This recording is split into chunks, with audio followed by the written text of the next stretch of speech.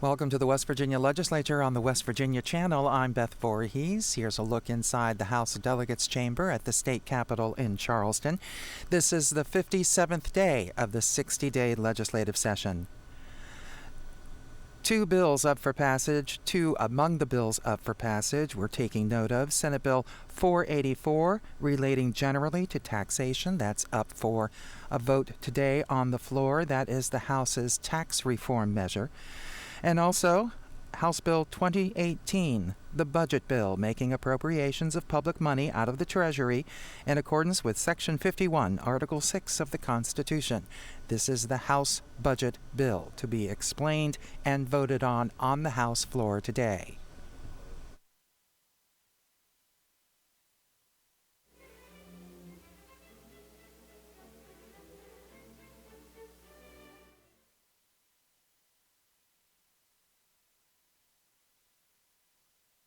We'll also keep our eye on the Senate floor today. We want to hear House messages, because in there should be Senate Bill 389, the Medical Cannabis Act that was passed by the House yesterday. That should be reported to the Senate today for debate and a vote. Also, among the bills on third reading, the very first bill on the list is the Senate's budget bill, Senate Bill 199. So we will be keeping our eyes close to the floors of the House and Senate, moving in between so that we can bring you these vital debates on these financial issues before the legislature today. So stay with us. We wait here for the floor sessions to convene.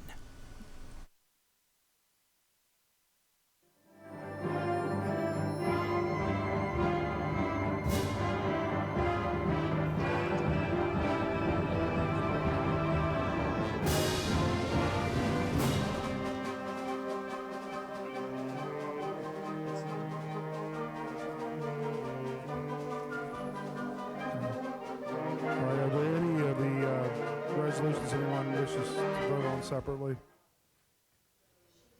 Okay. This is audio from House Rules Committee. Mr. Speaker, I move House Concurrent Resolution 47, ComSub for HCR 53, ComSub for HCR 64, ComSub for HCR 65, ComSub for HCR 84, ComSub for HCR 93, ComSub for HCR 98, and HCR 118 be reported to the floor with recommendation that each do pass. Is there discussion? If not, all in favor will say aye. Aye. Those opposed, no. Ayes appear to have it. Ayes do have it.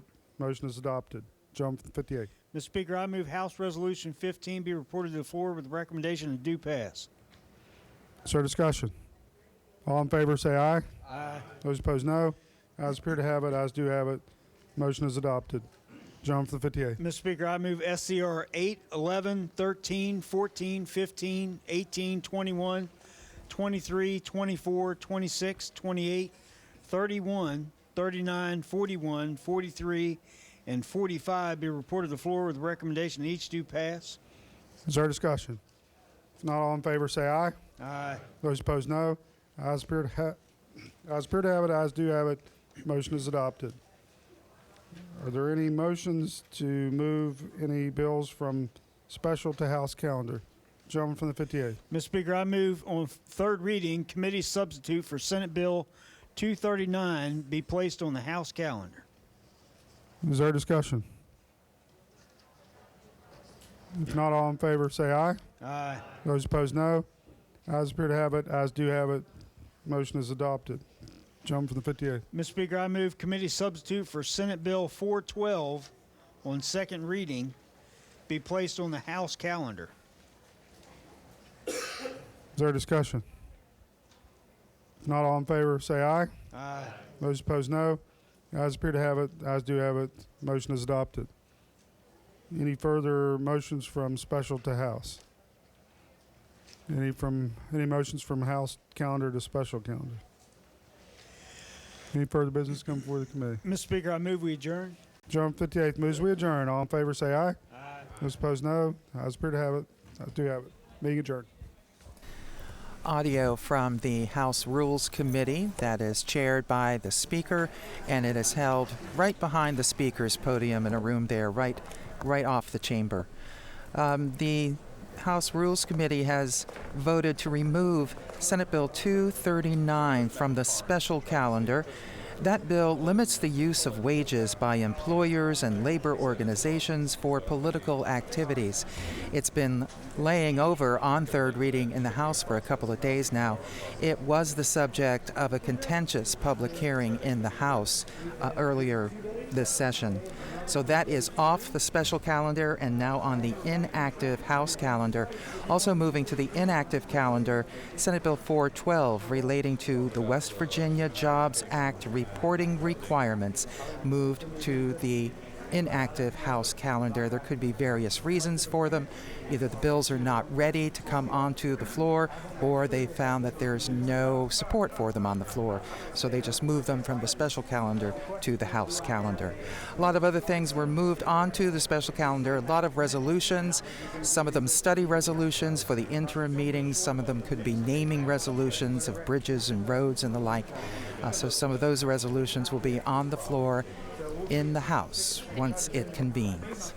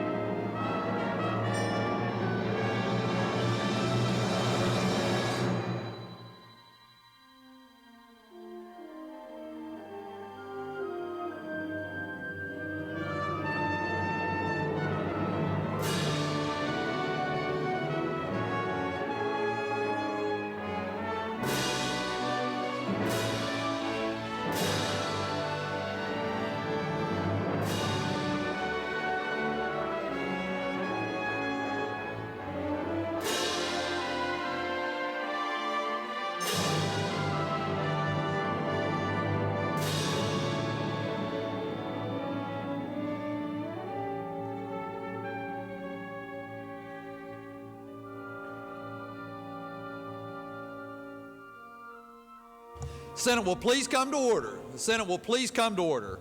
All those not having privileges of the floor will please vacate the chamber. With those on the floor and our guests in the gallery, please rise as we are led in prayer this morning by Dr. Jesse Wagner of Mount Calvary Baptist Church in Charleston, West Virginia. And then please remain standing as we are led in the pledge this morning by the junior senator from the 8th. Pastor Wagner. Let us pray. Our Heavenly Father, we pause to give you thanks for your gifts. We give you thanks for the gift of living in this country that affords us freedom. We thank you for the particular privilege of being citizens of the great state of West Virginia. We thank you for all the gifts that you provide through its people and through our resources. And Father, we just want to give you credit for those gifts. Father, we pray for the senators that are here gathered at the beginning of this session. Lord, they, as we all are aware of the pressures and the problems as well as the opportunities and challenges that this day brings forth. But you've told us in the Scripture that you're a God of all wisdom and all knowledge. So we pray for your wisdom and knowledge that you might impart it to these who lead and produce legislation on our behalf. We pray that you will make this day a day of particular blessing. And Lord, it is our desire that we would serve our fellow citizens, and most of all, Lord, through our actions, through our thoughts, our hearts, and our intents, that we may serve you, our God. May you give us the grace to do that. We pray in the name of your Son and our Savior, Jesus Christ. Amen. Thank you, Dr. Wagner. The junior senator from the 8th. The senator from Ohio. Thank you, Mr. President. Will the members and the guests in the gallery join me in the Pledge of Allegiance? I pledge allegiance to the flag of the United States of America and to the republic for which it stands, one nation under God, indivisible, with liberty and justice for all.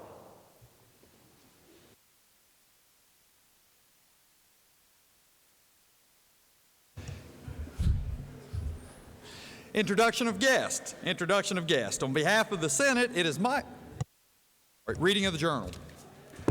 West Virginia Legislature Senate Journal, Tuesday, April 4th, 2017. The Senate met at 11 a.m. Senator Carmichael, Mr. President, the senator and Chair. from Raleigh requests unanimous consent that further reading of the journal be dispensed with and that it be approved as having been read. Is there objection? Chair hears none, so ordered.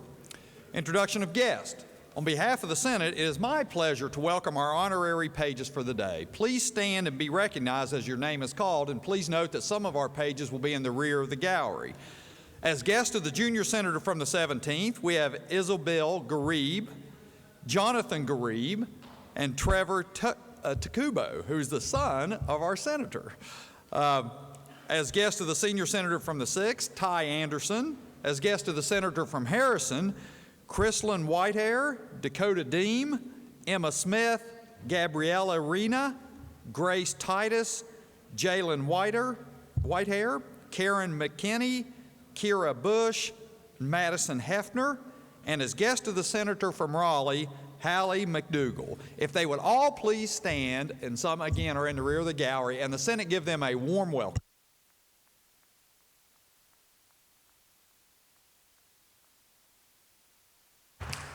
Further introductions, the senator from Ohio County.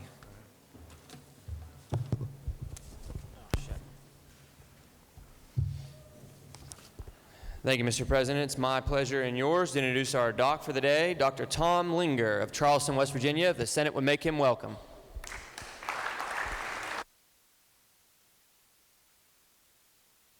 Further introductions? The senator from Marion County. Thank you, Mr. President. On behalf of the senator from Montague and myself, we have the mother of one of our pages today. If Angie McDougall would stand up and the Senate would make her welcome.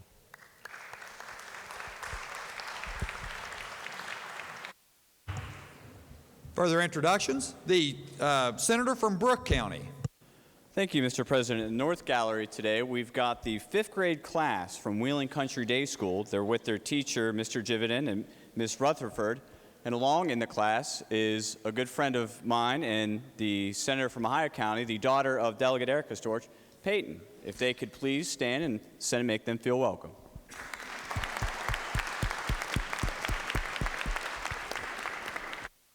The senator from Harrison County. Thank you, Mr. President. On behalf of my senior senator from Braxton, it's my pleasure and yours to welcome some of our chaperones to the large group of pages we have here today from Harrison County. Great group of young ladies. If they'll stand as I say their names: Jennifer Hefner, J.R. and Allison Smith, Devon Moles, Becky Deem, and Keisha Calger. Thank you for bringing them down, and give them a nice welcome, everybody. The senior senator from the 6th. Thank you, Mr. President. Joining us today with our page from Bluefield is his parents, Mike and Pam Anderson, also on behalf of the junior senator from the 6th. Senate, please make them welcome.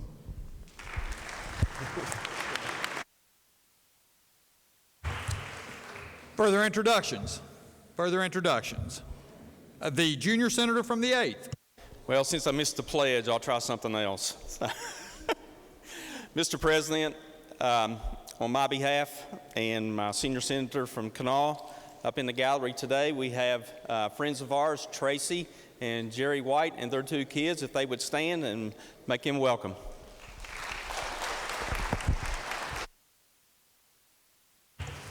Further introductions. Further introductions. Communications from the House. The Clerk of the House announced that the House has amended and passed engrossed Senate Bill 28, creating new system for certain contiguous counties to establish regional recreation authorities. Message be received. The senator from Ohio. Thank you, Mr. President. I move the Senate concur in the House amendments to Senate Bill 28. Senator from Ohio moves that the Senate concur in the House amendments to Senate Bill 28. Is there discussion? The senator from Ohio. Thank you, Mr. President. The bill was amended to require 3 counties to form a regional recreational authority, and there is no limit on the number of authorities that can form. I urge adoption of the amendment. Further discussion? Further discussion? If not, the question before the Senate is, shall the Senate concur in the House amendments to Senate Bill 28? All those in favor will say aye. Those opposed, no. The ayes appear to have it. The ayes do have it. I declare the motion adopted. Question now is on, shall the bill pass? All those in favor will vote yea. Is there discussion? The senator from Boone. Thank you, Mr. President. I rise in opposition to this bill. This bill will dilute the potential for great success in West Virginia. The original intent was to have 2 different trail systems. Now this will allow any 2 counties to get together and have a trail system, to the point where no one can be that successful. This will have a huge negative impact in southern West Virginia and the people that have invested in infrastructure to house, feed, and enjoy all these 4-wheel riders.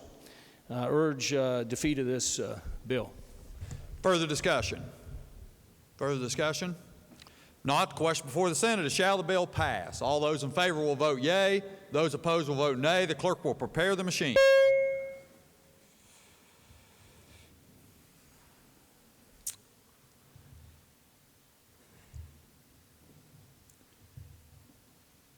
Has every member voted?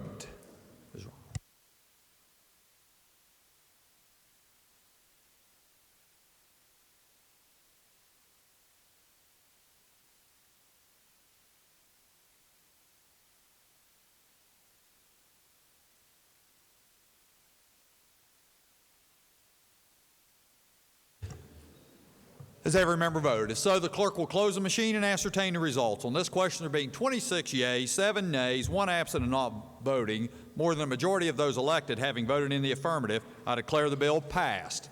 Clerk will communicate the action of the Senate to the House. The House amended and passed engrossed committee substitute for Senate Bill 186, adjusting date when children become eligible for certain school programs and school attendance requirements. Message be received. The senator from Ohio. Thank you, Mr. President. I move the Senate concur in House amendments to Senate Bill 186. Senator from Ohio moves that the Senate concur in the House amendments to Senate Bill 186. Is there discussion? The senator from Ohio. Thank you, Mr. President. The House amended the bill to strike obsolete language elsewhere in the code sections amended by the bill. The amendments do nothing to change the substance of the bill. I urge adoption. Further discussion? Not. Question before the Senate is, shall the Senate concur in the House amendments to Senate Bill 186? All those in favor will say aye. Those opposed, no. The ayes appear to have it. The ayes do have it. I declare the motion adopted. Question now is, shall the bill pass? Is there discussion? Not, all those in favor, the senator from Wayne.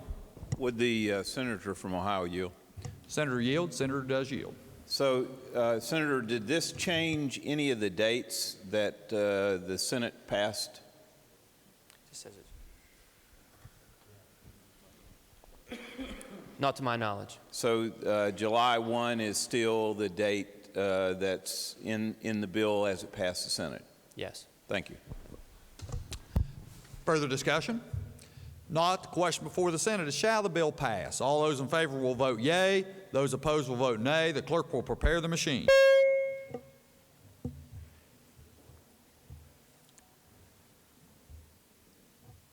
Has every member voted? Has every member voted? If so, the clerk will close the machine and ascertain the results. On this question, there being 32 yeas, 2 nays, 0 absent. Stated the only change here is the effective date to July 1. Urge adoption. Further discussion? Not, all those in favor of the senator's motion will say aye. Those opposed, no. The ayes appear to have it. The ayes do have it. I declare the motion adopted. Question now is, shall the bill pass? Look for Senate Bill 389 among these House messages.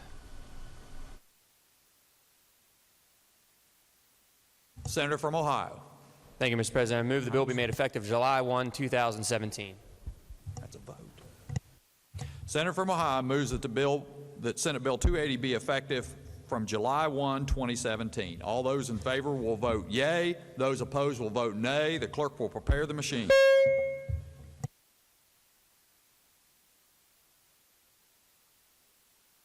Has every member voted? Has every member voted? If so, the clerk will close the machine and ascertain the results. On this question, there being 34 yeas, 0 nays, 0 absent and not voting, more than 2/3 of those elected having voted in the affirmative, I declare the bill effective from July 1, 2017. Clerk will communicate the action of the Senate to the House. The House amended and passed engrossed Senate Bill 321, reporting requirements of employee information to CPRB. Message be received. The senator from Ohio. Thank you, Mr. President. I move the Senate concur in House amendments to Senate Bill 321. Senator from Ohio moves that the Senate concur in the House amendments to Senate Bill 321. Is there discussion? Senator from Ohio. Thank you, Mr. President. The House amended the bill to clear up grammatical ambiguity. The amendment does nothing to change the substance of the bill. I urge adoption. Further discussion? Further discussion? If not, all those in favor will say aye. Those opposed, no. The ayes appear to have it. The ayes do have it. I declare the motion adopted.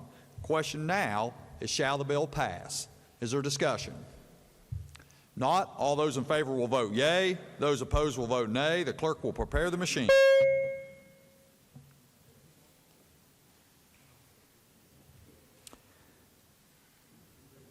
Senator from Greenbrier. Has every member voted? Has every member voted? If so, the clerk will close the machine and ascertain the results.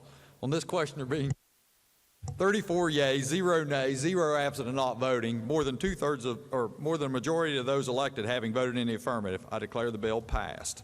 Clerk will please communicate the action of the Senate to the House. The House amended and passed engrossed committee substitute for Senate Bill 344 relating to application of payments on consumer credit sale and loans. Message be received. The senator from Ohio County. Thank you, Mr. President. I move the Senate concur in the House amendments to the committee substitute for Senate Bill 344. Senator from Ohio moves that the Senate concur in the House amendments as amendment to Senate Bill 344. Is there discussion? The senator from Ohio. Let me get him. Senator from Ohio. Thank you, Mr. President. This bill, as it passed the Senate, eliminating conflicting provisions within current code relating to the application of payments and the assessment of delinquency fees on consumer credit sales and consumer loans. The bill also permits a lender, to hold a partial or non-conforming payment in suspense until such time as a full payment can be applied. The House amendment removes the requirement that the creditor apply the payment once funds sufficient to cover 75% of a full payment have accumulated. The Division of Financial Institutions have given its approval of the amendment. I urge adoption. Is there discussion? The senator from Harrison County. Thank you, Mr. President. I apologize. I just thought since I was standing, I got recognized. Will the gentleman from Ohio yield? Senator yields. Senator does yield. Senator, this was a long, hard-fought bill in judiciary, and one of the changes that we made to it was to protect people, who couldn't afford a full payment but could afford a substantial payment. And I believe it was the senator from Upshur who put in an amendment that basically, because let me ask you this, do you recognize that the effect of this bill is that if you make a partial payment, anything less than 100% of the payment, the bank or lender does not have to apply that to principal or interest, but essentially holds it in a non-interest bearing account until you make the full payment. Do you recognize that? Yes. And not only will that keep people from reducing interest and principal, but even if the next month they make the full payment, that will still be a partial payment because they'll take part of it and apply it to the previous month's payment that was less than 100%. So you're going to also get an accumulation of late fees on this credit. You recognize that? Yeah, the statute governs the application of late fees, so that actually isn't changed. Well, it is, but the result of this will be additional late fees because if you're a homeowner or a working family struggling to make the payment, and 1 month you make less than a full payment, then every subsequent month will be less than a full payment until you're able to completely catch up, which means you'll get a late charge every single month. They're still not permitted to stack those late fees. I'm sorry, sir? They're still not permitted to stack the late fees on top of each other? Well, but it'll still be another late fee. If you don't make a full payment the next month, you get an additional late fee, right? For each subsequent payment, that's Yeah. correct. So, I mean, it's not a good bill for consumers, but the gentleman from Upshur did manage to get in an amendment that if you made at least 75% of the full payment, that it would be applied to principal and interest, and therefore you would at least be able to cut off the holding of your money interest-free by the lender, and in addition, you'd be able to make a full payment the following month and avoid the late fee. That was taken out by the House, wasn't it? Yes, that's correct. And, I mean, is there any justification for them taking our amendment out that we worked so hard on and to protect consumers in West Virginia and to make sure consumers didn't get loaded up with late fees and the failure to apply their payment to interest and principal? It's really just a bad bill for West Virginia consumers, sir. Don't you agree? Well, without that change? I think the first part of your question there was the rationale behind it. And I would say the Division of Financial Institutions gave its approval of that amendment, and that was the rationale behind it. They did give the approval of that amendment? Yeah. Then I would suggest we shouldn't concur and put it back in. They gave approval of the House amendment. Well, sure, they don't want it in there. I understand that. I didn't know we took our orders from them, but thank you, sir. I appreciate that. Thank you. Further discussion, the senator from Harrison County. Thank you, Mr. President. I'll speak briefly against this bill. This is a bad bill. It's a bad bill for West Virginia consumers. It's a great bill if you're a lender, because what you're going to end up with is essentially holding people's payments interest-free in an escrow account until that borrower is able to make a full payment. We all know how loans work. Whatever payment is made to the lender, the interest and principal gets applied, whether it's a full payment or not, and that reduces the interest charge on a going-forward basis. I think this bill will result in people going under, never catching up on their credit, and cause a multiplicity of late fees for our West Virginia consumers. I don't know why the banking industry needs this except to charge more fees to us and possibly cause more foreclosures. They told us, don't worry, we'll take care of our good customers. I'm worried about all West Virginia customers. I urge a no vote on this bill. Refusal.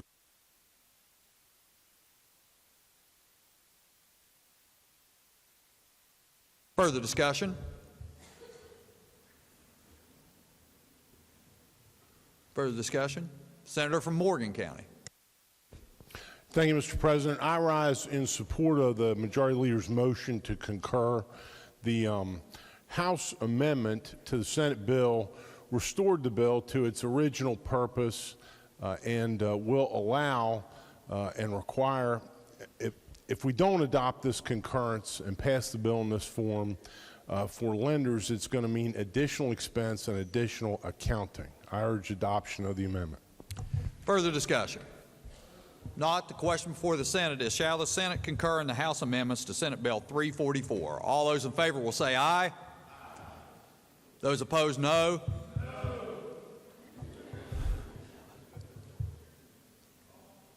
Chair is in doubt. All those in favor will please rise.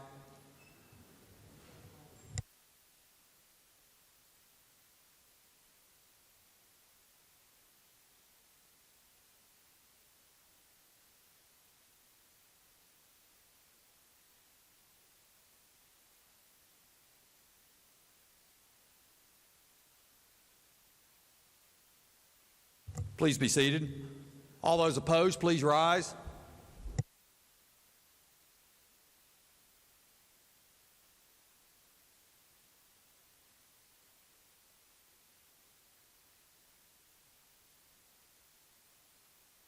Please be seated.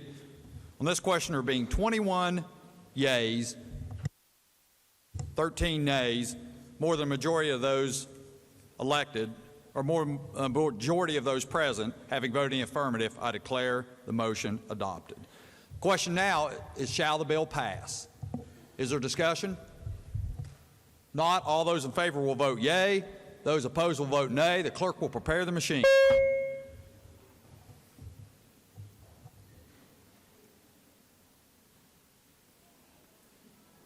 Has every member voted? Has every member voted? If so, the clerk will close the machine and ascertain the results. On this question, there being 19 yeas, 15 nays, 0 absent and not voting, more than a majority of those elected having voted in the affirmative, I declare the bill passed. Clerk will please communicate the action of the Senate to the House. The House amended the bill and title as it relates to engrossed committee substitute for Senate Bill 358, relating generally to trustee sale of timeshare estates. Message be received. The Senator from Ohio County. Thank you, Mr. President. I move the Senate concur in House amendments to the committee substitute for Senate Bill 358. Senator from Ohio moves that the Senate concur in the House amendments to Senate Bill 358. Is there discussion? The Senator from Ohio County. Thank you, Mr. President. This bill, as it passed the Senate, provided for the non-judicial sale of timeshare estates to satisfy liens for delinquent assessments. The bill also adds an additional remedy if an association or managing entity elects to process with a non-judicial sale of the timeshare estate and provides notice to certain parties. The House amendment does two things. First, it requires notice of a trustee's sale be served upon lien holders of the timeshare property being sold, and second, clarifies that the statutory lien for maintenance fees created in the original act is subordinate to voluntary liens placed on the timeshare property by the earner. I urge adoption. Further discussion? Further discussion? If not, question before the Senate is shall the Senate concur in the House amendments to Senate Bill 358? All those in favor will say aye. Aye. Those opposed, no. The ayes appear to have it. The ayes do have it. I declare the motion adopted. Question now is, shall the bill pass? Is there discussion? If not, all those in favor will vote yea. Those opposed will vote nay. The clerk will prepare the machine.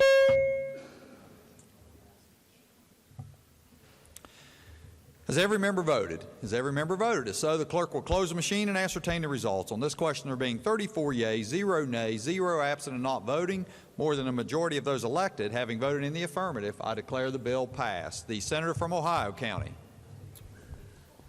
Thank you, Mr. President. I move the bill be made effective from passage and request unanimous consent the roll call used on passage of the bill be used to make it so effective. Senator from Ohio moves the bill be made effective from passage and request unanimous consent that the roll call used on passage be used to make it so effective. Is there objection? Chair hears none. On this question, there being 34 yeas, 0 nays, 0 absent and not voting, more than 2/3 of those elected having voted in the affirmative, I declare the bill effective from passage. Clerk will please communicate the action of the Senate to the House. The House amended the bill and title as it relates to engrossed committee substitute for Senate Bill 362, authorizing redirection of certain amounts to General Revenue Fund. Message be received. The Senator from Ohio County. Thank you, Mr. President. I move to amend the House amendment to Senate Bill 362. Senator from Ohio moves that the Senate amend the House amendments to Senate Bill 362. Is there discussion? Senator from Ohio County. Thank you, Mr. President. The House amendment requires further amendment to resolve code section conflicts with Senate Bill 437. I urge adoption. Further discussion? The Senator from Marion County. Thank you, Mr. President. Would the Senator from Ohio yield? Senator yield. Senator does yield. Let me understand, when the bill left the Senate, the amounts were from $9 million to $6 million. When the bill left the Senate, it was a $6 million figure that was in that bill, correct? Yes. So did the House amend the bill to put it back to the $9 million amount? Yes, they did. So from my understanding, this is the governor's bill, and he wanted that amount reduced to $6 million because it wouldn't put an additional burden on the self-insured employer.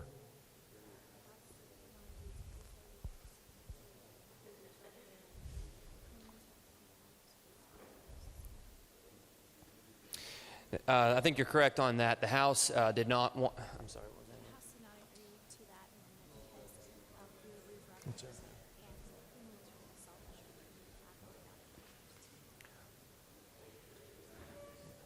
revenues and The House didn't want to lose revenues, and premiums have gone down recently, so they didn't agree to the suggestion of the governor. They didn't concur with our bill, but we're concurring with them. That's right. All right.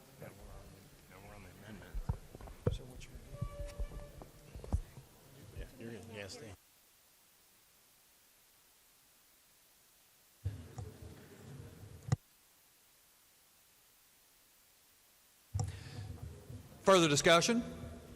Not. The question before the Senate is adoption of the Senate amendment to the House amendment to Senate Bill 362. All those in favor will say aye.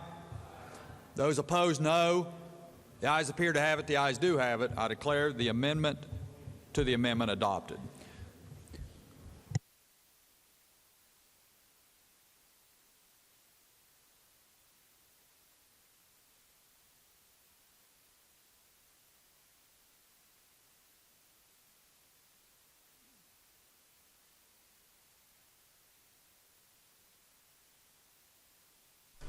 This is the West Virginia Legislature on the West Virginia channel. We are in the Senate floor session this morning. We are recording today's House floor session, and we'll bring you that as soon as the Senate floor session has concluded, or we will go live to the House to bring you any other bill that is of interest, particularly Senate Bill 484 in the House, the tax bill, and House Bill 2018, the budget bill.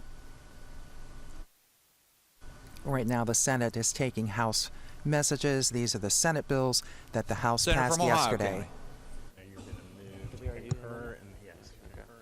Thank you, Mr. President. I move that the Senate concur in the House amendment as amended. Is there discussion? Senator from Marion. President, although the bill differs somewhat when it left the Senate to the House, I think it's more important that we do support this bill because we do have a vehicle to collect that amount of money. I support the bill. Further discussion? If not, the question for the Senate is, shall the Senate concur in the House amendments to the Senate amendment as amended? All those in favor will say aye. Those opposed, no. The ayes appear to have it. The ayes do have it. I declare the motion adopted. Question now is, shall the bill pass? Is there discussion? Not. All those in favor will vote yea. Those opposed will vote nay. The clerk will prepare the machine.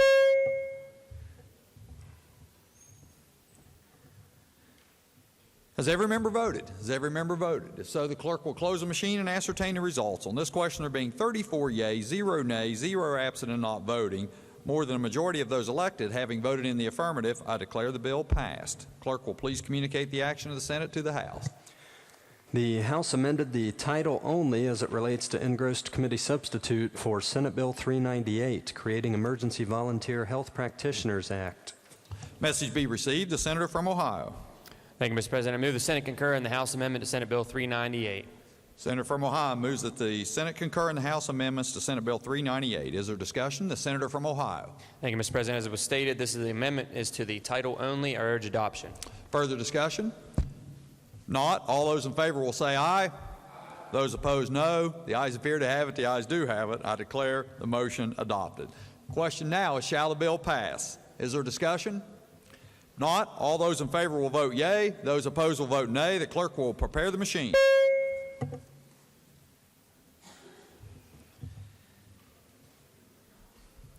Senator from Upshur. Senator from Upshur. Has every member voted? Has every member voted? So the clerk will close the machine and ascertain the results. On this question, there being 34 yeas, 0 nays, 0 absent and not voting, more than a majority of those elected having voted in the affirmative, I declare the bill passed. Clerk will please communicate the action of the Senate to the House. The House amended the bill and title as it relates to engrossed Senate Bill 564 relating to statewide independent living council. Message be received. The Senator from Ohio. Thank you, Mr. President. I move the Senate concur in the House amendment to Senate Bill 564. Senator from Ohio moves that the Senate concur in the House amendments to Senate Bill 564. Is there discussion? The Senator from Ohio. Thank you, Mr. President. The bill pertains to statewide independent network. The purpose of the bill is to bring our law into federal compliance with the Federal Rehabilitation Act of 1973, which was recently amended. The House made a minor change to the portion of the bill relating to compensation of members of the council. As it left the Senate, the bill provided that the members of the statewide independent living council would be compensated upon the available resources of the council. The House amended to provide the compensation would not exceed the amount paid to legislators during interim meetings. I urge adoption. Further discussion? Not. Question before the Senate is, shall the Senate concur in the House amendments to Senate Bill 564? All those in favor will say aye. Those opposed, no. The ayes appear to have it. The ayes do have it. I declare the motion adopted. Question now is, shall the bill pass? Is there discussion? If not, all those in favor will vote yea. Those opposed will vote nay. The clerk will prepare the machine. Has every member voted? So the clerk will close the machine and ascertain the results. On this question, there being 34 yeas, 0 nays, 0 absent and not voting, more than a majority of those elected having voted in the affirmative, I declare the bill passed. Clerk will communicate the action of the Senate to the House. The House amended the title only as it relates to engrossed committee substitute for Senate Bill 581 relating generally to administration of trusts. Message be received. The Senator from Ohio. Thank you, Mr. President. I move the Senate concur with the House amendment to Senate Bill 581. Senator from Ohio moves that the Senate concur in the House amendments to Senate Bill 581. Is there discussion? The Senator from Ohio. Thank you, Mr. President. As it was stated, the House amended the title only. I urge adoption. Further discussion? Not. All those in favor will say aye. Those opposed, no. The ayes appear to have it. The ayes do have it. I declare the motion adopted. The question now is, shall the bill pass? Is there discussion? Not. All those in favor will vote yea. Those opposed will vote nay. The clerk will prepare the machine.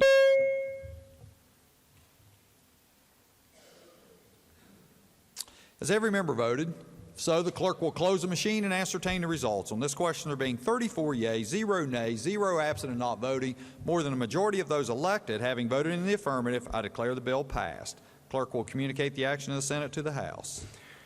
The Clerk of the House announced that the House has appointed conferees as it relates to engrossed committee substitute for House Bill 2447, renaming the Court of Claims the State Claims Commission. The House appointed delegates Zedzello, O'Neill, and R. Miller, and the Senate previously appointed Senators Weld, Maynard, and Jeffries. Message be received.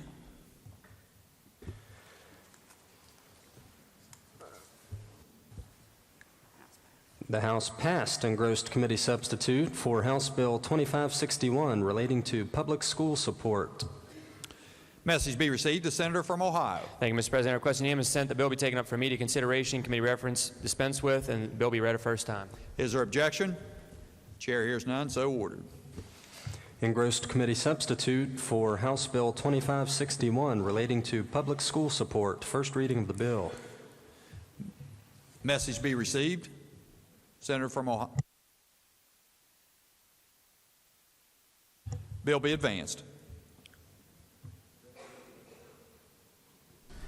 The House adopted the following resolutions naming bridges. Committee substitute for House concurrent. It seems that the Medical Cannabis Act bill was not among the House messages. Ashton Mara, our Senate reporter, has told me the clerk has found a problem in the title. They're trying to fix it, and it will probably be reported to the Senate during this evening's floor session. So that's where it will be. It was not among the House messages just reported to the floor of the Senate. Has had under consideration engrossed committee substitute for House Bill 2520 prohibiting the use of tanning device by a person under the age of 18, engrossed House Bill 2745 adding the examination of advanced care technician, and engrossed committee substitute for House Bill 2846, including high school students participating in a competency-based pharmacy technician education and training program as persons qualifying to be a pharmacy technician trainee, and reports the same back with the recommendation that they each do pass. Respectfully submitted, Tom Takubo, Chair. Reports will be received. Your Committee on Education has had under consideration engrossed committee substitute for House Bill 2637 relating to employment of retired teachers and prospective employable professional personnel in areas of critical need and shortage, and has amended same and reports the same back with the recommendation that it do pass as amended. Respectfully submitted, Kenny Mann, Chair. Report will be received. Your Committee on Education has had under consideration engrossed committee substitute for House Bill 2651 relating generally to standardized testing requirements for non-public schools. Engrossed committee substitute for House Bill 2799 prohibiting the superintendent of schools from requiring a physical examination to be included in the application for a minor's work permit. Engrossed committee substitute for House Bill 3061 encouraging mastery-based education through the Innovation in Schools program, and engrossed committee substitute for House Bill 3095 allowing retired teachers to be employed by a higher education institution, and reports the same back with the recommendation that they each do pass. Respectfully submitted, Kenny Mann, Chair. Reports will be received.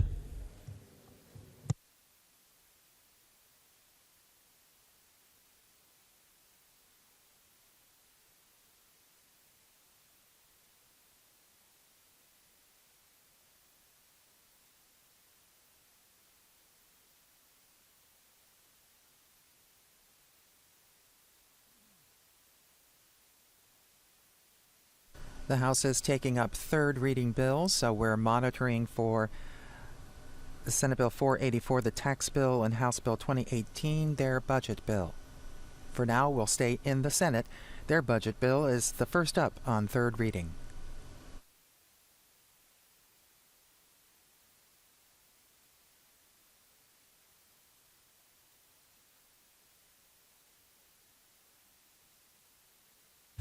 Further reports? Yes, sir. Your Committee on Military has had under consideration engrossed committee substitute for House Bill 2804, removing chiropractors from the list of medical professions required to obtain continuing education on mental health conditions common to veterans and family members, and has amended same and reports the same back with the recommendation that it do pass as amended, but under the original double committee reference, first be referred to the Committee on Health and Human Resources. Respectfully submitted, Ryan W. Weld, Chair. Report will be received. Junior Senator from the 17th. Thank you, Mr. President. There was a second reference from House Bill 2804 to health. I've discussed with the chair. I see no need for it to go and would like to waive that second reference. Junior Senator from 17th requests unanimous consent to second committee reference to the Committee on Health. Second committee reference to the Committee on Health be dispensed with. Is there objection? Chair hears none, so ordered. Senator from Ohio. Thank you, Mr. President. I request unanimous consent the bill be taken up for immediate consideration and read a first time. Is there objection? Chair hears none, so ordered. Clerk will read the bill first time. Engrossed committee substitute for House Bill 2804, removing chiropractors from the list of medical professions required to obtain continuing education on mental health conditions common to veterans and family members. First reading of the bill. Bill be advanced.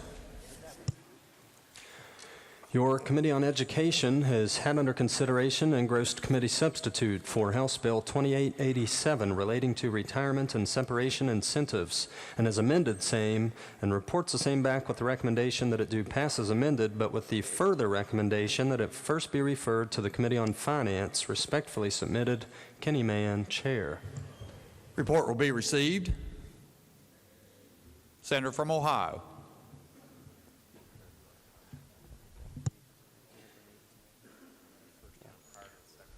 Thank you, Mr. President. I request unanimous consent the bill be taken up for immediate consideration and read a first time prior. Is there objection? Is there objection?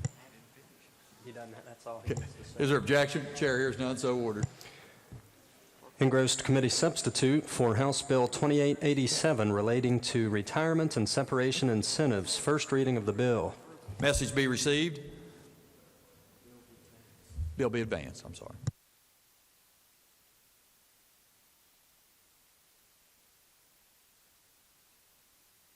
Senator from Ohio. Mr. President, I move the bill be referred to the Committee on Finance. Senator from Ohio moves that the bill be referred to the Committee on Finance. All those in favor will say aye. Aye. Those opposed, no. The ayes appear to have it. The ayes do have it. I declare the motion adopted. Your Committee on Education has had under consideration House Concurrent Resolution 66, Sustainability of the State's Current System of Higher Education, and reports the same back with the recommendation that it be adopted, but under the original double committee reference, first be referred to the Committee on Rules. Respectfully submitted, Kenny Mann, Chair. Report will be received. Under the original double committee reference will be referred to the Committee on Rules. That's all I have. Reports from select committees. There are none. Introduction of bills. There are none. Resolutions. Senate Concurrent Resolution 60 by Senators Unger, Stallings, Plymel, Prezioso, Boso, and Beach, designating 2017 as Robert C. Byrd Centennial Legacy Year. The senior senator from the 16th. Thank you, Mr. President. I request unanimous consent that the resolution be taken up in consideration, committee reference dispense with, and the resolution be placed upon its adoption. Is there objection? Chair hears none. Clerk will read the resolution. Senate Concurrent Resolution 60 designating 2017 as Robert C. Byrd Centennial Legacy Year. Is there discussion? The senior senator from the 16th. Thank you, Mr. President. We're going to go ahead and move now into the House. The House has just taken up Senate Bill 337 regarding correctional officers. The next bill up for passage is this tax bill in the House. So let's go over to the House of Delegates. 10%. Many of those on the lower on the list would grow tired of waiting and took other jobs. This bill would allow the department to contact everyone on the list rather than just be limited to the top 10%. However, it does retain the provision that they may not hire someone lower on the list before someone higher on the list. It mirrors the procedures and statute for the regional jail, which already allows this full list contact. So it merely removes some of the delay that is slowing the hiring of procedures for correction officers. Mr. Speaker, I urge passage of the bill. Are there other members desiring to speak to the passage of the bill? If not, the question before the House is the passage of the bill. Those in favor of passage will vote aye. Those opposed will vote no. The clerk will prepare the machine. Has each member voted? If so, the clerk will close the machine and ascertain the result. On this question, 100 ayes, 0 nays, no members absent not voting. A majority of members present having voted in the affirmative, I declare the bill passed. Clerk, please report the title. Committee substitute for Senate Bill 337. Are there amendments to the title? If not, the title, as read by the clerk, will be and remain the title of the bill. Gentleman from the 58th. Mr. Speaker, I move the bill be made effective from passage. The gentleman from the 58th moves the bill be made effective from passage. All those in favor of the gentleman's motion will vote aye. Those opposed will vote no. The clerk will prepare the machine. Has each member voted? If so, the clerk will close the machine and ascertain the result. On this question, 100 ayes, 0 nays, no members absent not voting. 2/3 of the members elected having voted in the affirmative, I declare the bill effective from passage. Clerk, please communicate the action of the House to the Senate. For the bills. Committee substitute for Senate Bill 484, relating generally to taxation. Request for the House is the passage of the bill. Gentleman from the 64th, delegate householder, to explain the bill. Thank you, Mr. Speaker. Senate Bill 484 would eliminate certain current law exemptions from the imposition of the state's current 6% consumer sales and service tax and reduce the sales tax gradually to 4.75% beginning July 1, 2018. I urge passage. Are there other members desiring to speak to the passage of the bill? If not, request for the House.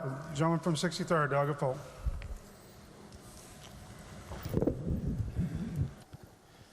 I think I could get up here, Mr. Speaker, and talk about all the economic problems with this idea, but I'm just going to talk about a little analogy, a sports analogy.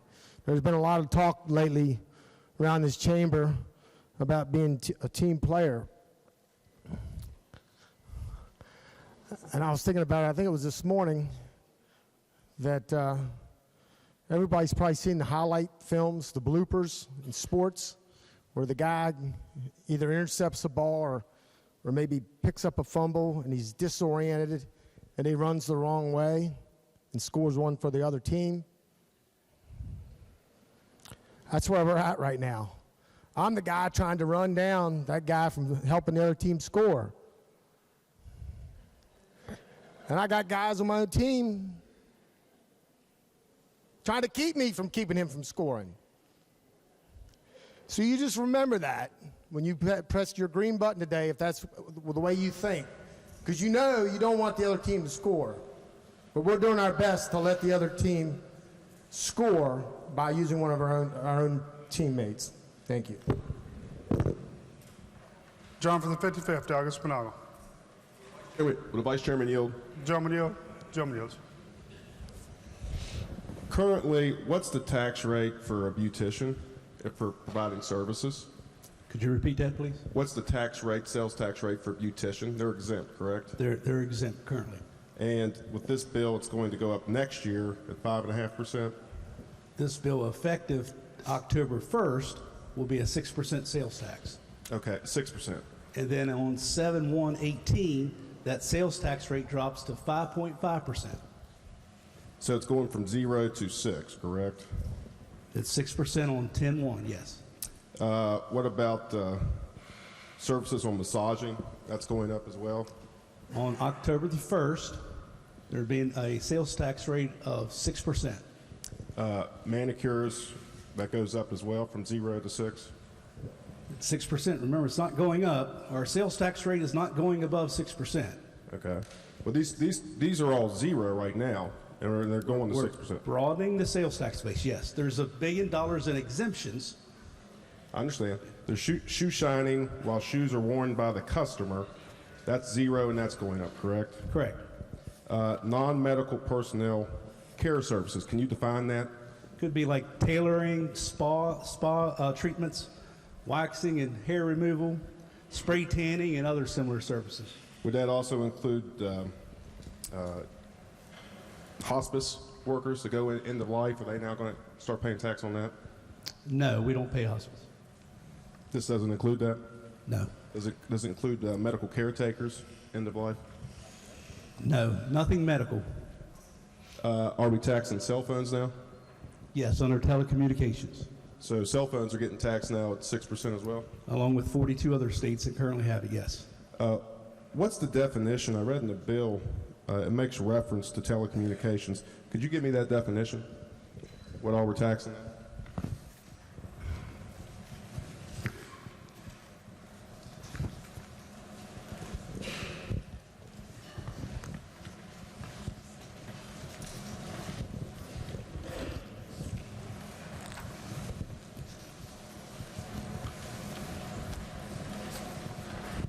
Just one second.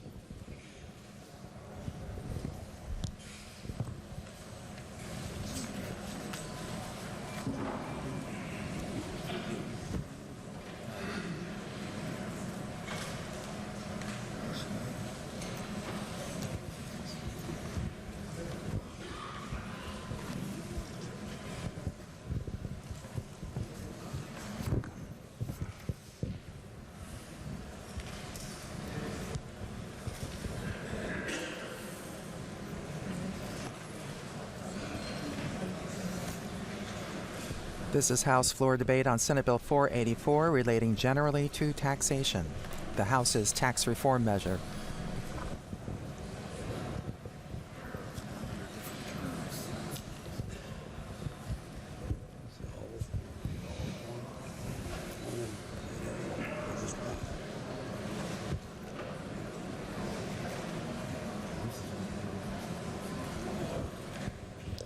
Okay, under the definition of telecommunications service, or telecommunications service means the electronic transmission, conveyance, or routing of voice, data, audio, video, or any other information or signals to a point or between or among points. So would that include television? No. Okay. It does include, what else? What are services are generally implied in that? You can tell him what it doesn't include by just saying it doesn't. Telecommunications service or telecommunications service does not include advertising, ancillary services, billing and collection services provided to third parties, data processing and information services that allow data to be generated, acquired, stored, processed, or retrieved and delivered by electronic transmission to a purchaser where the purchaser's primary purpose for the underlying transaction is to process data or information. I can go on if you like. No, that's what. Okay. Now, I mean, there's a lot more here. on contractors, if they're going to start building stuff on your property, now are they getting taxed as well? Contractors are already taxed currently now on their materials. Any material purchases, you're being charged 6%. Under this, you're being charged for the first $40,000 on your labor. Transportation, that's the transportation of goods. Would that include long-haul freight or hauling with trucks? It could. Keep in mind, as I mentioned yesterday, State Tax Department would create emergency rules. They have rulemaking authority. And then once it would come back to our rulemaking review committee, we could narrowly define exactly what we want in transportation. It could be just one item. So, say for example, here gas. We go out here at the pumps. They have to haul gas in. So that transportation from the gas pipeline to our local gas stations, that's going to increase the cost of the pump. Is that not?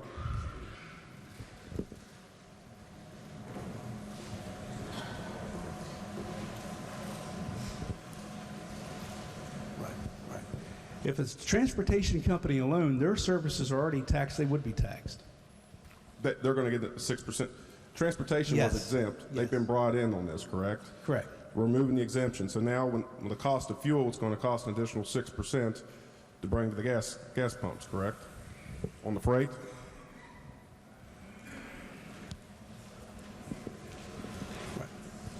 Yeah, they would have to pay the sales tax when they're buying goods or services that directly affects the purchases or running their business. This is all this applies to. One of the industries. Here's what it says. It says the transportation activity must be conducted for others as a commercial enterprise and does not include transportation of goods by the owner of the goods, such as the transportation of goods to a customer by the manufacturer. That's under the definition. Let's say businesses that contract that out and do deliveries, they're going to be taxed, correct? Yes. For example, back home, the poultry industry is a very big industry in my area. So let's say, example, typically poultry houses back there, they'll cost $20,000 usually annually in propane fees to run the houses. That's going to get taxed now in addition on the freight, correct? Once again, not necessarily. It all depends on what we adopt as this body, because when it comes back to rulemaking review, we can narrowly define it to where it's only one certain item or repairs or maintenance. You said this is going to affect October 1st this year. We're not going to meet till next year. It'll be under emergency rules. Emergency rules? Correct. Gyms now are going to be taxed, correct? The personal fitness portion of it. What's primary opinion research is now getting taxed? Primary opinion research.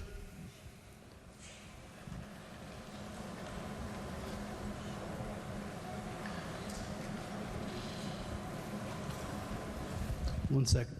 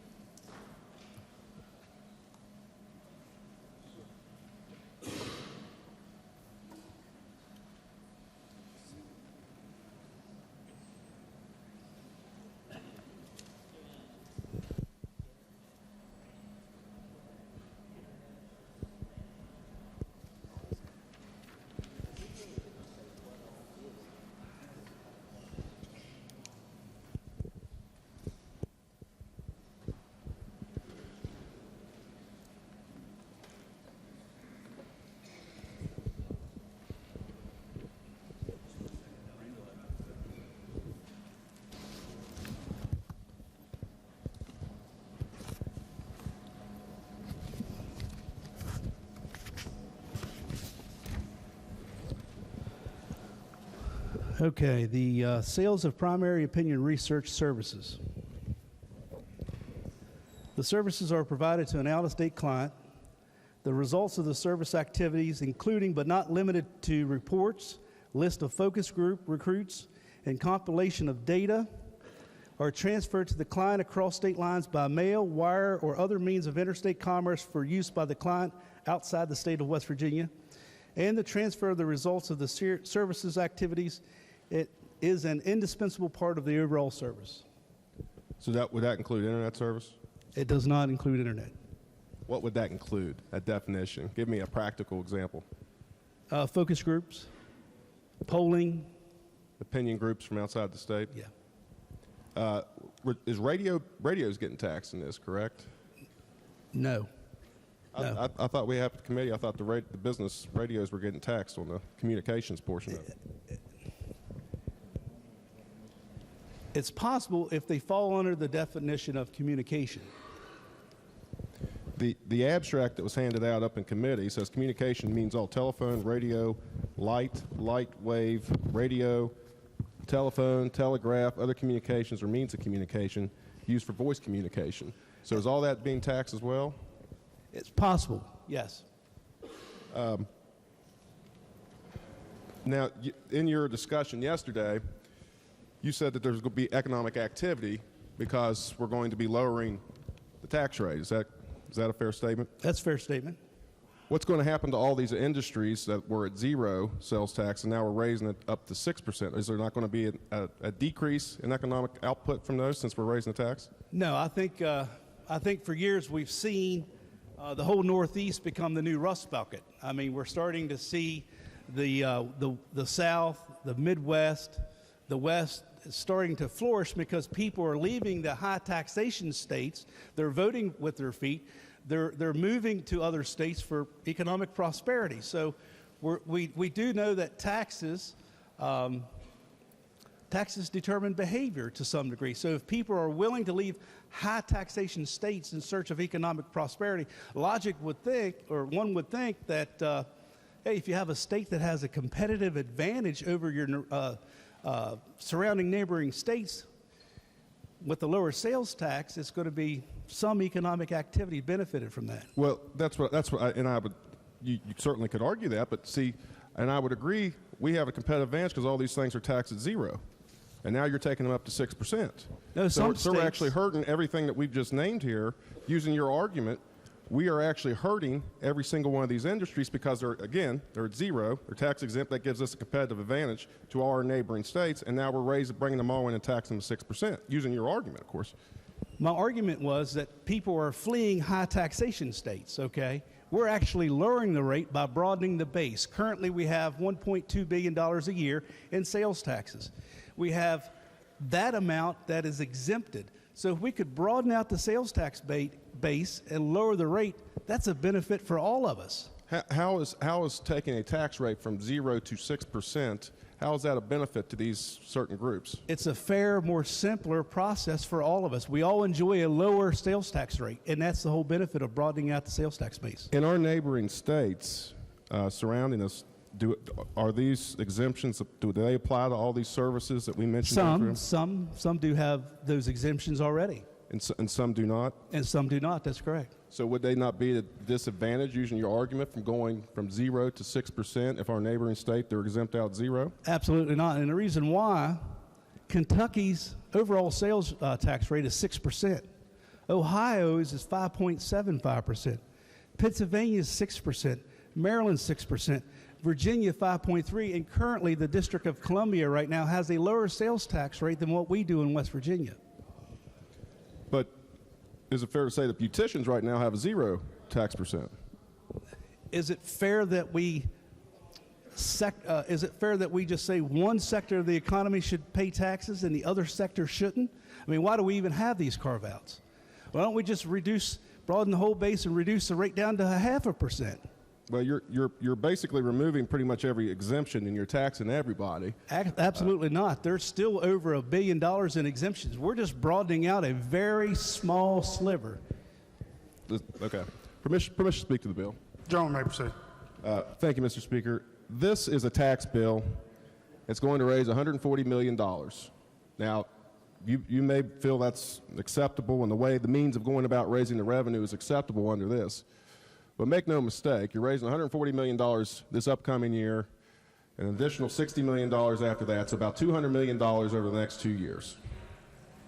I can assure you that if you go home and said you cut taxes and everybody sees everything under the sun getting taxed, you're going to lose all credibility, 100% credibility. This is a tax bill, plain and simple. I don't believe, personally, that we ought to be taxing cell phones, telecommunications, contractors, personal services, hair, beauticians. I mean, the list goes on and on, covering freight. We're nickel and diming every consumer in the state of West Virginia because all these get passed through. There are better ways to raise revenue than this. But to say that it's a tax cut by taxing everything and then lowering the rate, having people going paying 0 to 6% on every little item that there is, and you're going to go home and tell that's a tax cut, good luck to you. You're going to lose more credibility with your constituents than I don't know what else. And when this tax cut quote comes in, it's after the next election. They're never going to see it, and they're not going to believe you. The I urge rejection. John from 56, Doggett Howe. Thank you, Mr. Speaker. Will the gentleman yield? Gentleman yield. Gentleman yields. Looking at the numbers of the Finance Committee, in the end, as the rate drops in July of 18, drops to 5.5%. The next trigger, I believe, is 5.25, and then 4.75. That's correct. Okay. So in the end, at the new broadened base, this is a $130 million tax reduction on the people of West Virginia. Is that correct? Correct. And on the ones currently paying the 6% at our current base, it's a $262 million cut in taxes to the people that's paying that. Is that correct? Sure, it's going to benefit the poor and rich alike. I mean, this is going to benefit every single taxpayer with a tax cut. So the gentleman from the 55th talked about these industries that are now, or not industries, but pieces that are going to be taxed now that are currently not. Those, whether you be in business or just individual, you're going to see a drop in other areas where you're taxing. So you're going to get the benefits of that 5.5, 5.25, and eventually the 4.75. Yeah, just like I stated, rich or poor alike, they're going to see an overall drop in the sales tax rate, and some of the mischaracterizations that were being made. Businesses, they're already paying some taxes on office supplies and so forth and all that. And keep in mind, like I mentioned earlier, once this comes out of rulemaking review, it's up to us to adopt it so we can narrowly craft this to where it's only maybe a maintenance item. It doesn't have to be a full-blown maintenance, transportation, and so forth. But in the end, taxpayers are going to see relief, and that's what this bill's all about.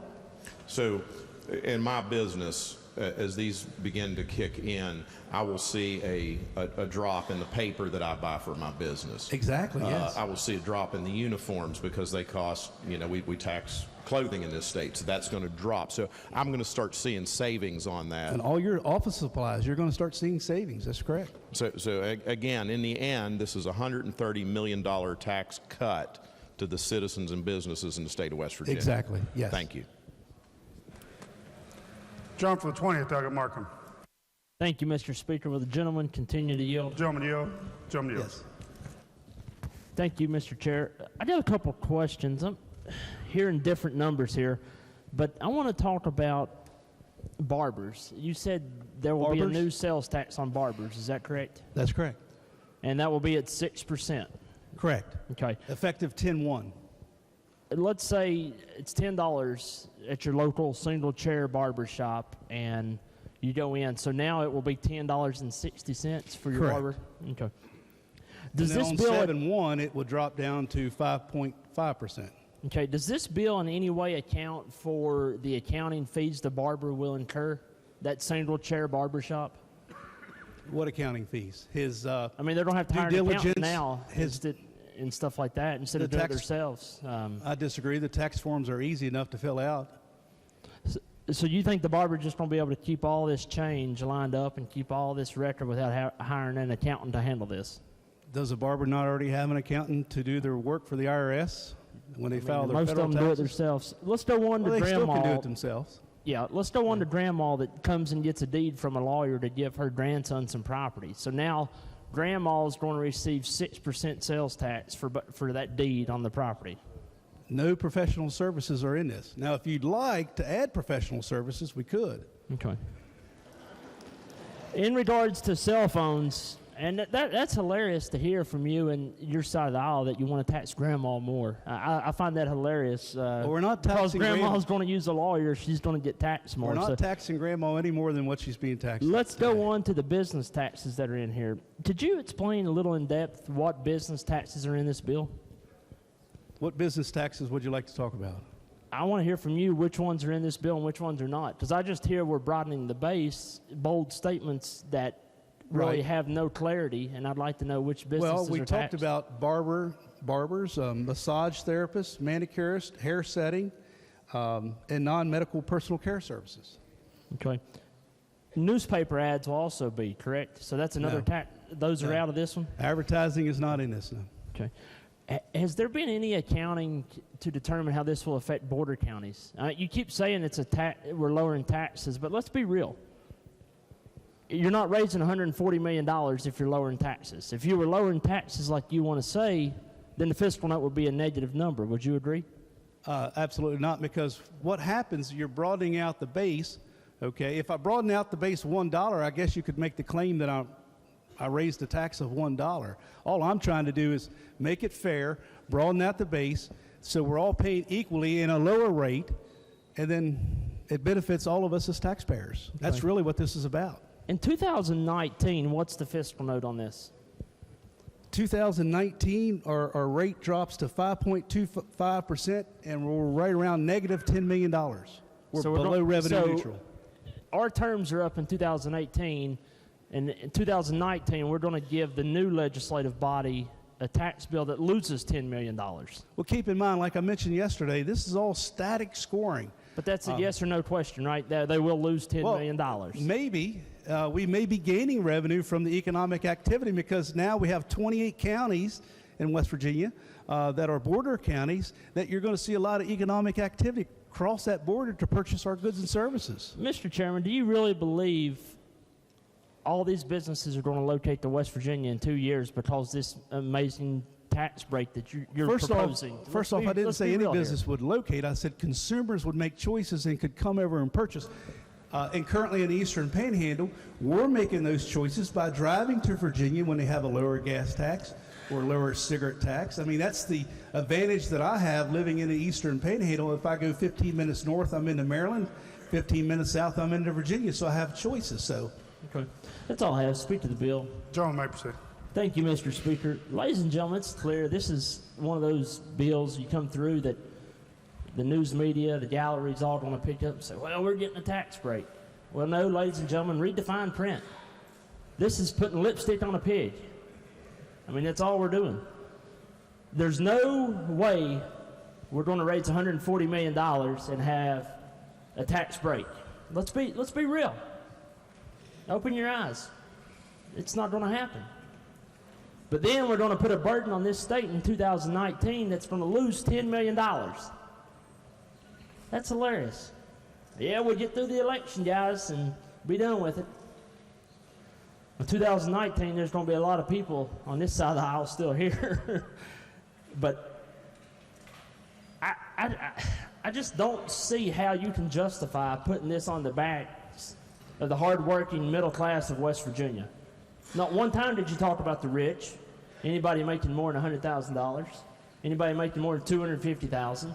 Not one time did you look at what the Chamber of Commerce proposed. Not one time did you look at what businesses wanted. No. We're just going to put it on the back of the working, middle, lower class of West Virginia and be done with it. Again, ladies and gentlemen, this bill is nothing but lipstick on a pig, and I think we can pretty much say everybody's going to have to now hire an accountant and be double taxed when they pay for their accounting fees too. So thank you, Mr. Speaker. I urge rejection. John from the 37th, Pushkin. Thank you, Mr. Speaker. Would the Vice Chair continue to yield? Gentleman yields. And I'm sorry, but something that was stated by the gentleman from the 55th kind of piqued my interest. How much do we, okay, we're removing the exemption for musical performances? I don't think that's in musical performances. We're not, no, we did not. No, we did not remove that exemption. So that exemption is still It's still there. currently exempted. Thank you. Yeah. John from the 17th, Dr. Warbach. Thank you, Mr. Speaker. Would the gentleman from the 55th yield for a question, please? Gentleman yield. Gentleman yields. Yes. Thank you. Thank you, Mr. Speaker. On the first day of session, I believe the governor came and spoke to us in the State of the State. That's correct, isn't it? Yes. And I believe as part of his constitutional mandate that day, he brought us a budget. Is that correct? Yes. And I assume that, as all of us, you had a chance to review that budget. Did that budget call for tax increases? Yes. Do you happen to remember how much those tax increases were? On his first rollout, I believe it was around $400 or $450 million. I don't recall. Yeah, wow. So that's a considerable bit more than, and even if you call this bill a tax increase, under the amount... It is a tax increase. Okay, let's just be honest with the people of the state of West Virginia. This is a tax increase. So let's just quit trying to just pull the rug over their eyes. It's a tax increase. Where were you at on the governor's budget? Did you think his budget was better? We had an entire almost 60-day legislative session, and we have yet to see the governor's proposals rolled out so we could have an up or down vote on it. We get this stuff shoved down our face, cut the base, let's tax everybody in the state of West Virginia, and we'll lower the sales tax. We never signed on to that. We were never for that from the very first day. So then you guys come out here and say, well, this is our only revenue opportunity that we're going to get to see. Well, good luck. You guys pass it. We don't believe in this. So if $450 this side million does not believe in taxing people. Okay, we're not going to be fighting here. Yeah, sorry, Mr. Speaker. So if $450 million you would agree is considerably more than the 140. Would that be better for working class people in this state to pass the $450 million? When he was hitting mostly businesses, yes. That was his cat tax, which the Chamber of Commerce has signed off on. It was better for the working people in the state of West Virginia. Yes, it was. Would the cat tax perhaps be passed on to the consumers? We haven't had a chance to debate that in Finance Committee. Now, I believe, if I'm mistaken, in an amendment stage, we did vote on a cat tax in this body. Is that not correct? I believe delegate from Mason County made that amendment. Do you recall how that vote went? We never voted on a cat tax. I beg to differ. I believe we did. We'll get the roll call. But the best I remember, that vote was a 0 to 100 vote.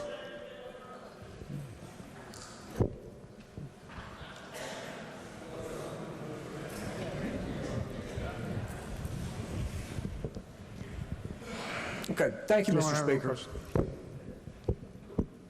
John from 36, Dr. Robinson. Thank you, Mr. Speaker. Would the Vice Chair yield? Gentleman yield. Gentleman yields.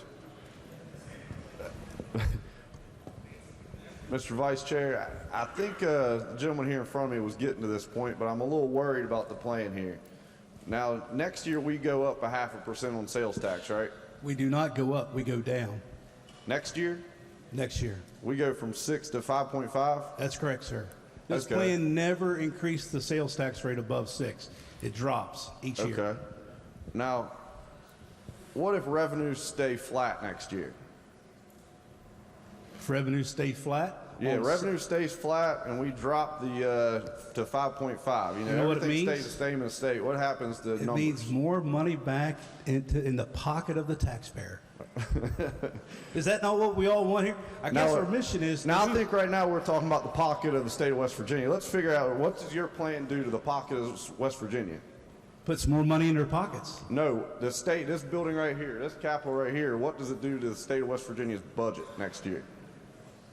I can't predict what it does to the budget because remember, it's a forecast. It's only a forecast. Things like our severance tax could change, could increase. There's so many factors that we've got to take into consideration. How could one ever forecast properly? Let's say everything stays the same. We get the same businesses are out there, the same thing happens across West Virginia. We have a duplicate of 2017 and 2018. What happens to revenue brought to the state if we lower the sales tax? If you lower the sales tax, you're going to see some economic activity. This sales tax... No, we're not talking about economic activity, just numbers. Just if numbers come in the same... On second year? On the second year. Second year, we're going to realize right around $55 million. Negative. No, positive. Because we're taxing somebody new. We're broadening out the base. So somebody's taxes are going from 0 to 6%. You know, we're making or this 5.5 or wherever we get. We're making this fair so we all can have a lower tax rate. So a barber right now is at 0. A and barber he's is going at to go 0. to 5.5. Yes, because we have carve-outs. Is that an increase, 0 to 5.5? No, it's not an increase. 0 to 5.5. It's not an increase. Your sales tax rate's 6%. 5.5 is lower than 6%. Yeah, but right now, if I'm a barber, I'm paying 0, right? Well, first off, the barber's not paying the sales tax, the consumer is. Okay. On my services, if I'm a barber, I pay 0%. My customer pays 0%. There you got it now. That's right. You're not collecting a sales tax. Okay. Now I'm going to collect the sales tax. What's my customer paying now? Well, if your haircut's $10, you're going to collect $10.60. So and you have a 60 cents that you'll remit to the state of West Virginia if you only had one So person. if I got my hair cut, do I have more money in my pocket with your deal or less money? More money.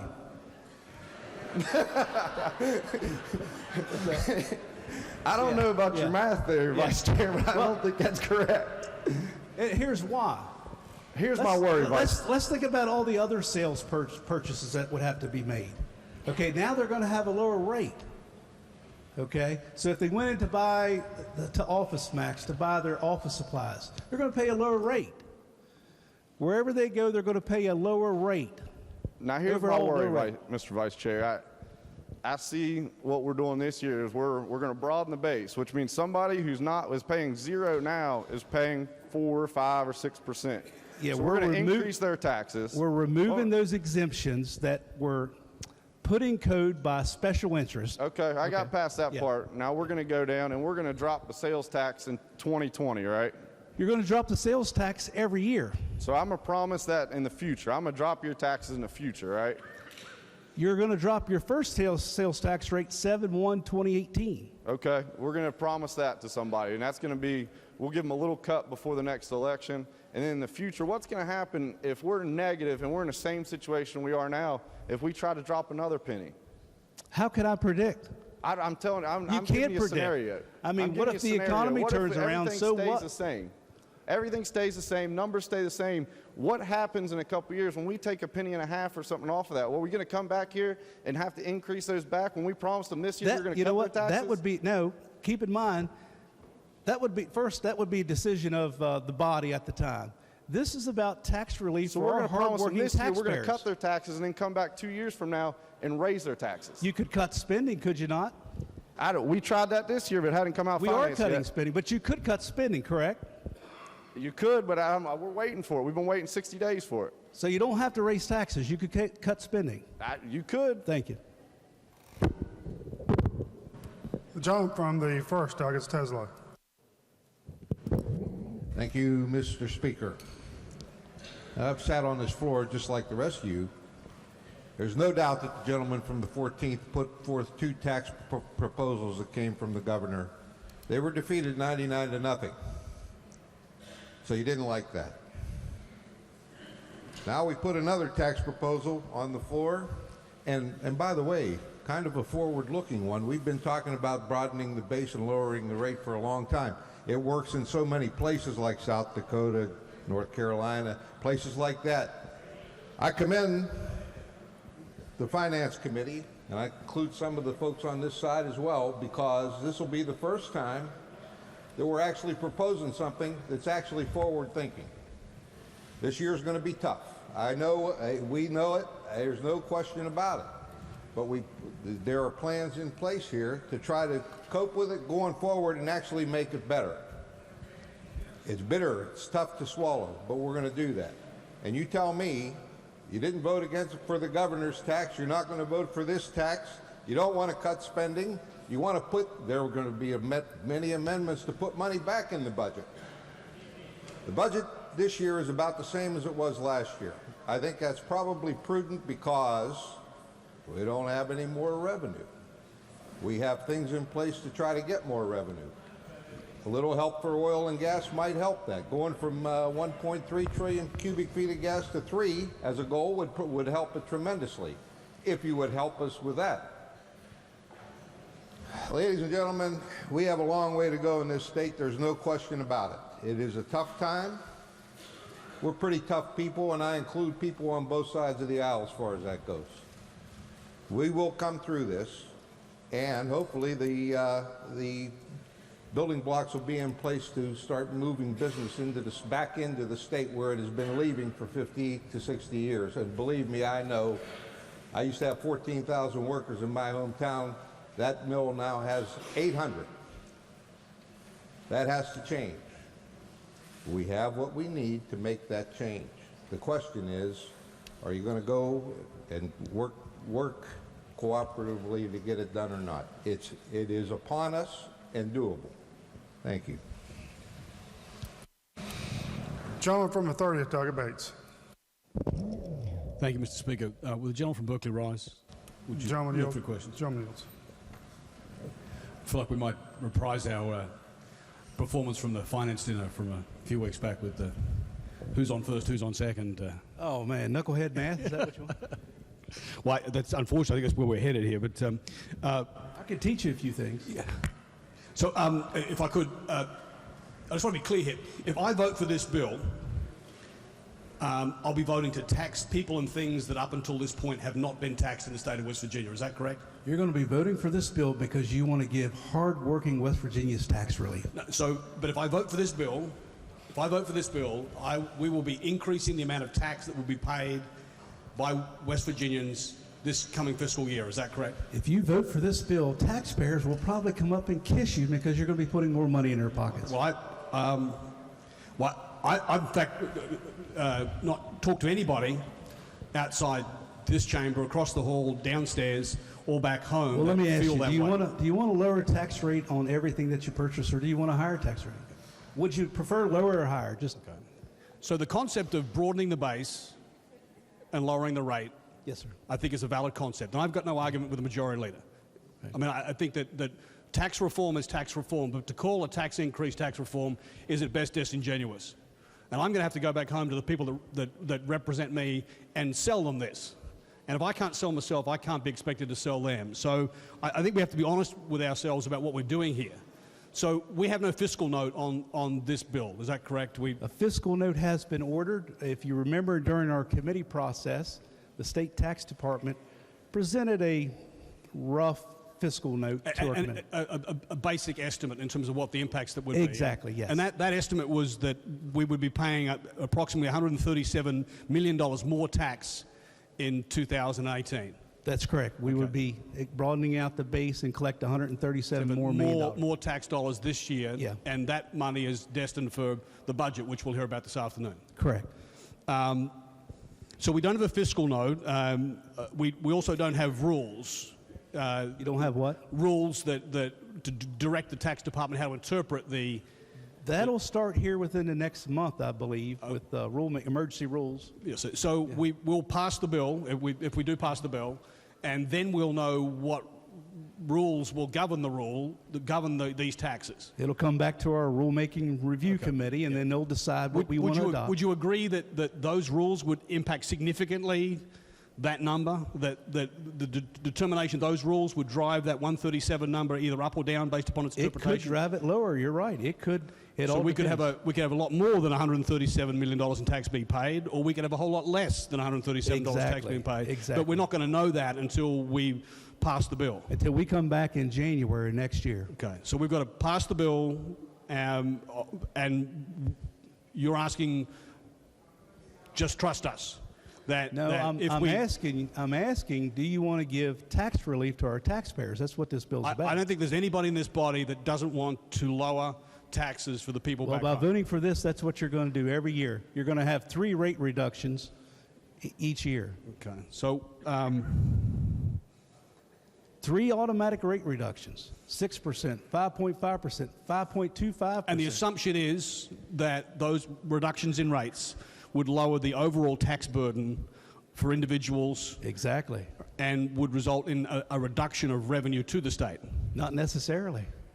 Because As of you get increased more- economic activity. As you get more people coming Okay, across so the border, that's right. So that's the theory that's behind what we're doing here. It's been done in other states. I mean, we see that there. It's Okay, speak to the bill if I can. Gentleman may proceed. House, please be in order. We're getting a lot of Mr. other Speaker- conversations going on. Mr. Speaker, I certainly appreciate the effort to raise revenue to balance this budget, and I ultimately believe that's what we're going to have to do. But this is just the wrong way to go about it with 3 days to go. This is Common Core math. This doesn't add up. It doesn't fix the problem. We're going to be right back here, maybe sooner rather than later, at its latest next year, to do this all over again. So, regrettably, I'll be voting no. Thank you, Mr. Speaker. Gentleman from 39th. Gentleman from 30th yield. Gentleman from 30th yield. Gentleman yield. Gentleman yields. Gentleman from 39th. Over here. Okay. Yes, sir. I sit right beside you in finance. Yeah, this is a lot further away. I understand. When the gentleman from Mason offered the 2 amendments, which was the governor's plan to increase revenue, how'd you vote? I voted no. And because you didn't want to raise taxes, is that correct? No, or you didn't support the governor's program? I support, I'm very clear, I support the governor and the governor's position now on a balanced budget that includes additional revenue to the state of West Virginia. But I need to see the total package. I need to see a complete package in terms of revenues and a complete package in terms of the budget. And until I have that, then I'm unprepared to support this proposal or any other proposal that results in additional revenue. In the short years that you've been here, have you seen packages put together piece by piece? This is my 3rd session. This will be my 3rd budget. My 5th if you count the fictional one we passed the end of last regular session, and the one we passed that was vetoed and passed again. So I've been through this dance a couple of times, and this is looking very familiar to the last time we went down this road. But again, they come in pieces. Revenue comes in pieces. Cuts come in pieces. They all develop through that process. Again, very vocal and very direct about my call for a complete package from the very first day of this session. We've not done that. But you've not voted for a governor's tax increase. When we have a complete proposal that fixes the problem, that makes sense, that adds up, then I'm very prepared to vote on that. Thank you very much. Thank you. Gentleman from 53rd, Douglas Lewis. Thank you, Mr. Speaker. I was elected last year to come down here. On my platform, I told people, I said, we're going to have to do things that to make West Virginia work. One of them is we might have to raise taxes a little bit. The other is we need to come up with other revenues and stuff. Now, I sit here and I've listened to this day in and day out. I'm new here. I don't know everything goes on, but I do know this. Everybody's talking about taxes on people. Well, this broad debate is about the best thing we've come up with for a while, from what I see. Last year, everyone that was in here last year voted for a cigarette tax. That's singling out a group. So don't talk to me about you know, we got to take care of this one or that one or whatever. That's singling out a group. What are you going to go after? Beer tax and soda tax? I mean, that's not fair. This is a fair deal. So let's get on the bandwagon, vote for it. We can always tweak and work on it later. Like I said, next year, if something's not right, we fix it. But we can't keep going the way we have been the past 80 years. It doesn't work. We don't have coal and gas severance. So we got to make it work with the people that's best for everybody. Thank you. John from the 8th, Doug Anderson. With the Vice Chair of Finance yield, please. Gentleman yield. Gentleman yields. Thank the gentleman. As I understand it, and I'm just going to pick out a few things that have been on discussion, and I don't want to replow the field, but I do want to ask you, if I go and get my shoes shined, right now I pay, if it's on my foot, I pay $0 on the shoe shine. But if I go to the store and I buy a can of shoe polish and do it myself, I pay 6% on the shoe polish. You do, and also if you would have went and dropped your shoes off, you'll pay sales tax. All right, thank you. Currently. But And I would also, at the present time, if I go to the store and buy laundry soap with which to wash my clothes, and I pay 6%. That's correct. Okay. And I submit that I buy laundry soap far more often than I shine my shoes, and I can exercise the option of shining my shoes myself and pay 0% on the shoe shine, 6% on the polish I buy, and in the future, 5.5% on the polish after the sales tax drop. You made a great point, because it's all about choices. I mean, in reality, the tax wouldn't be a tax if you're not participating in that purchase. It's a great point. Thank the gentleman. And at the present time, when I go to the barber, and I pay 0 on the haircut. That's correct. And with this, I will start paying 6%, but eventually drop to 5.5%. That's correct. All right. You don't plan on going to the manicurist, do you? No, I don't get any You're manicures. saving money.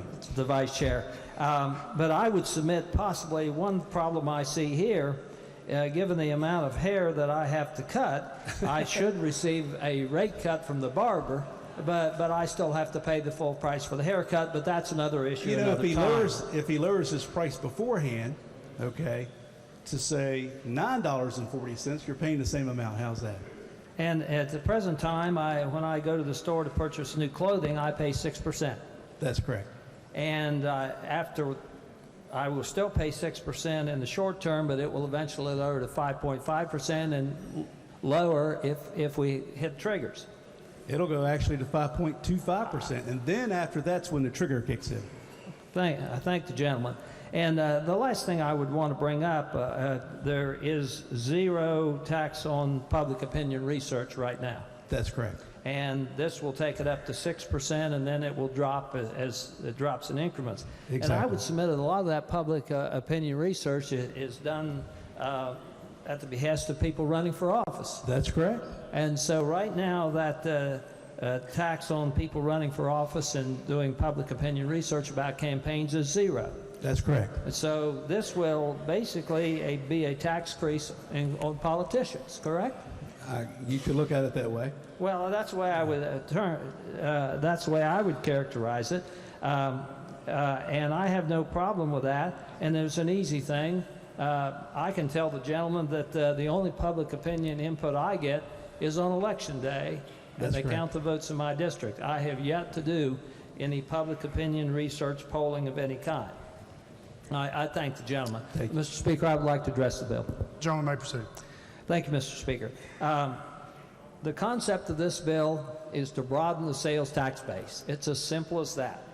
And I would submit to you that this needs to be the long-term strategy, and I think as we move into this era, I've been privileged to serve on the Streamlined Sales Tax Board and have gotten to know the chair of the Senate Finance Committee in the state of South Dakota, and I've come to understand this concept. I believe it is the fair thing to do for the people of West Virginia, and I would submit broadening the tax base and will stabilize the tax base in this state.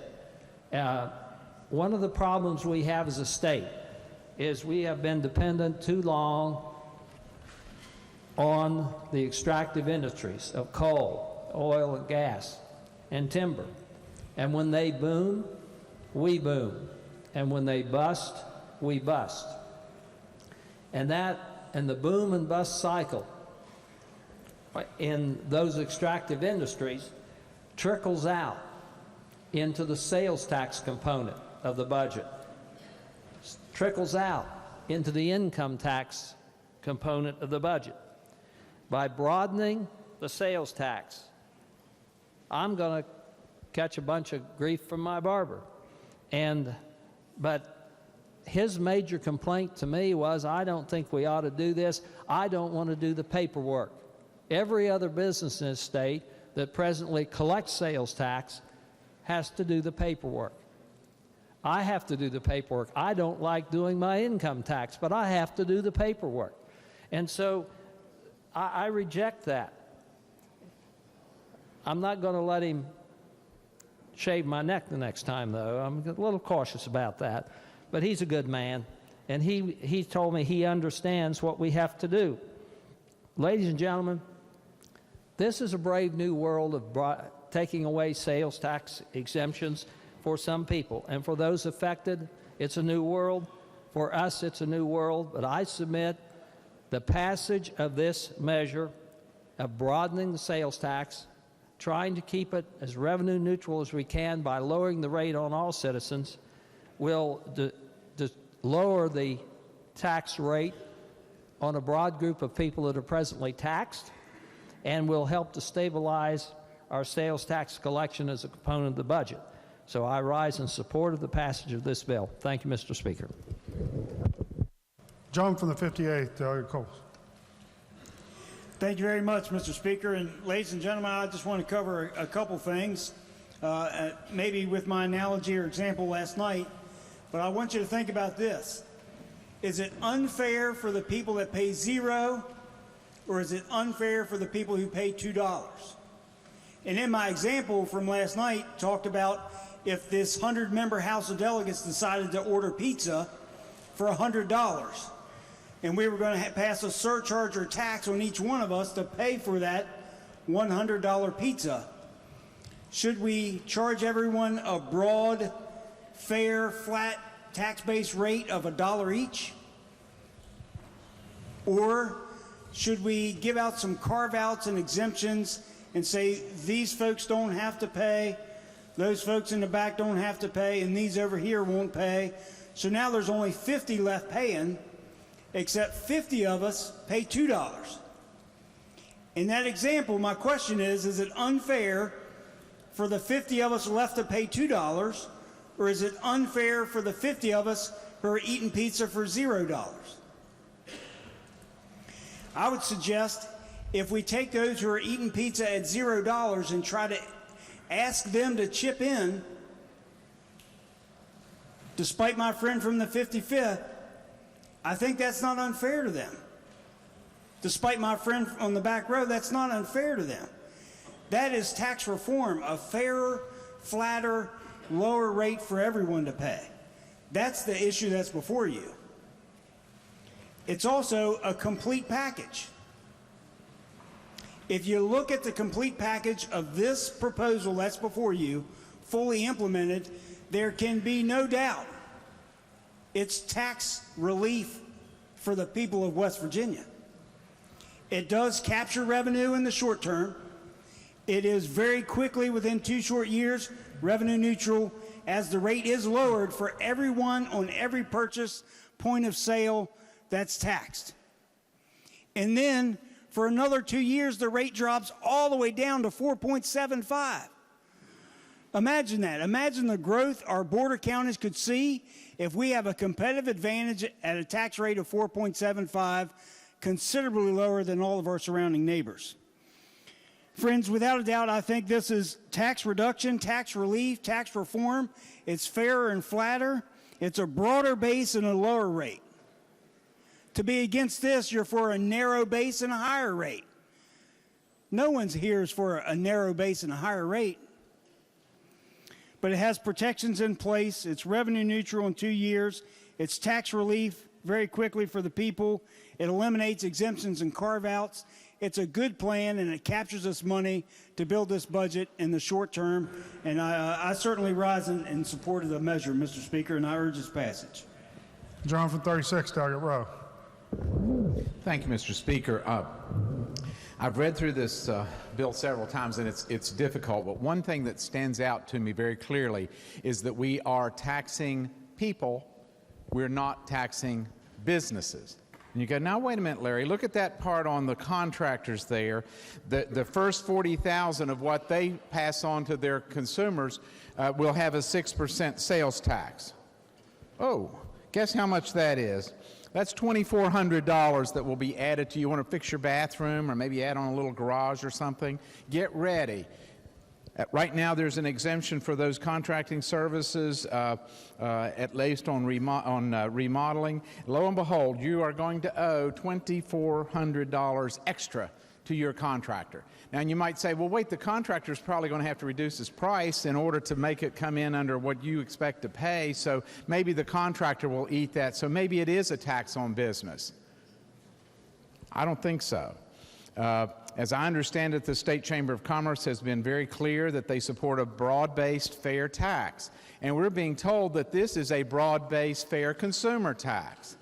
The only problem with that is that instead of, as people have been quick to note, instead of adding in attorneys and accountants and ad advertising agency executives and real estate appraisals, we didn't go after those folks. We are expanding to barbers and beauticians. So why should barbers and beauticians be the first line, the front line of who gets to pay the tax to try to balance the budget in West Virginia? I can't answer that question. I just cannot answer that question. Why should the people who provide personal care services to the elderly be the front line of the folks who we're going to expand the sales tax to? I can't answer that question.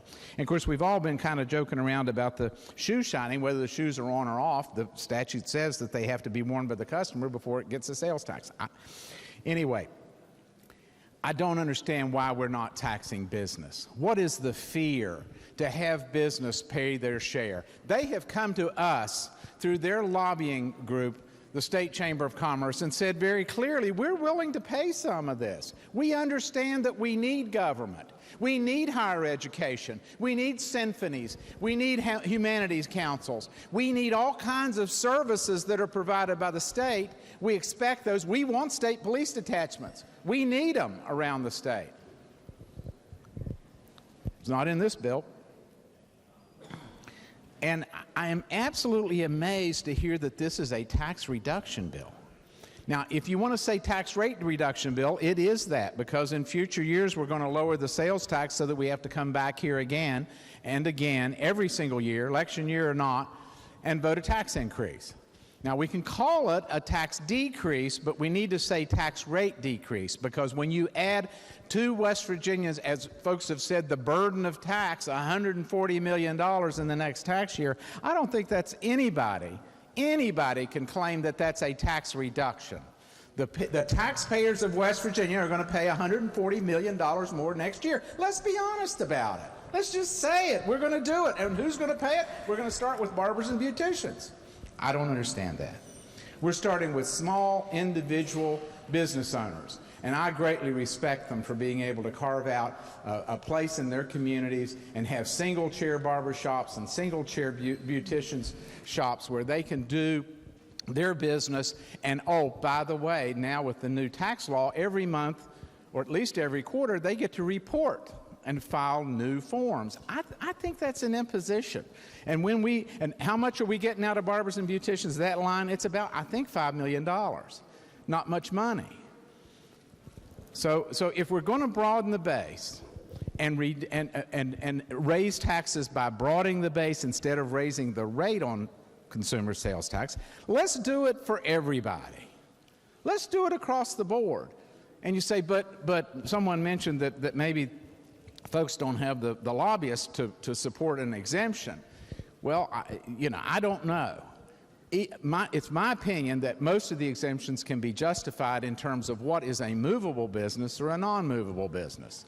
But if you want to expand the sales tax because there are carve-outs that seem to be somewhere unfair, put them all in. And it's a huge amount of money. But please get ready for the fact on border counties, you're talking about maybe trying to attract a customer to come over to your store. Think about what you would lose if some of those movable professional services might just go across the border, just cross the river and no tax, because nobody has those taxes. So there's some reason to look at exemptions. But if we're going to expand, I don't think barbers and beauticians should be the ones that are the front line, the full face of what we're going to expand, so that we can claim that we're reducing taxes when in fact we would only be reducing the tax rate. You can't get $140 million out of the people of West Virginia and call it a tax reduction. Now, there have been a lot of questions back and forth about, well, where are you going to be on the governor's budget? I mean, you're voting no on these tax bills? Are you trying to tell the voters of your district that you're against tax increases? No, sir, I am not. I'm supporting the governor's plan to bring this state back. I think it's visionary, and I will support a budget that reflects the kinds of revenue enhancements, tax increases, whatever you want to call them, that will get this state moving forward. Both the highway piece, which means that we're going to pay a little more on gas. People are complaining about a 4-cent a gallon gas tax. If it'll fix my potholes and fix my constituent potholes, there won't be any problems on paying 4 cents extra at the gas pump. That's not the issue. The issue is, when is West Virginia going to start fixing our roads? Is this bill going to do that? $140 million isn't going to touch the highway part. So when the governor has a plan, I'm going to support his plan. It was asked about, well, are you in favor of raising the sales tax? Sure, if that's what will get us through this time. Let me point out to the members a very important matter. In 1989, Governor Gaston Caperton raised taxes, I don't know, $500 million in taxes, shocked people. And what did it do? It put us on the road to recovery. We're paying off the teacher retirement debt, the fireman's debt, the public employee debt for retirement. All those programs have been managed beautifully. And guess what? We, since 1989, have not been in the predicament of having to raise taxes. As we heard very eloquently yesterday, the gentleman talked about, over the long history of what our tax policy has been, and I share in this. It's comfy-umphy to sit in the back row and vote for tax reductions. And we've done it. What have we done? We lowered the food tax, and let me tell you, I've got to confess right here on the floor, I am the architect of the food tax reduction, and I still think that it's a good idea. But when I introduced that idea of only removing the tax on grocery store food when I was in the Senate, I made sure there was a tax with it, because they said, well, what are you going to replace it with? And I used a tobacco tax. That was the replacement. And I thought what we do is take a penny or two off, and so on. When Governor Manchin came in, he accepted the idea and started reducing the grocery store food tax. I think that it's a good reduction. So there we are on that one. So it's nice to reduce taxes. But just think, 1989, I can't do the math on that. Is that like almost 28 years that we have lived, 30 years maybe, that we have lived with taxes that were first imposed in 1989, so we didn't have to come back and raise taxes until now?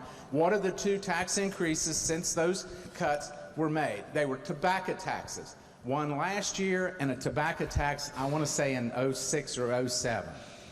Two taxes. They took care of the problem. And you know what the magic was? It's called leadership. It's called governing. It's called taking care of the people long term.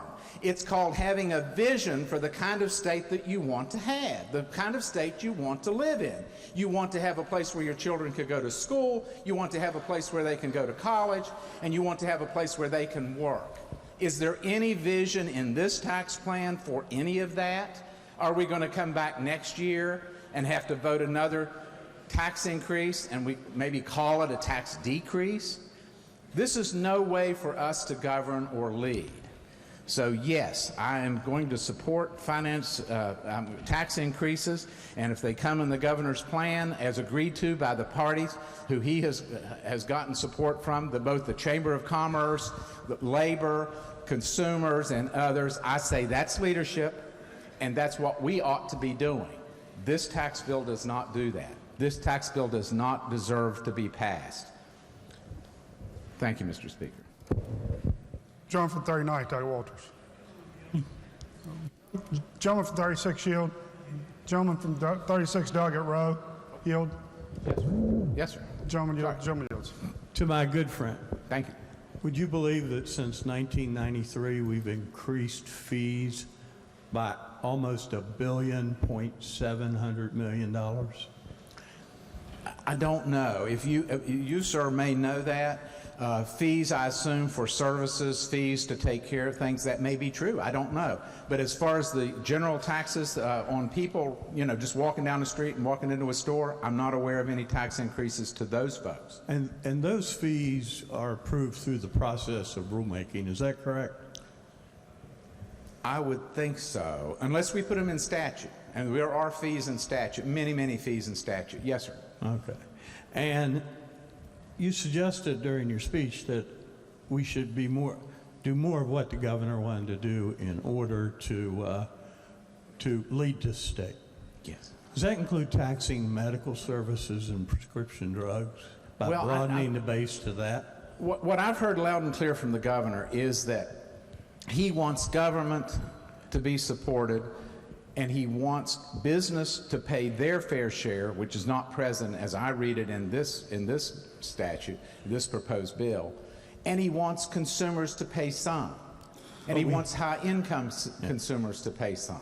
But he wants a balance of who pays, and I support that idea.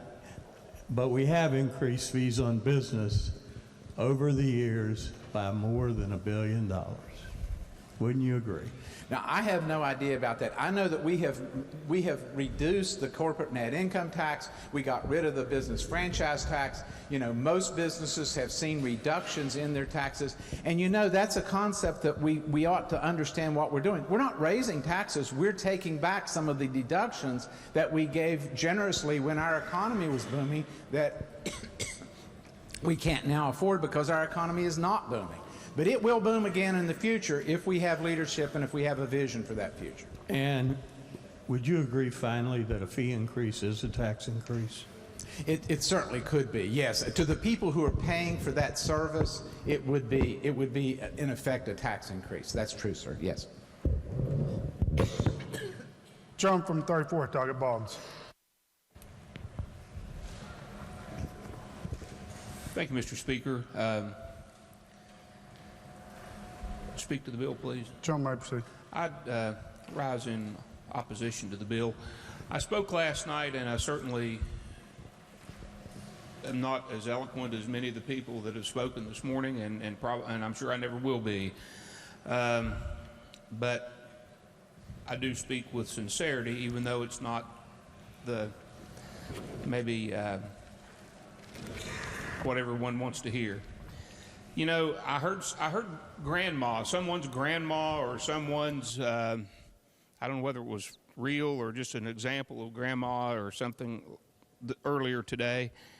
And it kind of brought me back to what we talked about last night was, you know, I think grandma and grandpa or mom or dad or friends or neighbors are truly going to be taxed in this. Now, is it something that they can absorb? I don't know. Maybe for some they can, maybe for some they can't. But when you start talking about taxing respite care for someone that's a senior, someone with dementia, Alzheimer's patient, so we're going to put a 6% tax on someone that's paying this out of their own pocket when they go out for respite, just a few minutes to go maybe to pay some bills or stop off and get a gallon of milk or go get their hair done or get a haircut, which now will be also taxed. So it seems like with this, when we talk about broadening the base, we're really not broadening much because it's all the things that we're not picking up, and we seem to be disproportionately hitting the people that are at the low income and middle income level, and possibly that takes in a lot of our seniors. So it's a concern. You know, it seems like that this proposal, and I believe, you know, we certainly need revenue measures, and I think it's well-meaning in one sense, but it fundamentally lacks fairness because, again, of who it's hitting, and it's hitting the hardest. And I hear a lot of people talk, and I've had some calls say, well, what about, you know, you're going to hit us, but what about these businesses? Are they going to continue to be exempt? And I have to say, well, under this bill, yes. And I think that's one of the things that certainly is attractive of some of the proposals, and I commend the Chamber of Commerce because in their proposal, they had everyone, and everybody's using the term, and I hear it at home and I hear it down here, but everybody's pulling. It's something so everybody, business, consumers, everyone pulls the rope a little bit. I really am afraid with this structure that's set up in place, I don't know how it's going to work out. And my friend, the vice chair, who I have a great deal of respect and friendship, I think even it was said that we can't predict. We don't know what's going to happen. And I'm really concerned that we may be setting ourselves up as a state for what's happened in some other states that have embraced these lowering of taxes on the back end, and then suddenly they found themselves in a world of hurt financially and had to go back and make some tremendous, tremendous choices that would make our tough choices now look like a walk in the park. I have to take either blame or credit, but I was part of this body when we eliminated the food tax. I was part of this body when we did what we did on the corporate net and the business franchise tax. And despite doing those things, I don't think we've had a land rush of folks coming into this state to do business. And that's a concern. And when we talk about broadening the base, again, and to the gentleman, my good friend here at the aisle, the gentleman from the 8th, I've never conducted a public opinion poll either. But I hear a lot. I hear a lot at work and at church and in the community and in the stores. And I think people just want fairness. They want fairness across the board. And when you start talking to people about things like, what if you lose your state police detachment? I think a gentleman from the 5th can tell you about that. I think we've had numerous places around the state, 3, that have lost their state police detachments. I don't want that to happen, because I fear that maybe not this year, maybe even not next year, but at some point, if we're not careful and we all don't pull that rope together, we may find ourselves in a position to where we see senior citizen center closes, we eliminate state police detachments. We're going to very easily, if we're not careful, when we talk about broadening the base, but it's so narrow and hits such a small group of broadening, there's a lot of unfairness in that. And I'm one that believes that we can come up with a better solution. I really honestly believe that we can. One thing that I'll leave you with is I really don't want to put us behind the 8 ball here. Whoever serves us in this legislature a year, 2 years, 5 years from now. Because we have a wonderful state, we have a beautiful state. I believe that people are going to want to come here for the people. I believe that people are going to want to come here for the services that we can provide, the quality of life that we have. And if we're not careful, we're going to strangle things down to the point that we're going to have people fleeing here, not because of taxes, but they're going to be fleeing here because we've made it so difficult for people to be safe, to feel safe, to have the services that they need, and to be able to take care of their loved ones.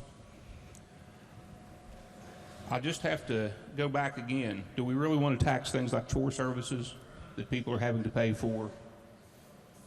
The non-medical care where somebody's sitting up with somebody at night because somebody's just exhausted.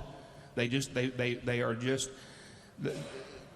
They just need a break. They need a night's sleep or a couple hours of sleep or a couple of hours away outside. You really want to tax those people? You really want to stick a 6% tax? Oh, it might go down to 5.5% next year. But the optics of that, I think, are horrendous. Mr. Speaker, we can do better. We can do much better. And I urge rejection. John from the 48, Doggett Miley. Thank you, Mr. Speaker. I think part of the reason why we're here having this debate, contentious and otherwise, is because on November 9th, the returning members in this body, or at least certain of the returning members of this body, didn't do one thing. But they should have just kept their mouths shut. Because everybody ran on tightening our belts, living within our means, no new taxes. Or I say everyone, many of us in here, many people in here, I didn't, ran on tightening our belt, right-sizing government, living within our means, and I'm sure I can think of more cliches. And when the morning of November 9th came around, and one party maintained the majority in the House and maintained the majority in the Senate, those who have been here before knew the predicament we were going to be facing. So we all should have just kept our mouths shut, because we knew what we were going to have to be asked to do. All of us in here knew that. But instead, we're here today having this argument because people continued on through the session, including a press conference a few weeks ago, about right-sizing government, living within our means. And so now, when many of those same people are asking us to pass this bill, which is indeed raising revenue, which many people would identify as a tax increase, I think many others in this body are looking at that as a bit of hypocrisy. We are where we are today. But the problem is, those of us, and I exclude the new ones, those of us who were here knew we were going to be here. We know where we're going to be next year and the year after and the year after. And it's not pretty. We have real revenue shortfalls coming. And so what we're doing here now is hopefully just differing on the approach to get there. And I don't think there's anything wrong with differing on that approach. But the problem is you look foolish when you say no new taxes, live within our means, right-sized government, and then you turn around and raise taxes.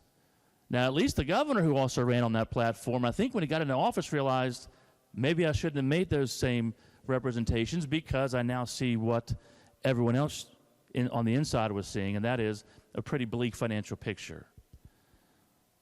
So you can't leave here saying, no one can leave here saying that this measure is not a tax increase. Okay, let's move on beyond that. Despite, with all due respect to the vice chairman, who I now know is slightly younger than I am, despite what he says, it's a tax increase of a different kind. It just is, and that's okay, I guess, if that's what we feel we need to do. My concern is we've had a select committee on tax reform for a good while here, and this was never vetted through that over the past year or two.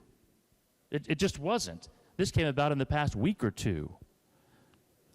And so we have no idea, and I think it's irresponsible to have no idea, what this is going to do to our state's revenues.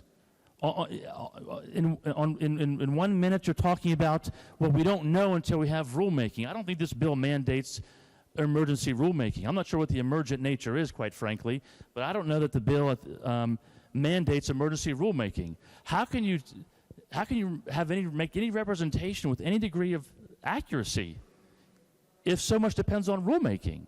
I don't understand that. Now, let me address a couple of things that have been said here on the floor up to this point. There was talk about the amendment made by the gentleman from the 14th. Come on. Are we really going to kid ourselves? That was a big joke. Everybody in here knew it was. We now have the benefit of hindsight that the majority party didn't vote for it, so it wasn't going to pass. So come on. We know what that was all about. And okay, I guess those kinds of things happen in politics. But to prop that up as somehow not being supportive of revenue measures, I think is a fallacy. I've spoken very publicly on this floor and in the media I prefer what I call choice taxes, and those choice taxes being those that cause us harm, for which we as a state will ultimately have to pay. To the gentleman from the 53rd, we did increase cigarette taxes last year, not nearly as much as I would like to have, and made that very public and co-sponsored a bill to do that, because that causes harm to our state, financially and otherwise. You know, there's been some proposals about choice taxes on cigarettes this year and soda pop, which arguably causes harm to our state as well, for which we as a state will ultimately have to pay. Now that takes a little bit of thinking 5, 10, 15 years down the road, but the chickens are going to come home to roost. We're going to have to pay for that. We're a very unhealthy state. Highest rate of pregnant women who smoke.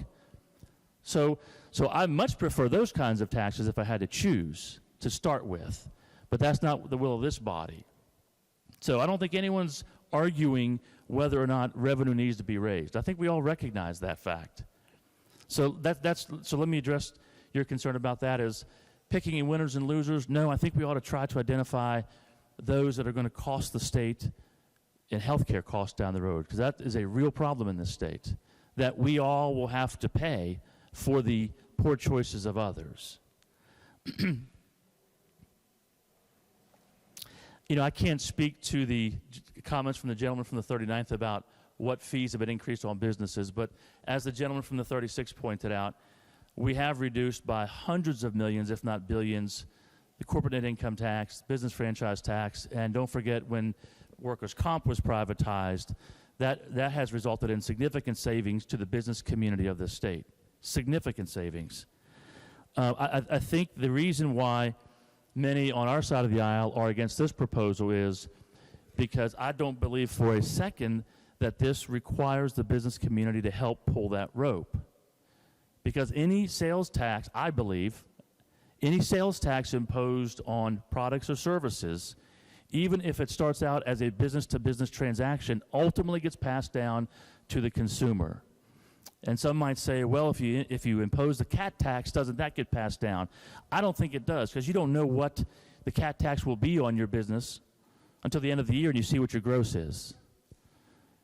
And then if you try to raise your price of your services the next year to account for that, then your gross is going to be higher and you're going to pay cat tax on that. So I don't think that particular revenue measure is one that can be passed on to the citizens.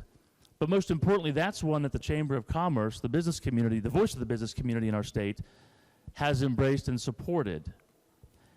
And so that's the biggest objection I have to this, and I said it last night, and I don't like repeating myself, is I think everyone in the state, our constituents, recognize the need to raise revenue. Not everyone likes it, but I think everyone recognizes the need.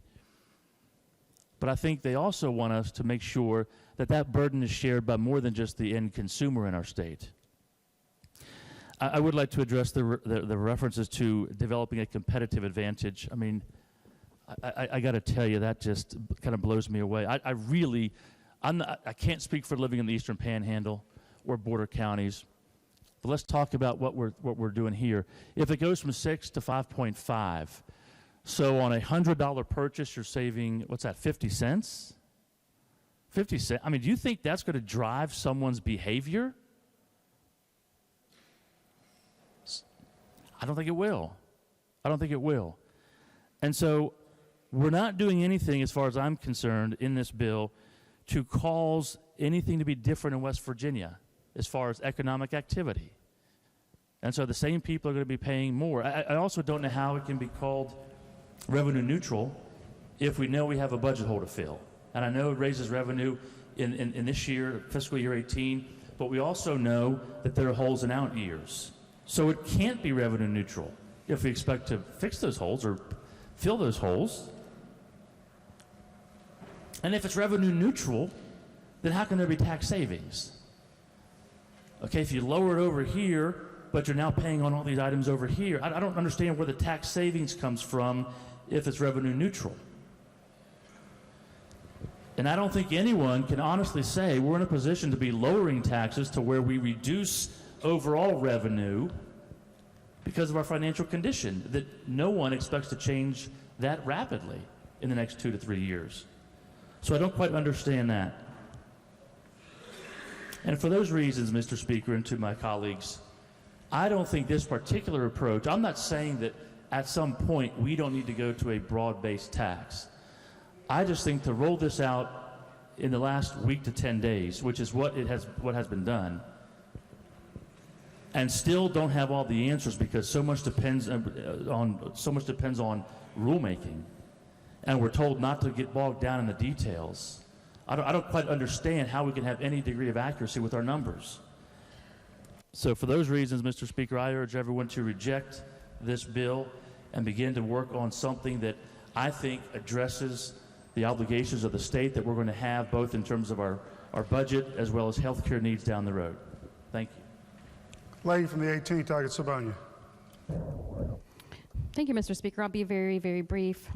We just heard the minority leader mention that rolling out this bill in the last few days of the session, well, we rolled out the marijuana bill in the last 8 days of the session, and people didn't have a problem with that. But I want to point to the title in the bill. It says relating generally to taxation. Relating generally to taxation. We've heard how terrible this bill is from a lot of members of the other side of the aisle, and many of them of which whom serve on the Finance Committee. But we never saw any proposed amendments. We saw one amendment, I think it was to exempt the coal transport in the Finance Committee that was adopted, and it was made by a member of the other side of the aisle. But I didn't hear of any other additional amendments that would, tax corporations or, lead to other taxation. It was on second reading stage yesterday. I didn't see any amendments in the system that could have, had whatever taxes that those that are in opposition to this bill could have proposed. I would urge that we pass this legislation, and we do need a chance to pull from the same rope on behalf of the people of West Virginia. And there was a communication made today from the Americans for Tax Reform that support this plan. So I would urge adoption of this. Thank you. John from the 14th, Tigard-Butler. Thank you, Mr. Speaker. Okay, I'm going to bite on this. My motivations for offering the governor's plan, and I said it when I offered these plans. One of them was a cat tax, would raise $214 million. If we just passed that one tax that the governor proposed, we'd been out of here. Now, I realize that in the Finance Committee, we did not bring that tax up, so I thought, well, here's a good chance to bring it up. Let's see where everybody is on it. That was honest and sincere. In fact, when I put these amendments into the system, I had some conversation with leadership. They said, oh my gosh, these might pass. Maybe you shouldn't do this. I said, well, if they pass, at least we'll know where everybody is on things. So I offered the amendment. The first amendment was on a sales tax increase, 6.5%. So 0.5% increase. That's actually in one of the latest governor's plans. That's in there. The vote on that roll call was 97-0. The cat tax was 97-0. The underlying bill that I had for those amendments was 2816. That had the beer tax in it. Not one member of the Democrat Party voted for that. That was also in the governor's plan. So you say you don't have the chance to vote on the whole governor's plan. Well, pretty much the whole governor's plan was right there. That bill also included the redirect of the road fund money in the governor's plan. Film tax credit elimination in the governor's plan. I don't know how you argue against the governor's plan or are you arguing for the governor's plan. I didn't get it. So that was what that was all about. I wanted to see where we were on things. Now, while I'll say that I don't think this plan is perfect, I've been pushing hard for reductions all along. I knew what we were getting into. I knew when the governor was campaigning, I'm like, how can he say this? But I was hopeful. I thought, well, maybe here's somebody at a high level of government. The executive of the state will work with us in the departments. During the campaign and even after he was elected, he said, we're going to make the cuts. We're going to make the reductions so we don't have to tax the people of the state. I was honestly, and evidently I was fooled, I was honestly hopeful he was going to work with us on this. I know we're debating this plan right here. And I think short of someone offering help with making some serious reductions, I don't know what better plan you come up with. And in fact, after listening to the debate here, I'm a little confused, or I'm a little bit on the fence. I was already determined I was going to vote against it because I'm for meaningful or thoughtful reductions. And as I say, we've not had the help there with the executive. So honestly, I'm not sure where I am on this. But I want to make it clear that my motivation for offering those amendments, I thought I made it clear when I offered them, those were directly verbatim from the governor's tax bill that he sent to us. And we all rejected it. Thank you, Mr. Speaker. John from 67th, I'll get more. Thank you, Mr. Speaker. I rise in support of Senate Bill 484 today. I thought perhaps it might be illustrative to provide another example here of what we're talking about. Say we're all part of a golf club. We all pay $6 annually. Everybody pays $6 annually, but we've decided to exempt everybody who is left-handed and everybody who has a handicap under 20, which sounds like I might be exempt. So those folks don't have to pay. So it's $6, but those folks are exempt. Now, is that fair and equitable to the rest of the members of the golf club? No. No, it's not. It's not, because the rest of those members are subsidizing the membership for the left-handed folks and the handicap under 20. So why don't we do something that's more equitable and fair, where we can lower everyone's membership down to $5, and which is what this bill seeks to do. This is the best path forward here. Now, we've heard a lot of things on the other side here of sounds like they don't understand it, or maybe one level of willful ignorance to what the bill does, but I don't think it's either one of those. I think they've laid it out pretty plain and clear what it is that they want. They want a business tax increase. And if y'all vote red on this, we're going to be talking about business tax increases. So vote green on this if you reject the idea of taxes on business that's been put forward. Now, everyone's discussing this like this is some novel concept, broaden the base, lower the rates. Now, I point everybody to an example. 1986, Ronald Reagan's Tax Reform Act, broaden the base, lower the rates, led to the greatest economic expansion in a lifetime, many people's lifetimes here anyway. And I will tell you, as somebody from the Eastern Panhandle, and you don't have to be from the Eastern Panhandle, we got 33 border counties in this state, none of which have a current sales tax that is less than the states that we border. I buy all my stuff in Virginia. The gentleman from the 48 said 50 cents on $100. Sorry, that's actually 5. But in any event, what I would tell you is this is going to make us more competitive. It is going to keep money in the state, and it is equitable, and it is fair. It is. We have seen this. 1986, so broaden the base and lower the rates. We know that works. Now, the tax increase that they're talking about, I know for a fact doesn't work. Now, how do I know that? Because I got 83 years of evidence. Thank you, Mr. Speaker. John from 42nd, Doggett Ambler. Thank you, Mr. Speaker. Speak to the bill. Gentleman may proceed. Senate Bill 484. If I might be allowed to just give you a little scenario so that when I come back to it on more than one occasion, here to what I'd like to tell you. A number of years ago when I worked at Bath County Pump Storage Project in Virginia, we moved a 475 ton turbine up the road. It's a 16-foot road, just an old country road. And in order to move that, you know, it was impossible to put that on one truck with a single axle because there would have been no road. We couldn't have been able to move it. But somewhere along the line in that, we determined that that 475-ton turbine needed to have X number of axles put under that truck to lighten the load, to go across and not destroy the road. So if you'd keep that in mind for just a couple of moments, please. When I started my working career, it's my understanding that at that time there was probably 3 workers and 1 person carrying those who needed assistance and help. And, and that's not too bad. We were equally sharing that load.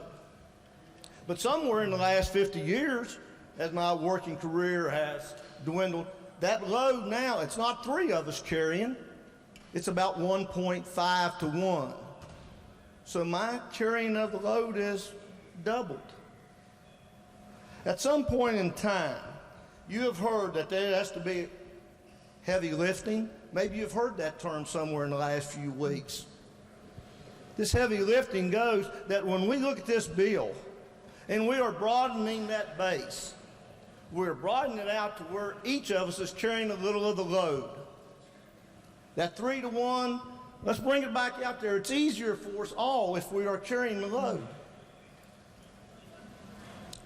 If we have something in the name of gloom and doom, it's what I've been hearing, gloom and doom today. If you lower this and this and this, well, what's wrong with hope and a vision that this will bring those things to West Virginia that all of us want? What's wrong with that? Let's look at it in that nature. That this will bring the good things to West Virginia that we're looking for. Well, I think I've also heard somewhere that all of us have to share the pain. I believe that's another line I've heard somewhere in the last few weeks, that all of us need to have something in the game. We're just simply asking for more, to share, carry the load, help us to move West Virginia forward. SB 484, I urge you to vote yes on this, and let's move West Virginia forward with a vision of hope. A vision of hope, okay? Appreciate it. Thank you. John from the 48th. Second mile. Thank you. Maybe I need to connect the dots a little more clearly. If you spend $100 and the rate is 6%, you're paying $6 in sales tax. If you lower it to 5.5, you're paying $5.50 in sales tax. $5.50 from $6 leaves you 50 cents. That's the savings I was referring to. Thank you. John from the 64th to close debate.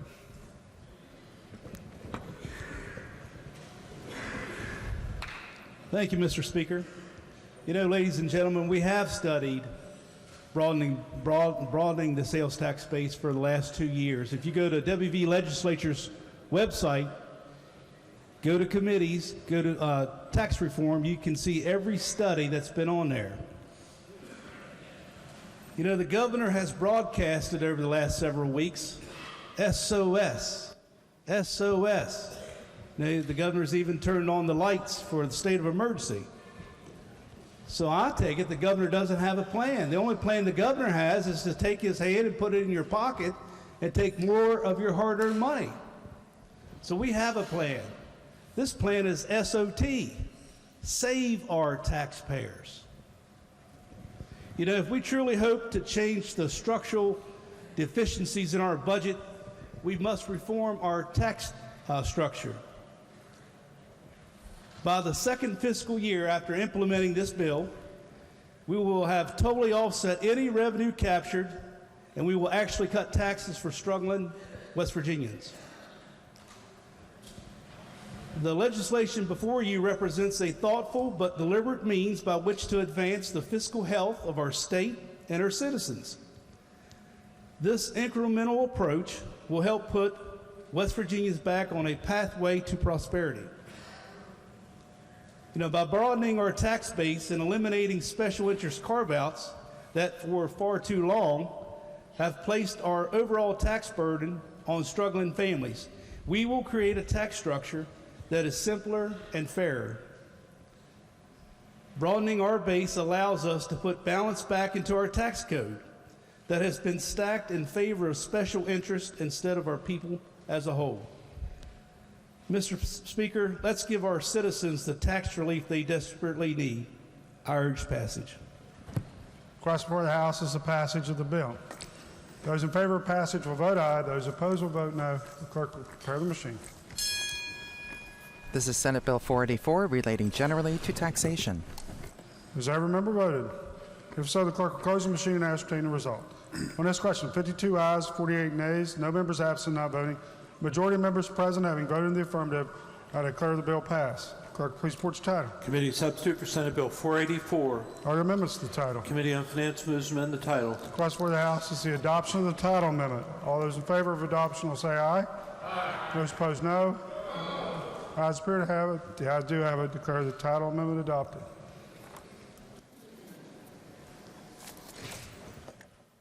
The Senate is in session presenting its budget bill. We are recording that debate and we'll bring it to you once the House has concluded with their budget bill, which is House Bill 2018. If they don't take a break, it should be coming up soon. 493, providing increase in compensation for conservation officers. Request for the House is the passage of the bill. Gentleman from the 45th, Doggett Hamilton, to explain the bill. The purpose of this bill, Senate Bill 493, is to increase the salaries of natural resource police officers to make their salaries more comparable to other police officer salaries in the state, which would help with recruiting and keeping natural resource police officers. No money for the raises will come from the General Revenue Fund. A combination of special revenue and license money will be used to fund the raises. This money was constitutionally protected by a referendum that the voters of West Virginia approved in 1996, and it was by a 79% passage rate. Yesterday, we had a couple of amendments. It was amended to add the minimum salary of a colonel in the existing compensation, and also it provides the DNR director the authority to set additional annual compensation for officers based on tenure and rank from the Law Enforcement Program Fund and the Special Revenue License Fund. I invite the members to vote green. Other members desiring to speak to the passage of the bill? If not, the question for the House is the passage of the bill. Those in favor of passage will vote aye. Those opposed will vote no. Clerk, prepare the machine.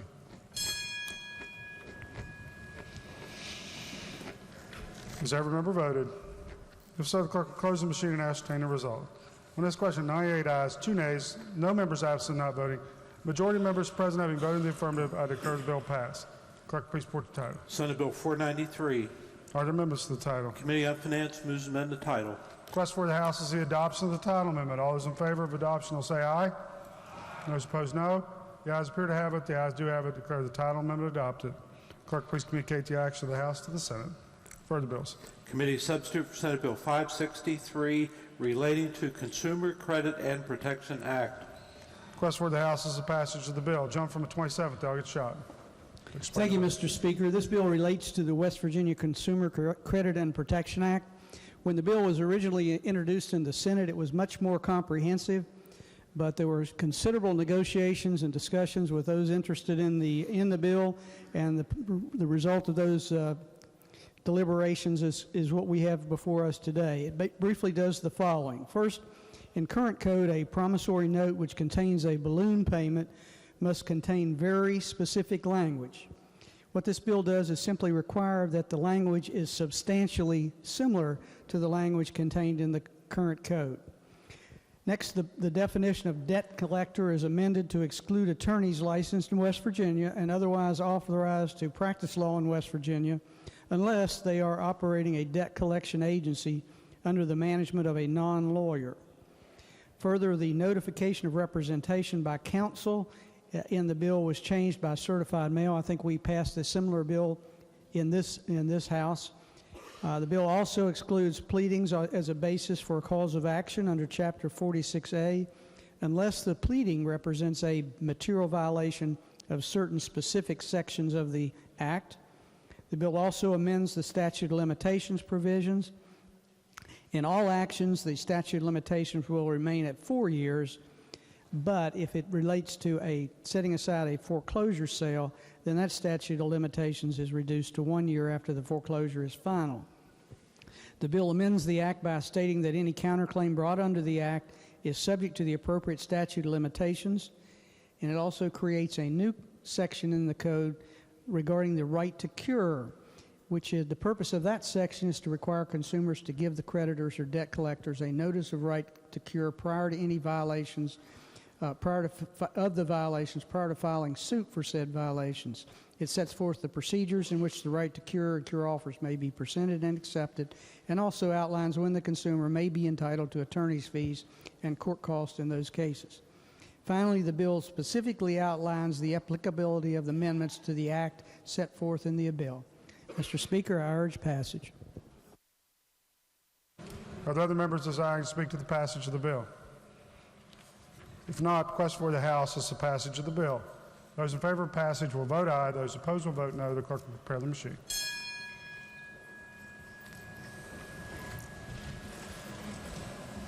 Has every member voted?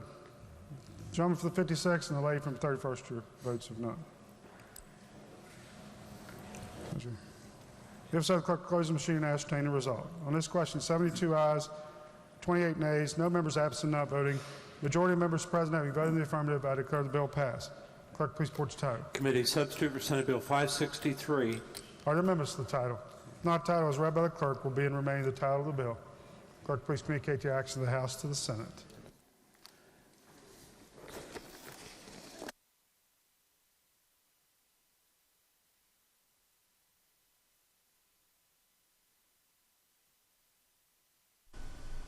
This is the House floor session. The Senate is in session debating its budget bill. We will show you that debate in its entirety as soon as the House takes a break here. Next is the House's budget bill, House Bill 2016. We'll see if they stay in session to explain the budget and take questions about it.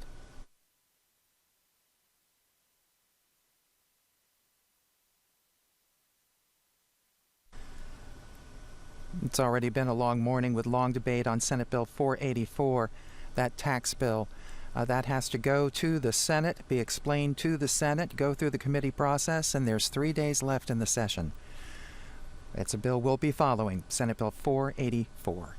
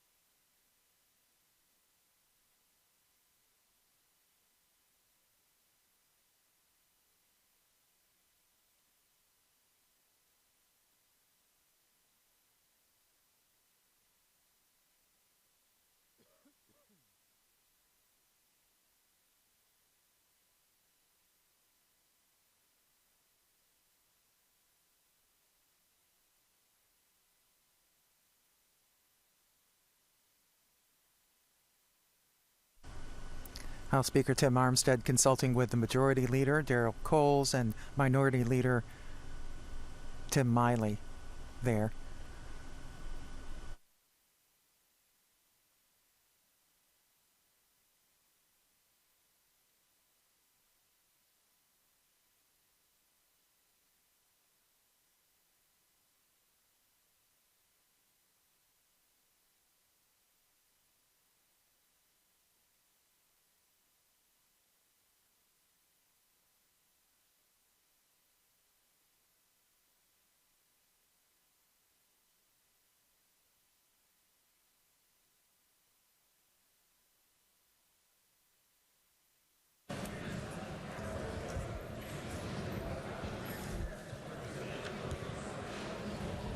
Jones for the 58th.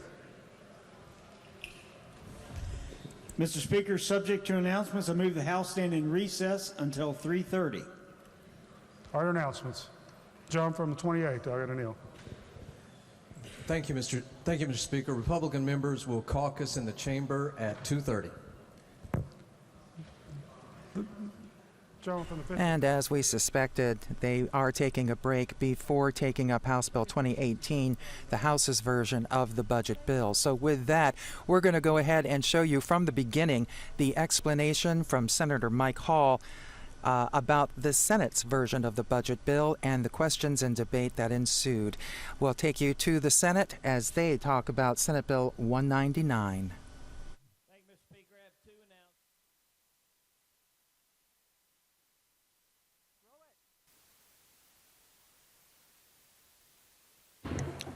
Senate will please come to order. Senate will please come to order. Bills on third reading. Engrossed committee substitute for Senate Bill 199, the budget bill, third reading of the bill. Question before the Senate is, shall the bill pass? The senior senator from the 4th. Thank you, Mr. President. I just want to take, since this is an important piece of legislation, take a little personal privilege for a minute and talk about the process. The Constitution of the State of West Virginia in Article 6, subsection B, describes the budget bill. What it says is that the budget shall contain a complete plan of proposed expenditures and estimated revenues and so forth. It anticipates that the governor shall propose a budget bill, make suggestions for revenue and so forth. That's what our governor has done. The budget bill also has come to us in an itemized fashion.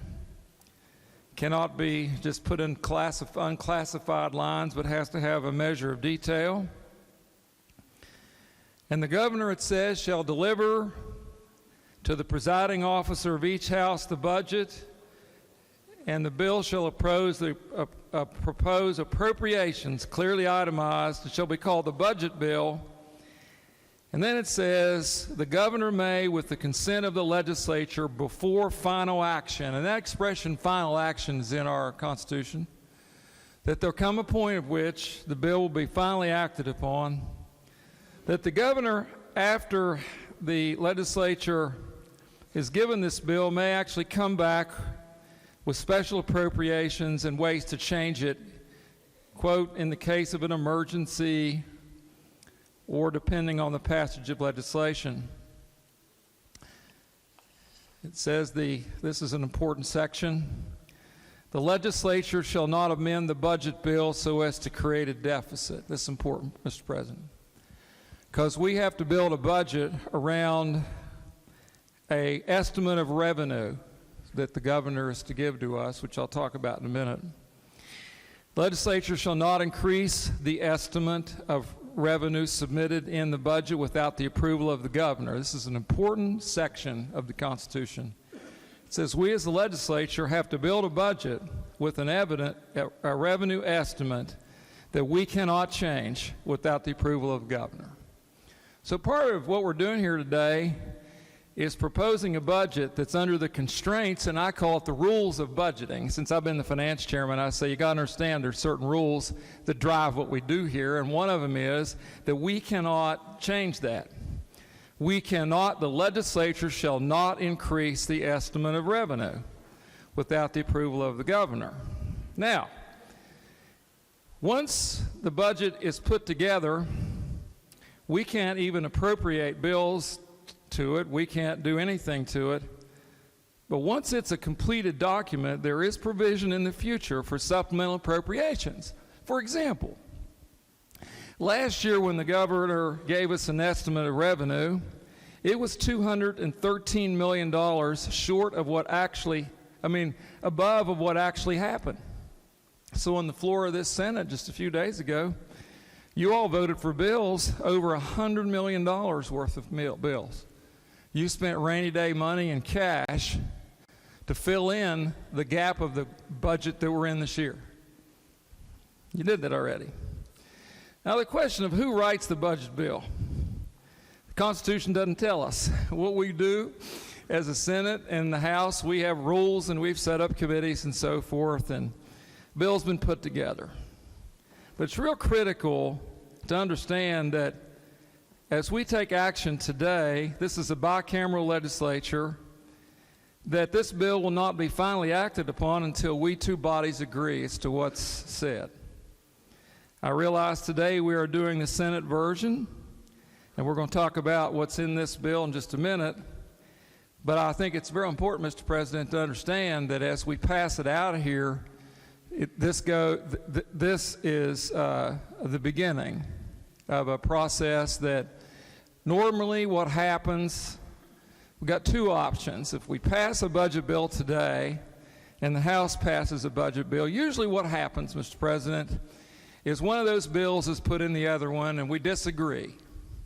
Then we appoint a conference committee, which makes it easier to work the budget process, because then you can meet and deal with all the bills that have passed, and put together a budget, come back with a conference committee report of the agreeing versions of both houses. That's one option. If the budget is defeated, then what will happen is we don't have a bill unless we come back and we finally get one, but it's late in the session. I saw the clock coming in today, Mr. President. It said it was 3 days to go. So we're at the usual time of when a budget bill's done. It'd be hard if the budget bill was defeated to come back and figure out. So we'd have to do it by passing amendments back and forth, which would be really awkward, hard to do. So the normal process, and that's why it exists that way, is you have disagreements. Unless in an unusual circumstance, one house is willing to agree to the complete version of the other house, which I don't think's ever happened in my 22 years, and then we'd be done. So normally you go into a conference committee. So what we're doing here today is we're looking at a bill that's under the constraints of revenue estimates that we have from the governor, and we cannot raise those. We're stuck, basically, with the revenue estimate. Now, I want to go into this particular bill. If you give me just a second, I'll turn pages. Obviously, when this session began, the governor, with his constitutional responsibility, did propose a budget plan.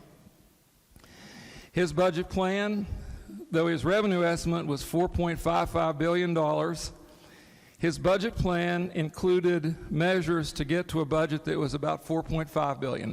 Now, this has been adjusted since then.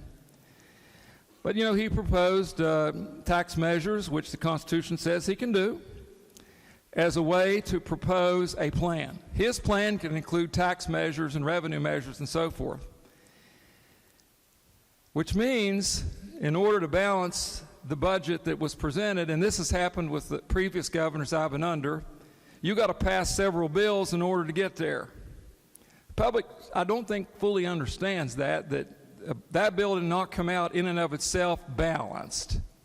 It only came out as part of a plan to balance the budget with revenue measures. So he proposed some revenue measures, and we all know, would be less than candid if it had not say that there's disagreements between our body, their body, and the governor downstairs as to what to do about revenue, and it's an ongoing discussion right now. It's not been solved yet. But we're here today with basically very little revenue to build our budget on. So this document is built around revenue as we've got it, one measure that we'll talk about in a minute that we're going to put in our budget that's not yet passed the House, and one measure that passed our body that we did not include in our budget. So with that, let me start through. Committee substitute for Senate Bill 199 begins with the revenue estimate of $4,055,200,000. Now what we've done here in the Senate in a few bills that we've passed, and one of them was actually up here today, we called it the redirect bill. It added $33 million to that revenue estimate.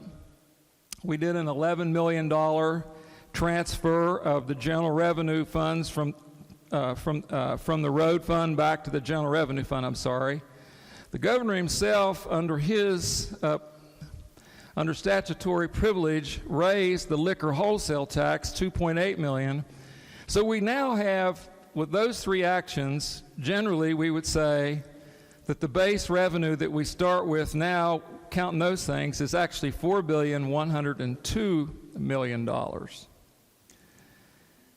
The committee substitute for Senate Bill 199 includes the legislative and judicial recommendations by the governor, because we really can't change those. Most of the departmental budgets in the budget itself are built upon the lowest, I want to say this slowly because this is important, the lowest of the last three recommended appropriations. In most instances, it's the current mid-year cut that was put in Governor Tomlin's budget last year. You just go back a few months and you'll see what those numbers were. And Governor Justice also, I believe, Governor Justice also gave us a budget that cut $26 million from the previous year. So when you combine those together, that began to reduce the expenditures. Also, the Senate took action on a bill that we are counting as revenue toward this budget document. It was Senate Bill 609. I think, you know, we remember that one, but it has to do, basically, I'll just read the title of it and not get into it. We created additional flexibility for school systems in the use of school aid funds, and basically it used the property tax increase, or not a tax increase so much as a change in the levy rate, and we bumped the money up the levy rate. We also did what was called smoothing. Actually, we didn't do it. The Consolidated Retirement Board, Mr. President, took an action where they smoothed the returns of the teachers' retirement system, and the governor then sent us an adjustment letter who said you can reduce that expenditure by $43 million. So we're able to reduce our retirement contribution by $43 million. And so that added to that helped kind of begin to collapse this distance between the revenue and the expenditures a bit more. But then, you know, that brought it down some, but as you are aware, and I think many members are aware, that in order to get all the way to basically the revenue estimate expending and so forth, and you, Mr. President, and this is not inappropriate, I said at the beginning of the session that everybody in this room needed to be a finance chairman this year. I noted that one delegate in the House actually introduced a bill. And so anybody could have done a budget bill, but so it ended up just being a part of the process, but there were some cuts made that I will admit that have a measure of controversy, and I'm sure we'll hear about them more today. But higher education, in order to get down to the rules of the budget, of getting down to that revenue estimate that we can't change, was cut $50 million in this budget document, about 15% across the board. And then in the DHHR budget, there were some cuts there, as we all know. And so with those things having been done, this budget actually gets down to the rules. It comes down to the revenue estimate, the revenue that we have in the possession in the Finance Committee that we're willing to count. We are not counting the $81 million from Senate Bill 409, which actually passed out of this body because it does not look like it's got much life on the other side of the building. So today, as we stand here today, we're operating with the additional revenue of the education bill we did of $79 million, and the rest of this, without using any cash or rainy day money, is through the spending authorities being dropped in these various lines. Now, before I complete my discussion, I want to say this. This budget then has a general revenue section of $4,102,700,000 authorized. But there's more to this budget than general revenue, and I don't think people understand that in its entirety, so I want to go over the list of what else is in this budget. You have a surplus section of $8 million. You have a state road fund of $1.2 billion $770 million. You have revenue funds, other special revenue funds appropriated for different items, DNR, different ones. We're approving the expenditure of all kinds of monies that are collected in our special revenue activities. We do that. We're approving the expenditures of the lottery fund and the excess lottery fund. Inside the excess lottery fund, for example, which we did not touch, is the Promise Scholarship. You have senior services. You have all sorts of bond payments. You have different kinds of things that are appropriated by appropriating the lottery money and all kinds of things we're spending money on. You have federal money, which includes, like, for example, the lunch program for kids. They get money from the federal government. We're appropriating it. We're saying in this budget document we have to do that.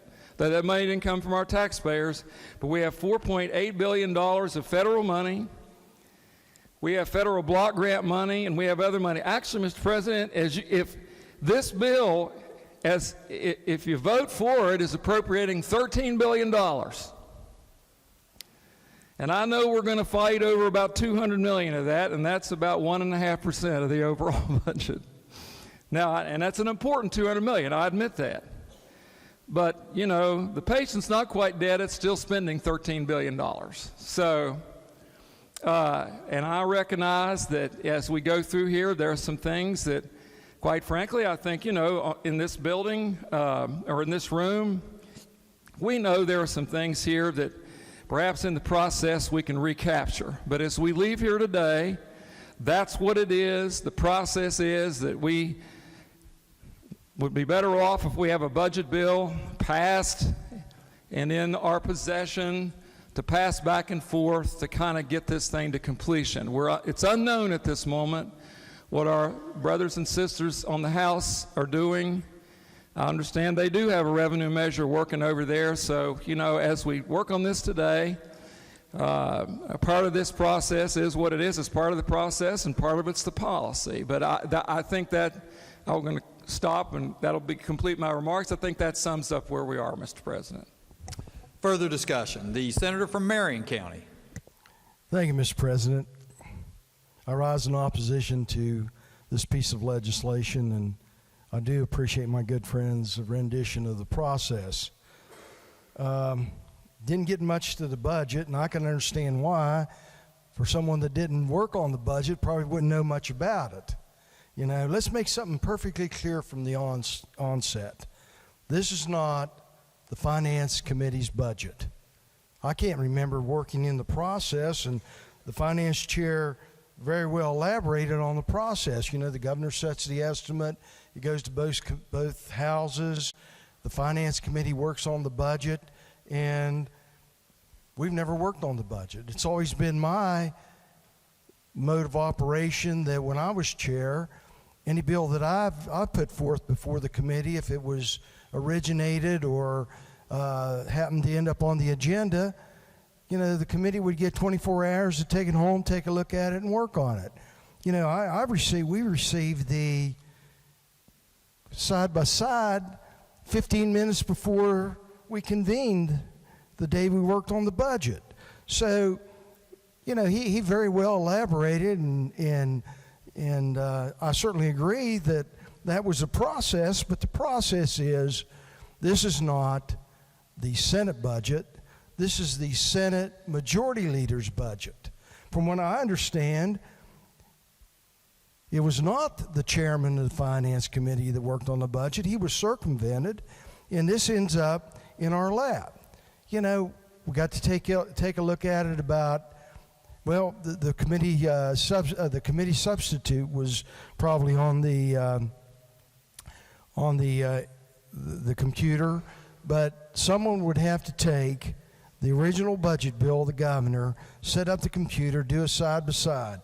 Now, I spent several hours doing this, and going through the budget, it seemed to me that, you know, we made some drastic cuts. So let me tell you about the budget as I see it. This budget contains about $160 million in cuts. $160 million in cuts added on to the $600 million that we cut over the last 6 years. Now, where are these cuts coming from? We weren't told that, but let me share some of the things with you. The public education, drastic cuts, no teacher pay raises. Higher education, a 15% cut amounting to about $41.5 million. You know, Mr. President, in a time where we need to invest in higher education to kickstart this economy, we're turning around and we're going to cut. Well, the bulk of those cuts are going to come from WVU, our land grant institution, our research institution. You know, they can't afford to take these cuts. Then I go down and look at DHHR, 3.68% cuts across the board after they've taken about $181 million in cuts. The sad part of that, a lot of that money is matched with federal dollars. So we were told, in addition to the 3.8% cut, we're going to take another $100 million in cuts from the federal government. What kind of programs are those? You know, today was autism. We had a proclamation. Today was Autism Month, and we brought the children in, and, you know, we tell the parents what a great job we're doing. And, you know, we feel good about giving them lip service. And then in the backside, we're going to cut the IDD waiver, the Title 19 age and disabled waiver. We're going to cut health right clinics, black lung clinics, tobacco prevention. We're going to wipe it out. $3 million. We're going to wipe it out. It's gone. You know, when we look at our children who are our future, and we have rise in type 2 diabetes and obesity and smoking, you know, we saw the children yesterday from Ray's come in here. You tell them what a great job we did. They did. We feel good about that. We didn't tell them we were going to wipe out their budget so that when they go out and try to make a difference, where behavioral modification becomes a part of their psyche, that the future of healthcare in this state will get better, we're going to cut them out. Zeroed out the cardiac project. You know, we're helping kids. We're trying to teach kids, and on the backside, we're going to cut their budget. You know, it's a sad day, Mr. President. When I look down here, we're balancing the budget. We're saying we're taking $9 million from the modernization fund for casinos, eliminating $15 million from the Greyhound, $33 million from workers' comp, no teacher pay raise, smoothing. You know, it's a smoke and mirrors game. It hurts children. It hurts seniors. It hurts providers. It hurts the disability community, our most vulnerable community. Mr. President, I've been here a long time. I've never seen a budget so cruel. The finance chair says we need a vehicle. We need a vehicle to drive across the aisle there and match up with the House. Well, my colleague told us about a vehicle he had the other day that was broken down. We're sending a broken down vehicle to the House. We're not making a difference. These reductions are going to have, the reductions of this magnitude, when you're going to cut DHHR 3.68% across the board, you know, I can't begin to go through that list of line items. You know how horrendous that's going to be for the DHHR to go in and start cutting all these programs. And the Title 19 waiver program was not only cut in the healthcare budget, it was also cut in the Bureau of Senior Services program. So they got a double whammy. I'm sad to say that only a select few of people in this leadership worked on this budget. It wasn't clearly vetted in the Finance Committee. I would have certainly liked to have some input. We said from day one that, you know, the Democrats were willing to step up and work. We never got the chance, and now we got 3 days left. and we're sending down a broken vehicle to the House. Hopefully we can patch this thing up and get it going. Mr. President, I just think that the reductions of this magnitude will severely negative impact the state for the years to come. I hope that we would reject this amendment and get down to work. We got 3 days left. We can still do it, and I'm still hopeful that we can. Further discussion. The senator from Wayne County. Thank you, Mr. President. I rise in opposition to this bill. In the 25 years that I've been here, I have never recalled that the Senate or any body, that a bill that they passed, as the senator from Putnam reiterated, that Senate Bill 409 that passed the Senate is not reflected in your budget. We just decided not to reflect it because they don't think we're going to pass it. And to compare this budget process to a supplemental appropriation for this year from the rainy day fund is disingenuous.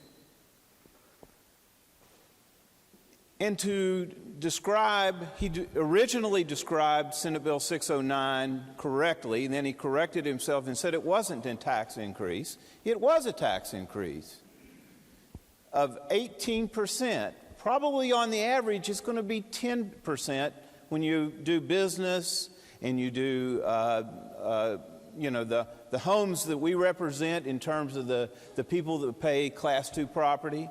It'll be higher than that. Senate Bill 335 that was introduced in this body had originally 20 sponsors.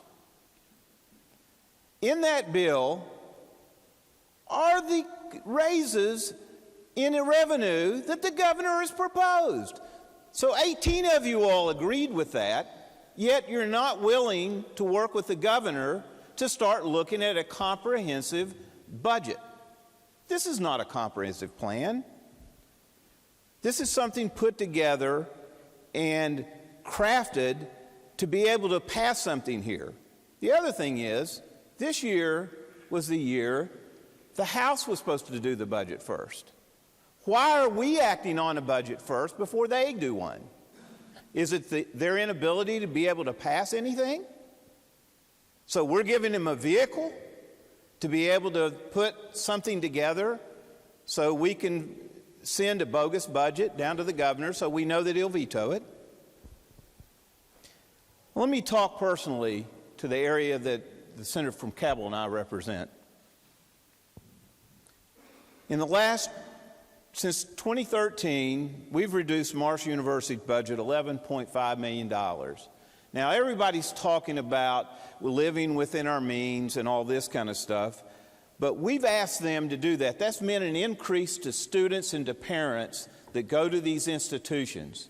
And in Marshall's case, that means, they've also had to cut within themselves. They actually had to take $1.5 million from their reserve fund to be able to balance their budget.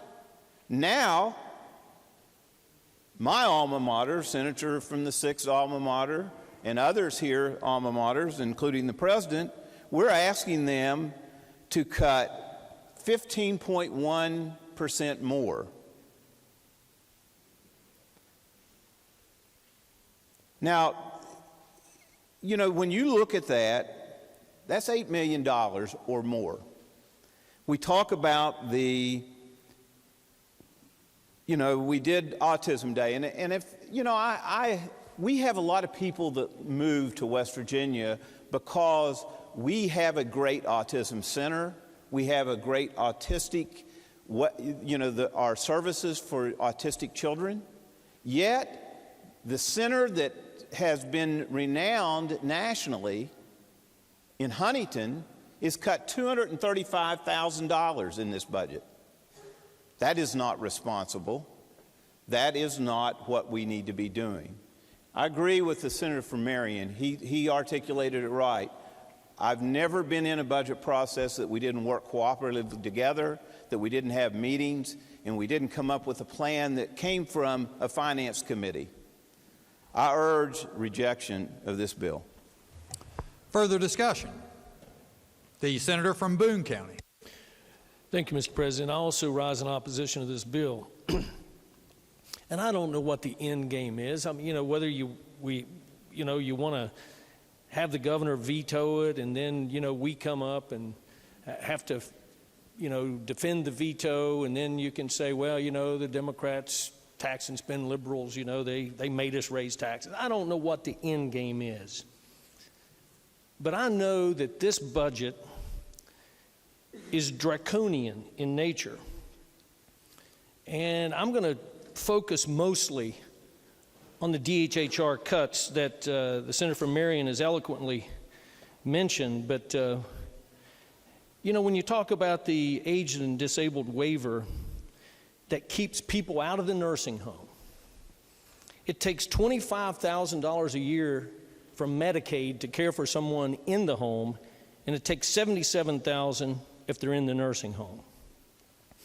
We're going to be, by cutting over $3 million, we're going to be leaving a lot of federal dollars on the table as well. When I look at totally zeroing out the Center for End-of-Life Care, we know that we spend about a quarter of the Medicare health care dollar the month before somebody dies. We also know that people want to die in dignity. If you ask the question, do you want us to put you on life support if you get to the point where you're going to die no matter what? Do you want us to do a code blue on you? Almost always they say no. And if they say no, there's a form, physician order scope of treatment form, that I fill out and sign, and that then is entered into a registry in Morgantown. And even though the director of that registry and I have been on the opposite ends of a couple discussions here lately, it's still a great program. Woody Moss has done a good job with this end-of-life program. In fact, we're a model for the nation, and we're zeroing that out, which I think will ultimately raise health care costs at the end of life. We are the number one tobacco using state in the country, and it's long been said that we should have poured much more money into tobacco cessation programs than the little over $3 million that we have. But by just zeroing that out, it's hard to believe that that tool in the toolbox, when I give them the 1877 why not quit line, that they can call this number and get some counseling and in fact get some tobacco or nicotine replacement therapy, that they're not going to be able to do that.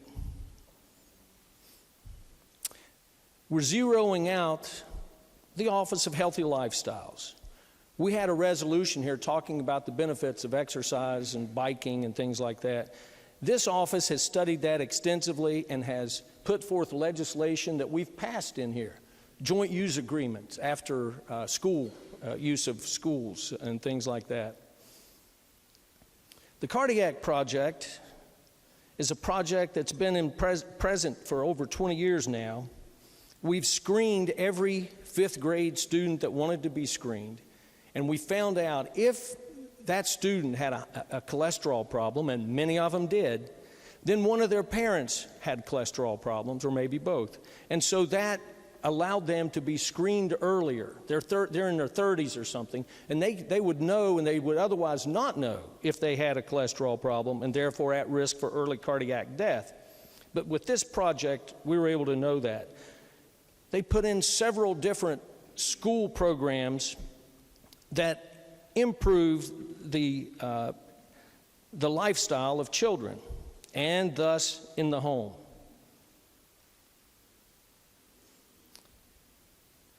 We will lose tens to hundreds of thousands of federal matching funds. We'll lose maintenance of effort if this is passed.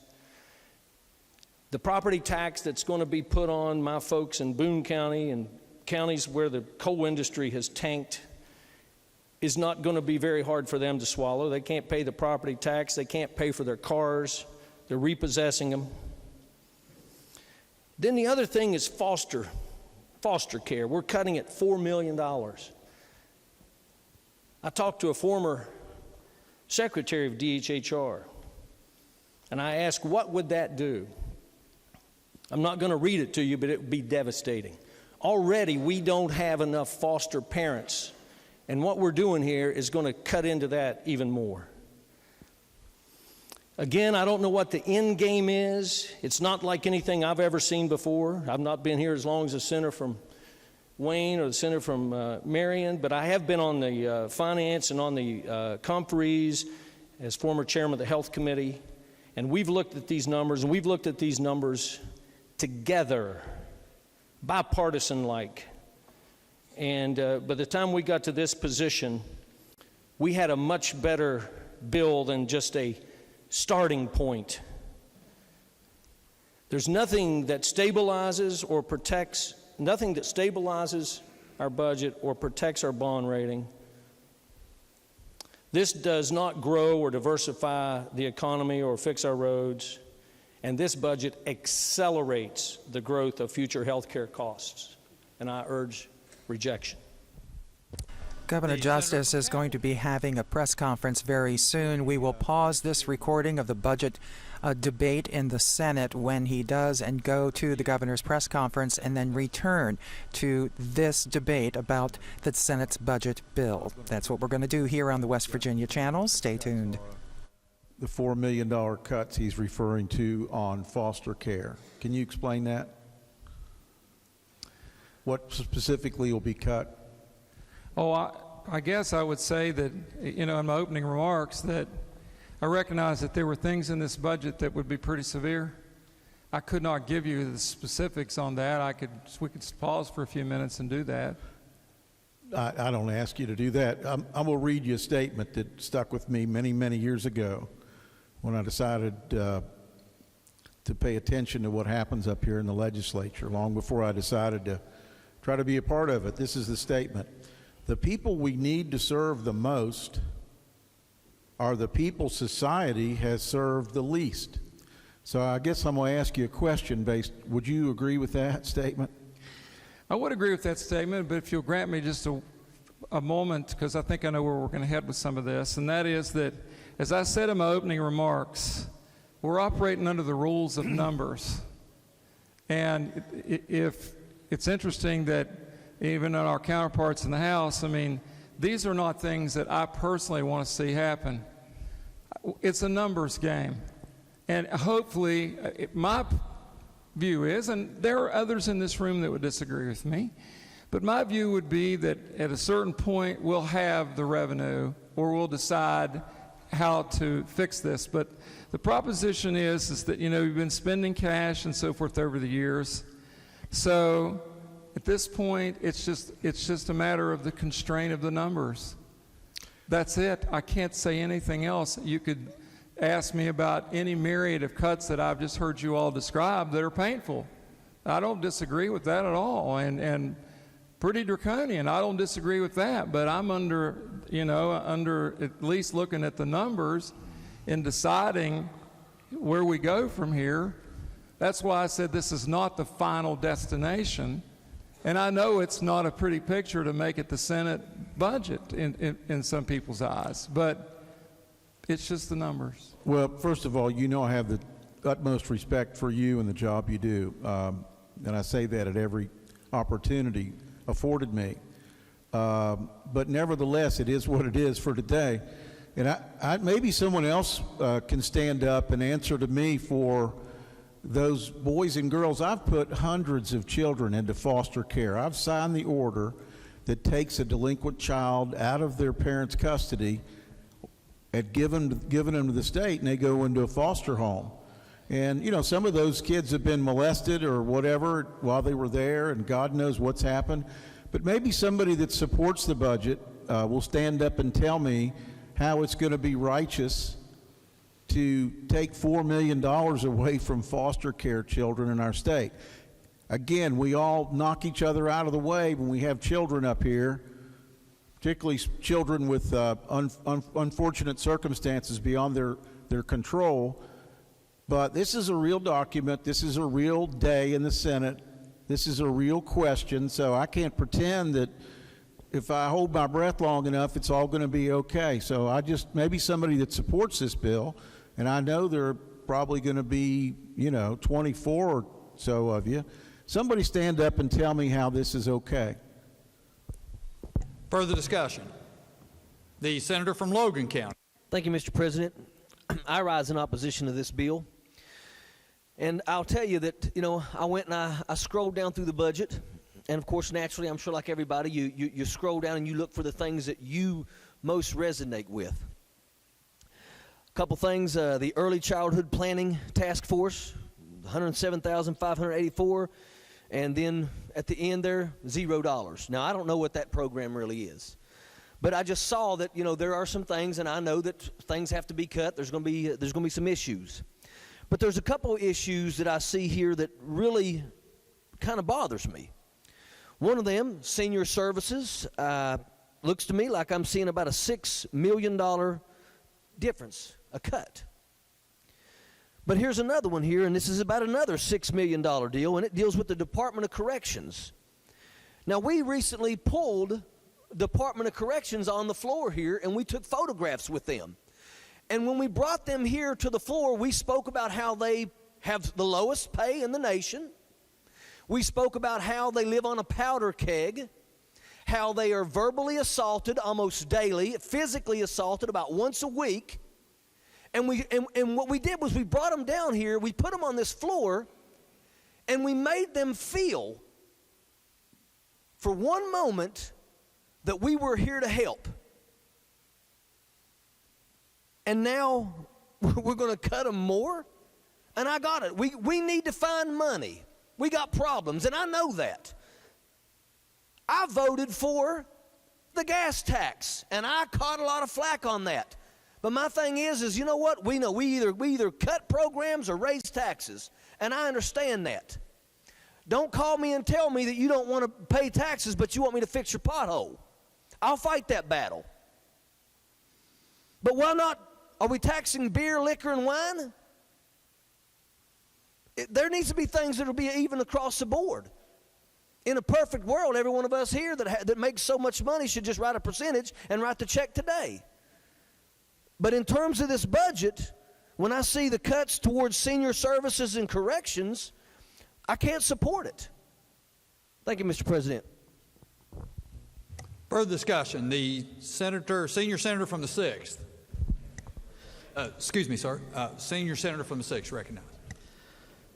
Thank you, Mr. President. I'm not on finance, and I'm not aware of every exact detail of the budget. I have tried to be involved with it. I want to make an analogy, maybe oversimplification. If you have a person that gets promoted to a six-figure job, and he goes out and buys a new house and buys a new car and truck and RV and boat and motorcycle, not knowing the fate that his job is going to be there tomorrow, with the state, I would compare that to kind of the same situation. In years past, all these budget lines were created. We're going to go ahead and pause the tape of the Senate debate on the budget bill and move now to the governor's reception room for a news conference by Governor Justice. I never dreamed that we'd ever get to where we are today. I really didn't ever think there was a possibility.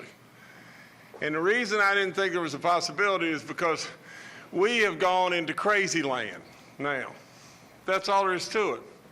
We've just spiraled into crazy land. And before I thank these wonderful people that are behind me, I'd like to just say this, that just think about it just for a second. We're not going to get a budget, or we're surely not going to get a budget that has any sense to it.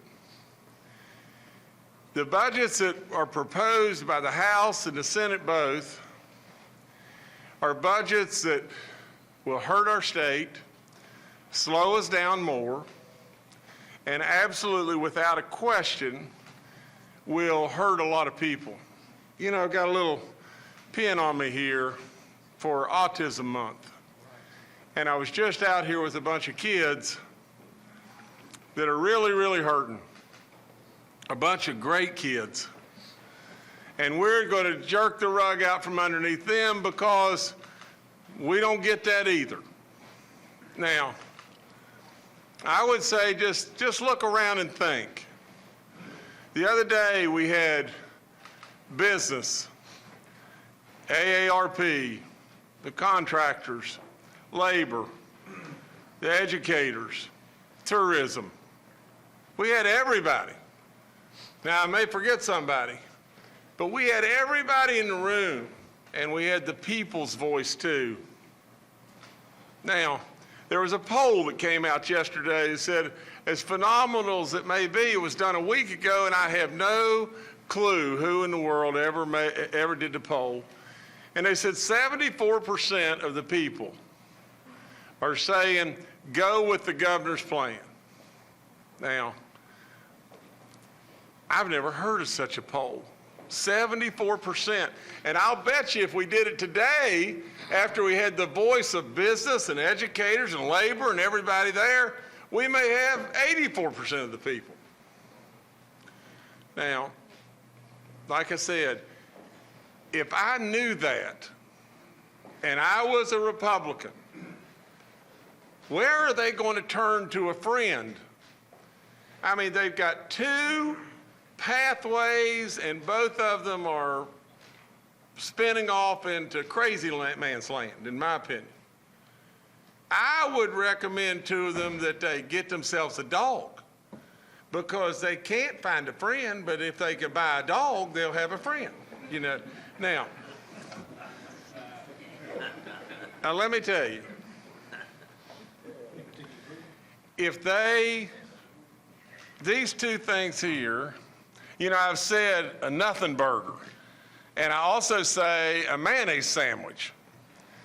You see, either one of them that you eat or taste doesn't do anything for either one of you. So this is the mayonnaise sandwich, and this is the nothing burger. And that's what they're trying to deliver us. So, my advice, now you know me, I just tell it like it is.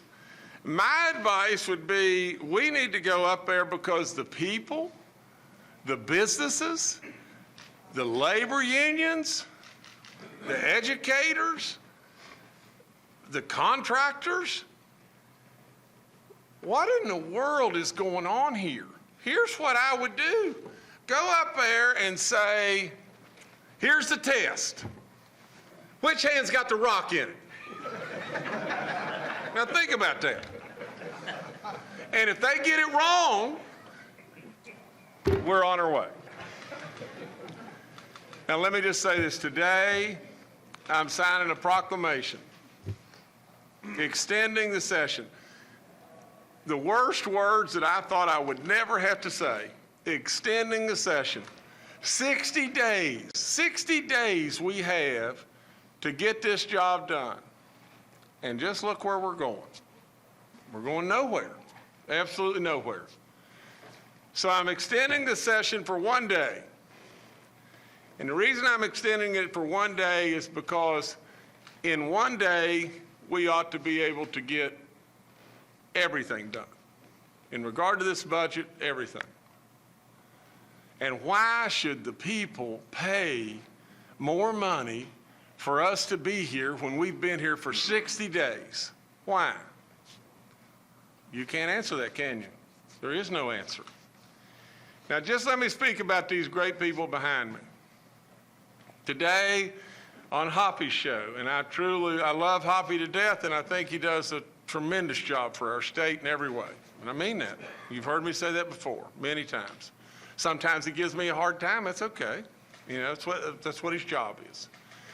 But now, he asked me, he said, and I've heard this come up before, are the Democrats really united? Are the Democrats really there? You think of the level of courage, and I said, they're all there, Hoppy. He said, are you sure? Really? And I said, they're all there, Hoppy. And he said, well, I don't know that the Republicans really believe that. You know, are they really there? And here they are. They're all here. They're all here. And so, and they're all standing for exactly good sense. They're courageous. It takes nerve and it takes courage to violate the awfulest political taboo in the world, and that is raise a tax. It takes phenomenal courage to do that. But it takes more courage to say, I'm going to lay our party aside and I'm going to be West Virginians first. The other side is playing just every kind of goofy game in the history of the world. And these people have stood up, and they've stood up for West Virginia. Our plan is so simple. It's so simple. It's raise the sales tax a half a penny. A half a penny.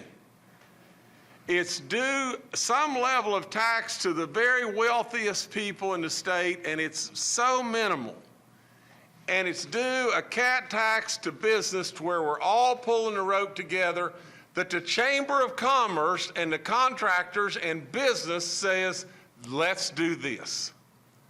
This is what we need to do. And if we do that, these little fellows that are autistic don't get hurt. And the great universities within our state don't get killed. And our teachers get a 2% pay raise. And we don't have to get rid of our dogs. And we don't have to just throw our veterans to the curb. Now that's what that does. And not only does it do that, but it sets us off to a pathway of 48,000 new jobs. 48,000 jobs, and our roads being completed. It is a real plan. It's a real plan versus sitting on a rock and watching us all die. Now it takes real courage. And God knows I thank you. And they have been willing to stand for that plan. Now they have not been willing to stand for pieces of other stuff. But they've been willing to say, we're here to lead, and we're not here to play games. Do you know, even today, they pulled the roads bills out today. And the reason they pulled the roads bills out, to just be perfectly honest, is they were mad because of the medical marijuana situation that was going on. And basically the fact that the speaker, his own people, had somewhat turned on him, something that hadn't happened since 1985. I mean, all this is a game, but it's not a game. Any cut is the real deal because it's got a name attached to the cut. And I'm telling you, at the end of the day, it's not my job to deliver you a mayonnaise sandwich, and it's not my job to deliver you a nothing burger. It's my job to deliver. And that's what they see their job for. So whether you're a Democrat, a Republican, or an independent in this world today, you need to open your eyes and see that it took real courage for them to be standing here as they're standing. And you should give them a pat on the back for that. So God bless you in every way. And the only reason you're here now is because of Hoppy and I. But I appreciate you being here because I knew you were there. I knew you were there. I knew what you stood for. They stand for good sense, a plan, a pathway, hope, getting rid of the drugs, doing the right stuff. So I'm signing this. And very proudly well, no, I'm not. I despise signing this, to tell you the truth. Why in the world do we have to, in any way, extend something we've been here for 60 days? It's ridiculous. It's teetotally ridiculous. But I'll sign it, and we'll go from here, okay? All right. God bless all of you. I'm out of here. Thank y'all.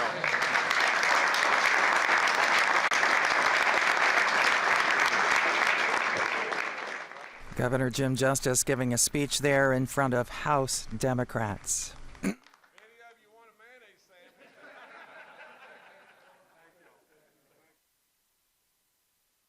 We're going to return now to our recording of the budget debate on the floor of the Senate. It is still ongoing. We're showing it to you in its entirety. So we will resume with the Senate debate on Senate Bill 199, the budget bill. Gambling that we would be able to afford it in the future. Those gambles were made and they were lost. There's many things that we're having to cut that is terrible, but it was luxury items that was added to our budget in years past that probably some more thought should have been put into, and more consideration that money wouldn't be rolling in like it has been.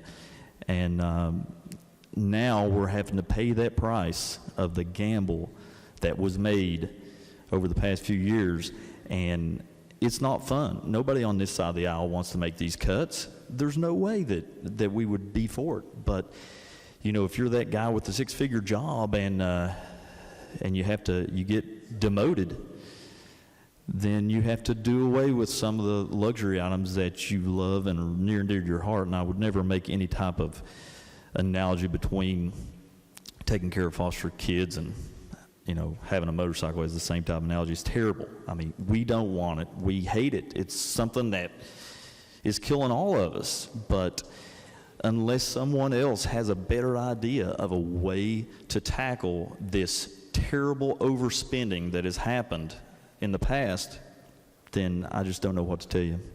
Thank you, Mr. President. The senator from Monongalia County. Thank you, Mr. President, and my apologies for that interruption earlier. Ladies and gentlemen, the chairman of finance had made the comment that it is a numbers game, and I agree, totally agree. It is a numbers game, and we can look to our institutions around the state, and we can pick one or two out, and we can probably compare what's going on to each budget in this budget and previous budgets, and we can see some interesting aspects of it. But I'm going to point out a couple of things here in regards to an institution that's in my backyard. Many of you may have received this document. If you hadn't, I'm going to point it out to you right now.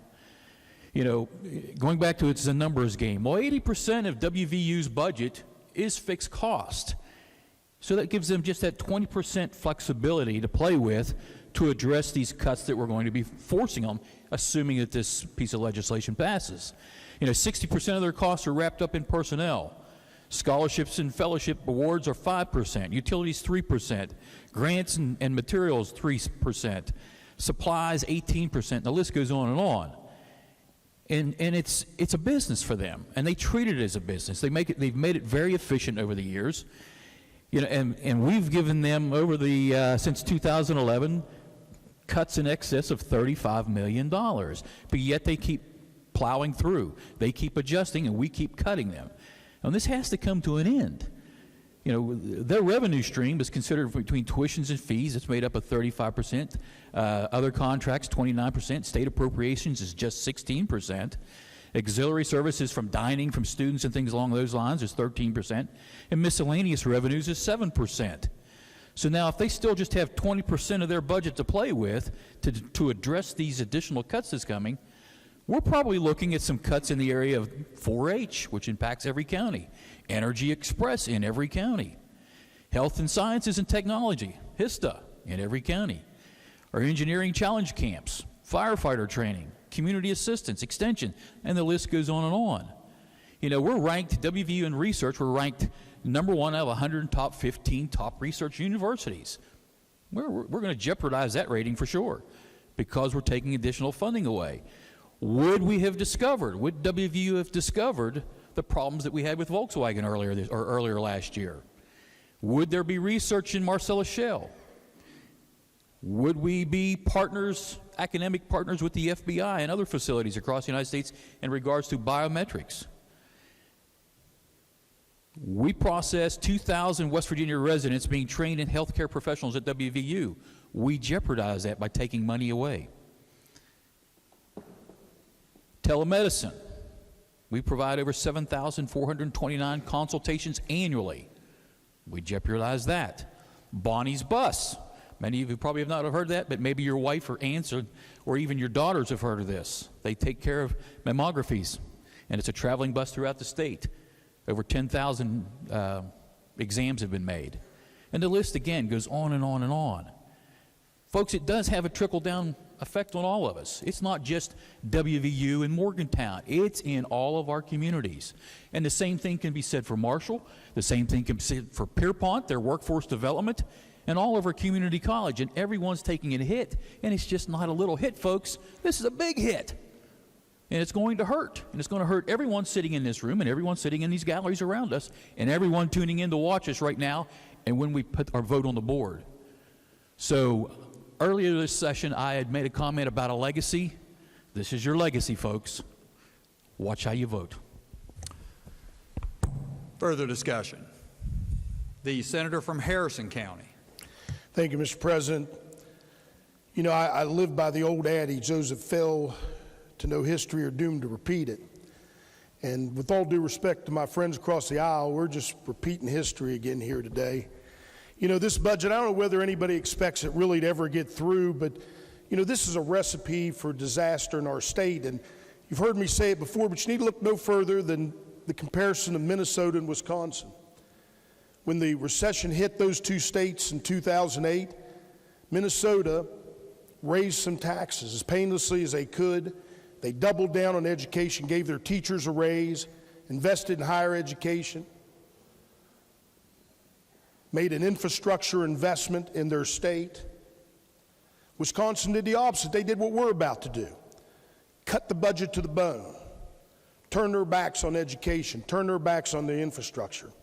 And today, Minnesota beats Wisconsin economic activity, beats Wisconsin in the number of jobs, has lower unemployment, has a GDP $25 billion greater than Wisconsin's, and finds itself in a surplus while Wisconsin finds itself in billions of dollars of debt.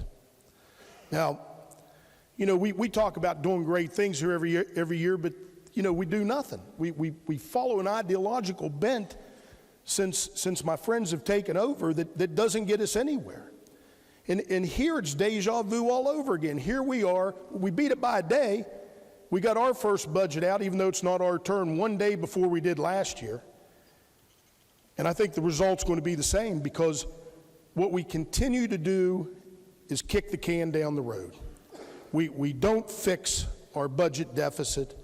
We don't fix it in a way that is going to create demand and economic activity in our state. And you know, to my friend from Mingo, let me just point out where we were in 2014. We had the 17th lowest taxes in the country. We had the third fastest growing economy for the fourth year in a row. We had the 39th lowest number of lawsuits per citizen. We were in the top 15 cheapest states to do business. There had been no income tax increases for decades. We'd gone from 50th to 20th in pension funding. We had reduced taxes on individuals on businesses by $500 million a year. We enjoyed one of the highest credit ratings in the country, and accordingly some of the lowest bond interest rates. And we enjoyed some of the lowest unemployment in the country. Now, I don't blame my friends over there for what happened. We had an energy glut. Severance taxes went down the tubes. We know that. But what we failed to do was step up and face the problem. And every year, by kicking the can down the road, by taking one-time measures to fix it, we've managed to allow a budget deficit to turn into a budget crisis. Now, I'm not going to criticize individual cuts. We know what this budget does. Doesn't do a whole lot of stuff for anybody. Certainly doesn't help the most vulnerable in our state. And what we've got to do, what everybody's got to remember, is if we don't put money in the hands of working people, the working people are going to leave our state. The working people that stay here aren't going to have any money to spend in our state, and demand is going to sag. And when demand sags, nobody creates a job. No rich man's going to create a job unless he can make a profit off of it. And the only way you can make a profit off a job if there's a demand for what's being provided by that job, where somebody has the money to go pay for it and somebody has the money to pay more than what it costs to make it. That's simple economics. I have that background. I know what it is. It's proven again and again that cutting taxes and stopping economic activity does not provide us anything. The $500 million in tax cuts that this body did prior to 2014 didn't bring one private sector job here. You need to create demand. We need to put the money in the hands of the working people. This budget does the opposite. I don't know what the right answer is. Nobody's asked me. Nobody's asked me to participate in what the right answer is. But I can assure you this is not. But you know what? To all my good friends, and I know you guys think you're doing what's right and what's best, but you know what? If this budget gets out, you might just own this budget. The expected veto just might not get overturned. And then we're going to see where this budget takes our state. And I think it's only going to take us in one direction, and that's further down. Thank you, Mr. President. Senator from Morgan County. Thank you, Mr. President. I rise in support of this budget. I appreciate the remarks that have been made by my friends and colleagues here in the body of this House. I've heard a different message from the citizens of this state over the course of the last 2 or 3 years. The message I've heard from the people I represent, the West Virginians whom I have the honor of representing, is live within your means. Don't impose on the citizens of this state a burden of more and more taxes to grow this government that never seems to stop growing. A government for a people, for a state that has had stagnant or reduction in population over the course of many years. And yet the government seems to keep growing and growing in expenditures. Don't. We have a fragile economy. We have the highest rate of non-participation in the labor force in West Virginia of any state in the country. The lowest labor force participation rate. The people whom I represent have said to me, don't stagnate our opportunities for growth and prosperity in this state with the imposition of new taxes just to grow this government. This budget, and it does have cuts, it's cut across the board. There's no question about it. But this budget is what the people want us to do. They want us to live within our means. And despite the hyperbole about this budget, it is a fair budget. It is a compassionate budget. As I look in the budget document, we heard some talk about health and DHHR and Medicaid. I see $11.6 million for personal services in the DHHR, general revenue, state aid, local basic public health services, $12 million, $2 million for the Safe Drinking Water Program, $7.8 million for early intervention, $2.2 million for EMS program support, $321,000 for vaccines for children, $6 million for maternal and child health clinics, $1.4 million for epidemiology support, $4.5 million for primary care support, $2.6 million for health right-free clinics. We keep going in the Medicaid budget, we're going to see some extraordinary numbers. $62 million in the behavioral health program. $101 million for institutional facilities and operations. $4.8 million for substance abuse continuum of care. Our Medicaid program is extraordinarily large.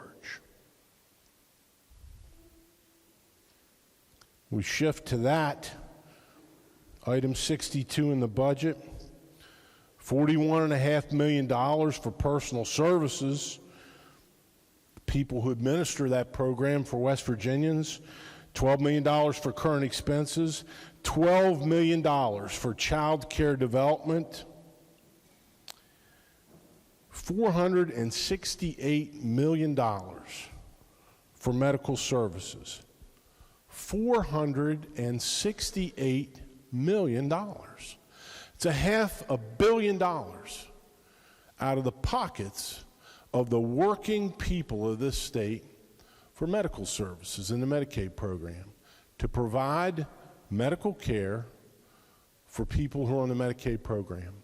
And that money will be matched on a 2.7 to 1 basis with federal dollars. Social services, $137 million. These are extraordinary numbers. This budget, cut as it is, provides enormous compassion and relief for the citizens of this state and help. We've heard about the IDD waiver program, and it is cut. It's cut from $88 million to $85 million. Now that money is matched. There's a federal match for that. That program, the IDD waiver program, which serves between 4,000 and 5,000 people, all it serves, we're funding at $85 million, drawing federal dollars. That total program is over $300 million. Are we to believe that the sky falls, the sky absolutely falls, when we cut the budget by 3.5%? Is that what we're to believe? Say it's not so. Say it is not so. And the people of this state will not fall for that rhetoric, that false, alarming, hyperbolic rhetoric. The people know. And this budget reflects what they expect of us. We send you to Charleston not to keep raising our taxes on a fragile economic circumstance in this state, but to live within your means. Now, I get it. There is an advocate for every dollar that's spent in this budget. You can't find a dollar that this general revenue budget of $4 billion, $4.1 billion, or as the finance chair said, the total budget of 13 some odd billion dollars, you can't find $1 in it that doesn't have somebody who believes that's the most important dollar the state of West Virginia raises and spends. There's somebody with that view toward every expenditure within this budget. But we have a higher responsibility, because the people who work in this state, the people who pay the taxes, make all this possible. The $85 million in the IDD waiver program, the $500 million in the medical services line, the over $1 billion that we provide to public education, the hundreds of millions of dollars that we provide in higher education. There are people out there, our constituents, working every day, sometimes 2 jobs, to make the money on which we extract the taxes for all of this expenditure. And it would be nice. Many of these programs, sure, we can all agree, it would be lovely to be able to afford more than we have. But as the finance chair said when he started, we are constrained by the revenues we have. We are not the United States government. We cannot just print money and sell bonds to the Chinese. We have to live within our means. Our Constitution requires that we balance a budget, that we pass a balanced budget. And that's what this budget is. And I would submit to you, to the members of this House and to the citizens of this state, that although there is some pain in it, I'm not going to lose all my credibility by saying this is painless. There is pain in it. But the pain is spread across all corners, all the expenditures, all accounts, all departments, all agencies. And I commend the finance chair and the others who've worked on this assiduously to make it fair, to make sure that the important programs are funded at very extraordinary levels. In my opinion, this is not kicking the can down the road. This is bringing our expenditures into line with the revenues we have. My friend from Harrison said it's kicking the can down the road. No, we've watched that. We saw Governor Tomlin and previous legislatures do it. We did it. We did it, reaching for the rainy day fund. This does not do it. This doesn't take a dollar from the rainy day fund, does it? It does not. So we are not kicking the can down the road. We are bringing together the gap, the structural gap that we have between the revenues that the taxpayers send us and the expenditures we can make. We're bringing that gap together in this document, and we're doing it in a way that's never been done before. We're not stealing from the rainy day fund to do it. We're not going to the taxpayers and gouging them for more money so we can spend more money. We're bringing the expenditures in line under the revenues we have. And it does hurt. It hurts. But it is necessary. It is necessary. We have to be responsible. If we won't, who will be? We must stand up and live within our means. The working people of this state, the people who toil to pay the taxes, expect us to do no less. I urge passage of this budget, and if the governor will sign it, I think it'll be a fair budget and a good day for the state of West Virginia. Thank you, Mr. President.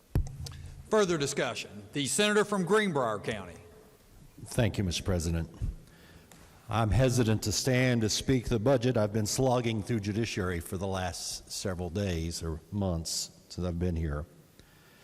I do appreciate what the good senator from Morgan said. We need to live within our means. I'm in my 7th year here in the legislature, and I can tell you in these 7 years, we've probably cut $400 to $600 million in taxes. We've cut those taxes. Some of them may have been good, some of them may have been bad, but we cut them. And we are paying the price. The numbers are what they are. We see those numbers that we were given today, and I'm not sure who prepared that budget from hearing our minority leader speak, but we see those numbers. We do need to live within our means. But even today, even as we come to this point at this time, we fail to live within our means. I've counted down through the budget. I have stood on the floor several times this session and said, we are passing legislation that is driving cost up. We've cut, unless I'm missing it somewhere, we've cut almost $5 million out of corrections. Yet we continue to drive up sentencing. We continue to drive up incarceration. We continue to drive up expenses. When we live within our means, we're responsible in those areas too. There are many, many other areas we've been able to try to do our pet projects. If I were to go through and look at what cut out of my area, and I, like the senator from Logan, it's one of the first things I do very selfishly. What have I lost where I live? And I've lost a lot where I live. I'll get by with those things. I'll go back and talk about those. But when we are purposely, it appears to me, purposely is the wrong word, when we're blindly making decisions that will affect the future, and I mean in the next year, the 2 years, then we're making a big mistake with the budget we're passing today. I'm not on finance. Mr. President, I asked to be on finance, and you didn't put me there, and that's fine. The Judiciary Chair would have liked to have gotten rid of me, but that's the way it is. I asked to be on finance, but to me, the budget process is a visionary process. It's a process of saying, where are we today? What do we have to spend? Where do we want to be tomorrow as a state and as a people? I run a small business, and in our business, we look at the money we have, and we look at the money we want to spend, we look at what we want to do. We try to envision what we need to become. This budget may reflect where we have been.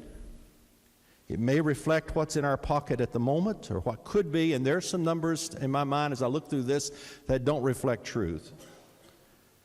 But it has nothing to do with where we might be. And I think as a state, we're much better than just producing where we've been. We need to look at where we may be. I encourage us to, again, I don't encourage adoption of this budget because I don't think this is a true statement of what we're about. I think we need to look very carefully at these numbers. Look very carefully at what we have done and what will affect us next year and the next year and the next year. And then we can say maybe we're living within our means when we reflect on those and answer those and deal with those in this budget today. The senator from the 6th, senior senator from the 6th, talked about basically a Cadillac salary. And we've had a Cadillac salary.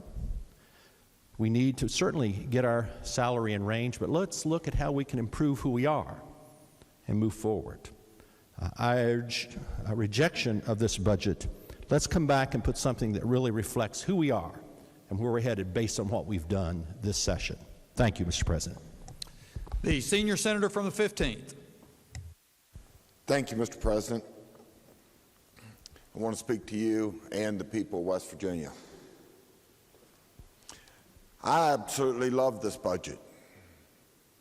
I think it's the best budget that we've seen here the whole time I've been in politics since 2003, and all but 4 of those years I've sat on finance. I've witnessed over and over, year in, year out, where we have agencies come in and give us their wish list, year in and year out. I love this budget from the standpoint is that, yes, there are cuts in it. But what it will do is force these agencies to come back to us to help them downsize and right-size our government for the working people. It's tough to follow the delegate from Morgan because he's so articulate in his message and he never misses things. And part of what I was going to say was just that. But it's about the working people, the people that pay the taxes. We in this chamber have all been part of the budget process with the votes that we've made on the various issues this year. It's normal. The only thing that's not normal about this is that we're trying to get the budget done earlier this year than other years. I can remember when I was in the House of Delegates, the budget took a whole week to do after the session was complete. And the odd part about it is that most of the time we'd pass it out on Sunday, and that just happened to be after the boys' basketball tournament. We're not following tradition nowadays, are we? And I want the people to know we're not following tradition. The tradition may be that the House takes up the budget this year and the Senate does the next. I say the heck with tradition. We're here to get the job done. There's nothing in the rules about that.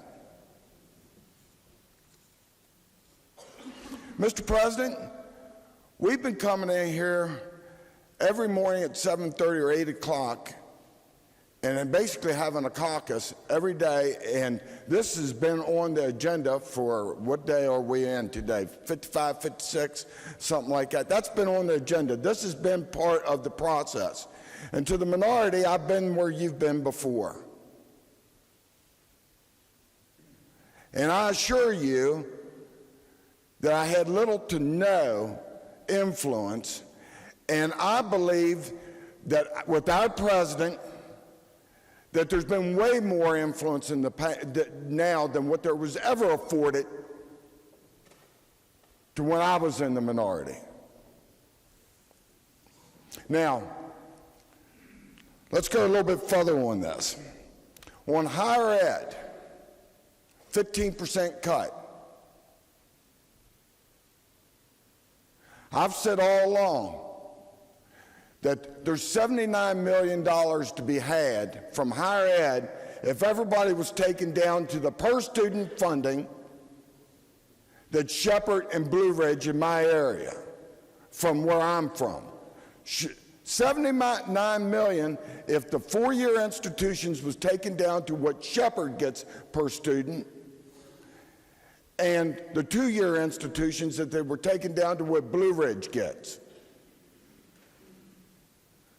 $79 million in savings. How is it that Shepherd and Blue Ridge can survive on $900 a year on Blue Ridge, and I think it's $3,100, but yet I'm going to just use Marshall as an example. They get $3,900 per student, and WVU gets $3,400 and some odd dollars. I don't have the exact numbers in front of me, but I do know what the savings would be, and I also know that we've put forth measures this year, or attempted to be able to save money, to encourage them to come to us.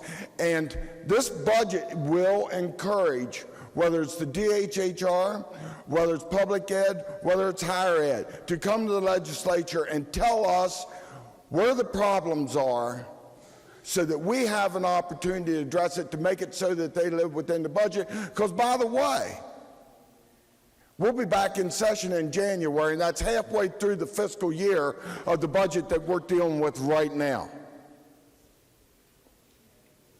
There will be opportunity. I'm counting on it. To the people in West Virginia, again, don't take this as that we don't like each other in here either, because that's anything but the truth. This is theater. Political theater that's dealing with the budget. Every one of us pretty much knows where we're going to be voting at on this budget. And I have the utmost respect for every member in this chamber. But this is a process no different from sitting at home back when in 2010, when I had a budget crisis in my home, and there was a lot of discussion that was going on how to get out of it, and there was just arguments and things going back and forth. And that's exactly what I want the people of West Virginia to understand, that we're all here working for them, but we all have different ideas. But it is the revenue stream that's coming in that we have to live within. And Mr. President, and to the people, we are honoring our governor's campaign pledge with this budget. Maybe nobody else is, but we are. I want to go back for just a second here and talk about the DHHR for just a second. And I want the people to understand that are watching any of this. See this dollar bill? The 3.68% does not even represent, reduction-wise, the border on this dollar bill.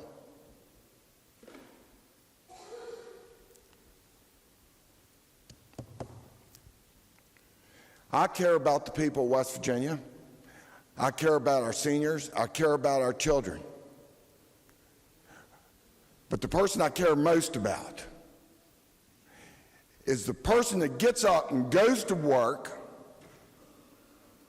raises his family, pays his taxes, and tries to make West Virginia the best state it possibly can be. And that's who I'm here representing. And when I say I support this budget, I think it's the best budget that I've ever seen, because it brings with it the creativity to allow us, this body, to move forward in time in right-sizing our government in a way that it is most responsive to the people of West Virginia. They deserve that. Without them, and again, it was mentioned earlier, the lowest workforce participation rate. We've got to grow that. We need people going back to work. We need to be giving them those opportunities. And when we give them those opportunities, our tax base grows, then maybe we can have and do some of the things that we've tried to do in the past. But we can't do that right now. We have to contract our government. It's essential that we do that for the people that are going to work and that are taking care of their family and that are paying their taxes. And I'll close by, again, talking to the people. Thank you. Thank you very much for believing in all of us in here and what we do for you, because that's what we're trying to do. We're trying to make West Virginia the most successful state that it can possibly be and live up to her potential. And this budget takes us there, Mr. President. Thank you very much. Further discussion. The senator from Upshur County. Thank you, Mr. President. I want to rise in support of this budget. I don't think there's any question that times are a little tough in West Virginia when it comes to this issue of the budget, and a lot of it has to do, and some folks have even mentioned the loss in severance tax revenue thanks to the collapse of our coal industry and so on. But I'll tell you why I support this budget, and it's been mentioned, and I'm not going to mention it again. This spends what we have. It's a responsible budget. It's a kind of budget that I think the people of West Virginia sent us down here to support. Nobody came to me whenever I was running and said, go down there and raise my taxes. One of the things I'd like to point out is that there's a lot of talk about the pain in this budget, and I wouldn't argue that there's no pain in this budget, but what is always left out is the alternative. Because if we don't pass a budget that's balanced like this, it means raising taxes. And everybody wants to forget all about the folks that have to pay those taxes.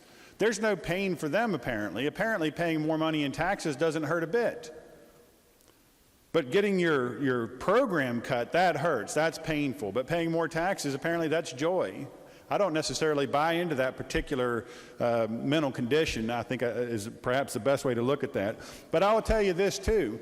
We've heard from this governor about this tax we can raise and that tax we can raise and every tax we can raise. We had an opportunity in here the other day to raise some of the taxes that the governor's been out there talking about. I don't recall that anybody was particularly willing to raise those taxes. In fact, they ran from them as fast as they could run from them. Now, I don't think this budget, I agree with the finance chair when he said that this is probably not the end of this process. I don't necessarily think this budget is where we're going to wind up, but it is a very responsible place to start because this is how much money we have. If we have to have any kind of a revenue measure, or if we have to go to the rainy day fund because there are some places in this budget that we all may agree at some later date simply can't stay at the spot that they're at, I expect that's a very likely possibility. And I expect that the governor is going to want to have his say on this budget as we move through the process. The House is going to want to have their say on this budget as we move through the process. But as a place to start, this is the perfect place to start. This is what we have to spend. And I urge adoption of this. I urge support for this budget. Let's get through this process. Let's do it responsibly. Let's do what the people in West Virginia sent us down here to do. And that is look after their business without putting them out of business. Further discussion. The senior senator from the 17th. Thank you, Mr. President. I've heard many people say that their constituents sent them here to put no more burden on them. And to suggest that this is what this budget does is just a joke. This budget relies on $80 million in property tax increases. So to suggest that we're not putting any more burden on people with this budget is ridiculous. And to suggest that someone who loses their Medicaid coverage or loses their services under IDD waiver program is not burdened is false. Or to suggest that someone who's working hard to send their kid to Marshall or WVU or Glenville State who gets a 10% increase in their tuition bill and that's not going to burden them is just not true. This budget, I mean, I know it's difficult. This is a difficult budget to put together, but to suggest that this budget is not going to impose any additional burdens on our constituents is just putting our head in the sand. It's not true. I don't think we're being honest with our constituents. This budget's going to be very painful for a lot of people. And to say we're drawing our line in the sand, we're not spending any more money than we have, That's not true either with the property taxes that this bill is relying on being increased. So to everyone out there who's watching, yes, this budget is going to burden you. It's going to burden you in many different ways. I urge rejection of the budget.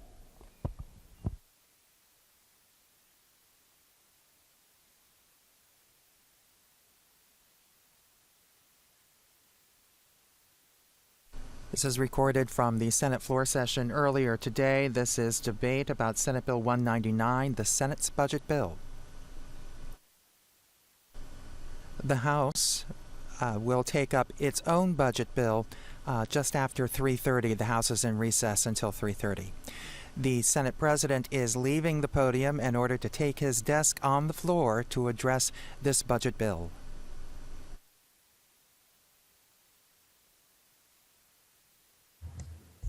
Senator from Jackson. Thank you, Mr. President. Ladies and gentlemen, this budget represents a choice. It's not an easy choice, but I believe it's the right choice. It's been said by the senator from Morgan, we live within our means. Nobody likes to do that. All of us want to live beyond our means. And as the senator, my good friend, senior senator from the 17th suggested, this budget does impose some burdens. Either way we do it, right? Whether we raise taxes or try to live within our means. We could make the argument that we could spend more. We could continue to spend more and it would alleviate the pain and suffering of more people. Where do we stop as a society? We have to control the spending. And we tried to do this in the most compassionate, responsible, reasonable manner possible. I just want to take a moment to contextualize the reductions in expenditures from what we had last year. 3.68% across DHHR. That's all. That's a lot. I get it. But it's 3.68%. We're still spending over 97% of what we spent last year in an era in which the economy of West Virginia has been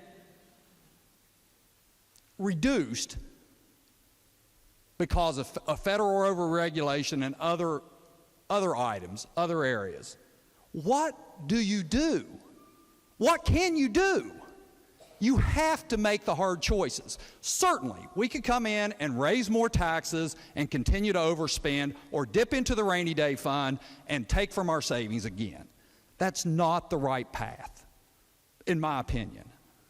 I believe to live within our means is a principle that we talk about. We haven't done things like this in the past. You're right.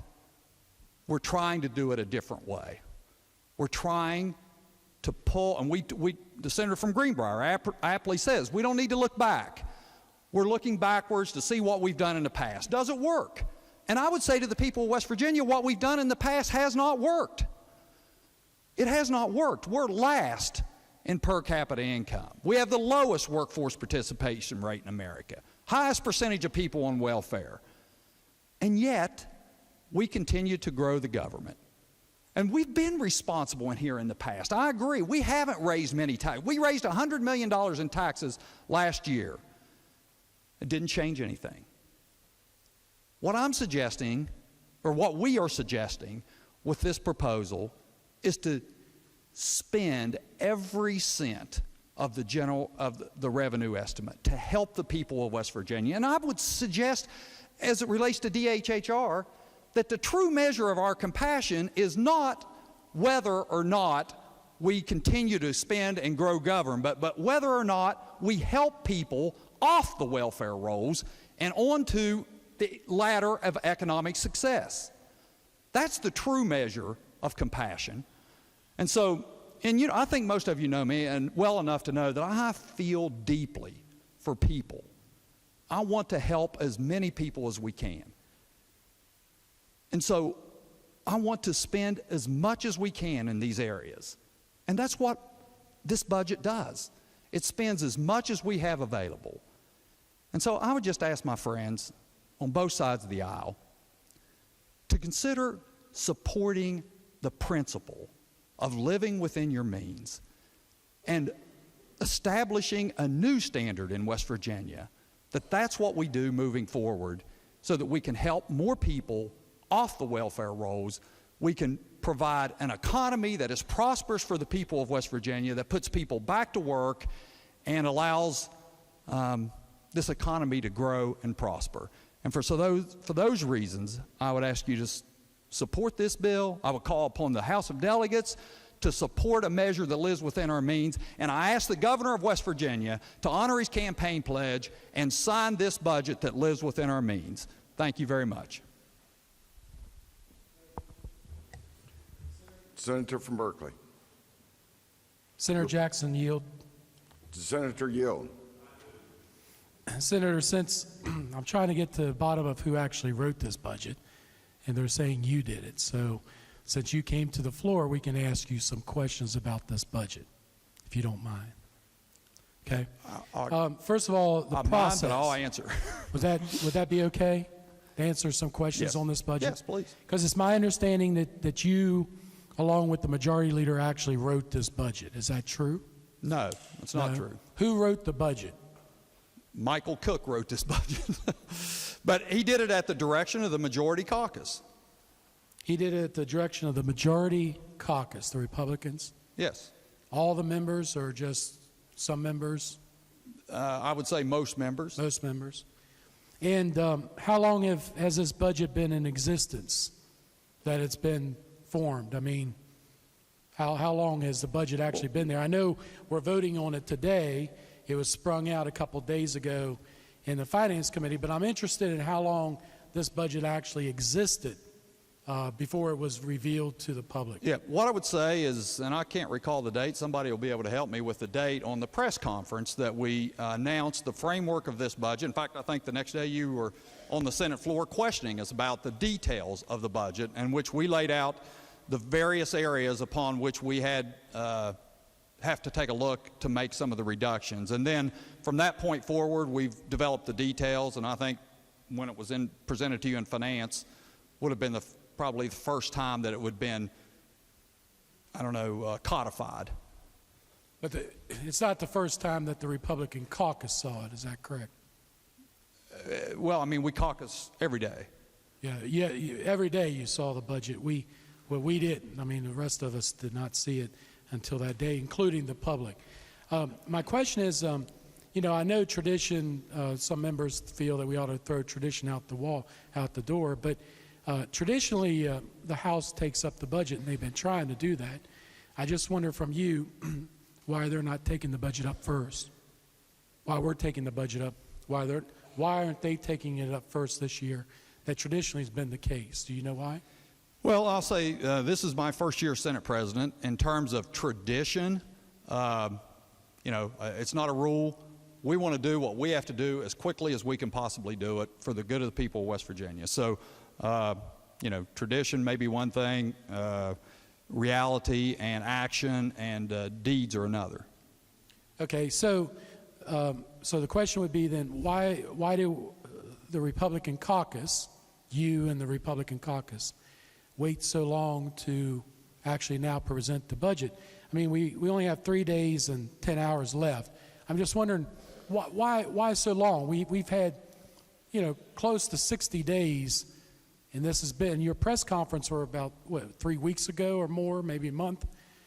Just wondering why you all waited so long to actually bring this budget down here for discussion. Well, there's a lot of bills that affect the budget, obviously, and there's a lot of discussions that coincide with the budget, and this is, frankly, I believe, faster than when you were majority leader that it was accomplished. Well, I'm not sure about that, because about this time we would have already passed the budget, and we would probably been close. Did you ever pass one before the 55th day? I don't remember, but the budget was out in public quite a bit, and there were a lot more discussions other than the caucus, other than backroom deals being made with caucus members. That I've never heard that done. But you would concede all that- my years, I know it's been out in the public. But you would concede that you had never, as majority leader, passed a budget prior to this time. I'm not sure the date. I mean, usually about this week we do. We can look it up. But the budget was presented way before and worked on before a couple days, like you all presented it on this. I guess the question on this is, and I'm sure you, as you and the caucus put this together, you understand the ramifications of many of these cuts that you're making, particularly on the $47.7 million to DHHR. Do you understand how much federal dollars that we are not going to be bringing in the state of West Virginia? I'll take a little leeway to answer the question. Yes, we understand the less than 4% reduction and how it impacts the federal matching grants. We also likewise understand the 96% expenditures and how it affects the federal grant programs. And so in total, we're less than 4% reduction. Well, that's actually the $47.7 million. The analysis just got back from DHHR, and it says the $47.7 million in the state actually is going to cause a reduction in $187.6 million in federal dollars, which is actually $235.3 million in the area that goes into all kinds of things like foster care and so forth. So you all are well aware of that. That's the actual cut that's being made is $235.3 million in DHHR. Is we that are right? Okay. And then I notice on, since you, and I just want to make sure I'm clear on this, I see a lot of cuts going on in the development office, Workforce West Virginia. We talked about putting people back to work, but we're cutting there. We're also cutting quite a bit in higher education. And the senator from, the senior senator from the 15th talks about, well, maybe this will bring them to the table or to their knees to come back and talk about that. But before I get to the colleges, I want to back up just for a second to the school aid formula. Of course, I know your caucus realized that you're cutting about $102 million from our school aid formula. I mean, you're aware of that. And since 2013, actually, that's a total of $177 million from our school aid formula. But you all knew that going into this in 2013, cutting from 2013 to now, we're cutting school aid formula by $177 million. You knew that, right? You knew that what we were doing? Yeah. Okay. So also, it's been well articulated, many of the cuts. Everything articulated here, you fully realize what you're doing with your budget. And higher education is being cut. My question is, I didn't know if you knew this, but recently the Winchester Star in my area actually had an article on March 28th of 2017. And it was big headlines. And I don't know if you knew this. It says, Governor announces Amazon's e-commerce facility and 1,000 new jobs in Frederick, Virginia, which is Winchester right across the border. And I don't know if you knew this, but I just want to ask you if you did. The Amazon's Vice President of North American Operations said the reason why we have located in Virginia, not the Eastern Panhandle, because they were looking where Berkeley County is, was that, incredible customers, but then an outstanding workforce in the state. Outstanding workforce. Were you aware of that article of the 1,000 jobs that we lost in the Eastern Panhandle? No, frankly, I wasn't aware of that one, but what I am aware of is that there are too many of those type announcements that aren't locating in West Virginia, right. and that's what we're trying to see. So you're fixed. exactly right. You're right, and it's hurt our people quite a bit. So we're cutting workforce when this says this is why they went to Virginia, and we're cutting our K through 12 by that outrageous number, our school aid formula. And then we're cutting all of our institutions, including Shepherd and Blue Ridge. And you knew this, Mr. President, that Blue Ridge actually was one of the reasons why Procter & Gamble actually located to the Eastern Panhandle for training. You realize that, right? Right. Okay, so we're cutting them about $1 million, Blue Ridge, on this and in this training. My point is this, and I don't know if you knew of this, but I wanted to make it aware for you of a letter that was actually addressed, and this is from West Virginia University, from the president of West Virginia University. And I want to read this because this goes to why we lost 1,000 jobs. One of the reasons why we lost 1,000 jobs in the Eastern Panhandle. It says, it doesn't go directly to it, but indirectly. Dear friends of West Virginia University, yesterday the Finance Committee of West Virginia Senate distributed a budget bill that reduces the appropriations to West Virginia University by 15%. In addition, the proposed budget bill makes reductions to other programs, such as the Cardiac Project, and supports efforts conducted by West Virginia universities. West Virginia University is the economic engine of our state. Our leaders should be investing in higher education to ensure a prosperous future for all 1.8 million West Virginians. Our university has already lost nearly $29 million in base reductions compared to 2011. You knew that. You knew that. This additional reduction will be devastating to West Virginia University and all other four-year institutions in the state.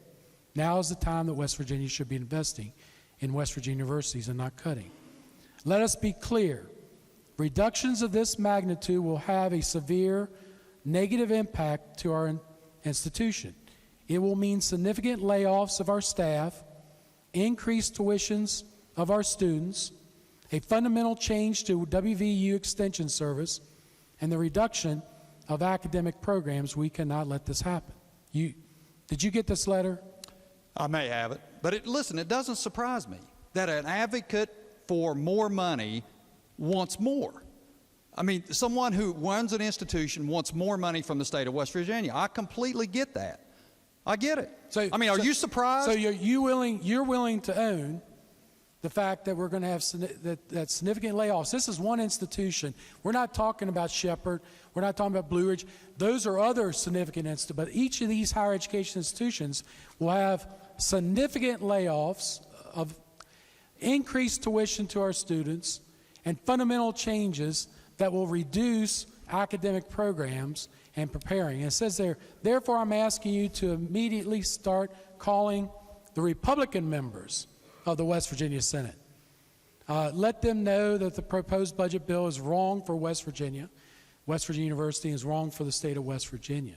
So I guess I want you to, know what this budget will do, right? Senator, if I may, you can read every letter that every person that was affected by 3% or a 4% reduction in this budget can write. It doesn't change the revenue estimate.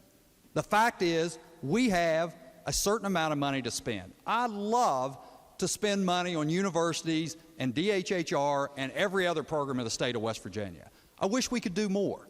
But for too long, we have spent more than we have. And so, do you advocate a particular tax that you want to impose so that we can spend more money?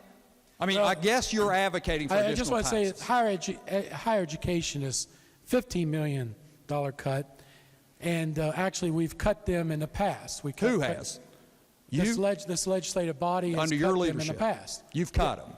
We've cut higher education in the past. You. Well, me personally. I mean, you. I don't have But that you voted for those cuts, right? Absolutely, in budgets. All right. Budgets that have happened.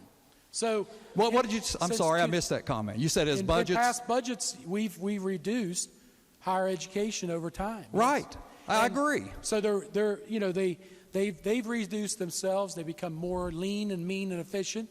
And yes, they do. I absolutely adopt that premise. premise. Another 15%, right? We're cutting another 15% of these folks. Yeah, it's fallen to us during these budget times to make this cut, as it did to you in difficult budget times to make those same cuts. Mr. President, you know this in the sense that, you have to invest to make money. If you take your money and you stick it under your mattress, you're not going to get any interest in it. You're not going to make any money. Each time you take underneath that mattress and you start spending it, you're going to run out. And if we don't start investing in the people of West Virginia, This is why we're in the situation we're in.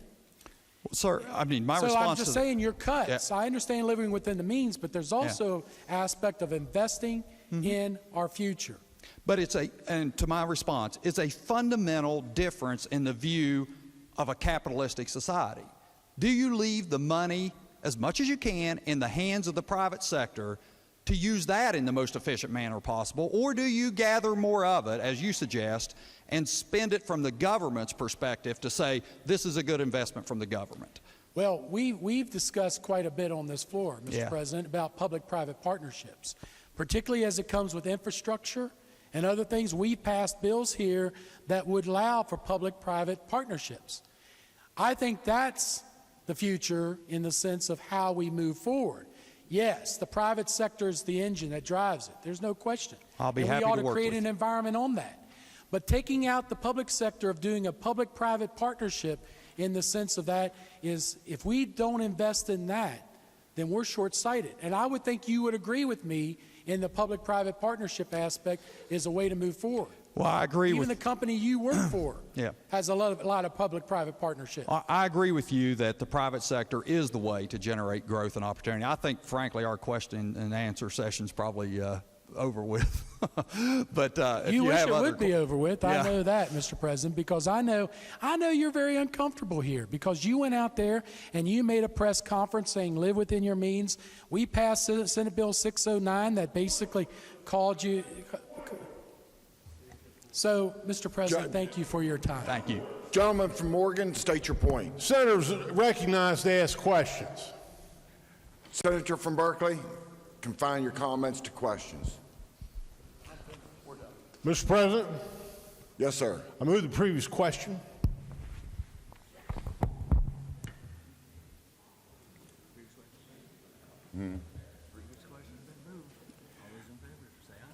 The previous question has been moved. All those in favor say aye. Aye. All those opposed, no. In the opinion of the chair, the ayes have it, and the previous question is.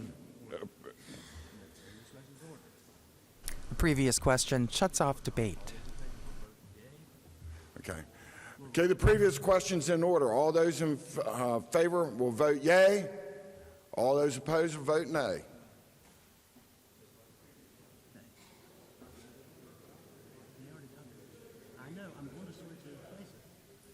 Do it. Clerk will prepare the machine.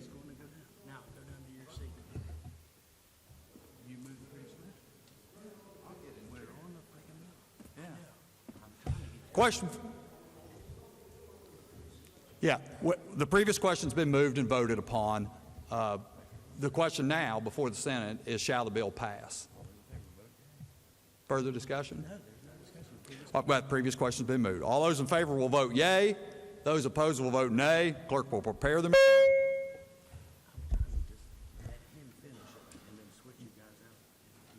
All right.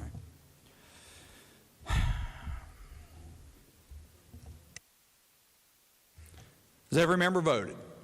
Has every member voted? So the clerk will close the machine and ascertain the results. On this question, there being 20 yeas, 14 nays, 0 absent and not voting, more than a majority of those present and voting having voted in the affirmative, I declare the bill passed. Senator from Ohio. Thank you, Mr. President. I move the bill be made effective from passage. And with that, the Senate passes its own budget bill 20-14. We are waiting for the House to convene from a recess. At that time, it will take up its budget bill, House Bill 2018. But for now, we're just going to take you back live to the Senate. They are working on third reading bills. Here's the Senate. For all non-workers comp claims, and it says the association's not obligated to pay a claimant in an amount in excess of the obligation of the insolvent insurer, and it also specifies a $10,000 cap per policy for covered claim for return of unearned premiums. Section 10 contains amendments that make sure that it's clear the insurance commissioner has 3 business days to notice the association of the existence of an insolvent insurer. This is all related to insurers that become insolvent, can't pay all the claims that are assessed against them. There's a requirement in Section 12 for the exhaustion of other coverage. There's language in Section 13 designed to address the prevention of insolvencies. Section 14 requires an annual financial report. The date for that is moved from March 30th to April 30th in Section 14. Mr. President, I'd be happy to try to answer any more detailed questions. Otherwise, urge passage of the bill. Further discussion? Not. The question before the Senate is, shall the bill pass? All those in favor will vote yea. Those opposed will vote nay. The clerk will prepare the machine.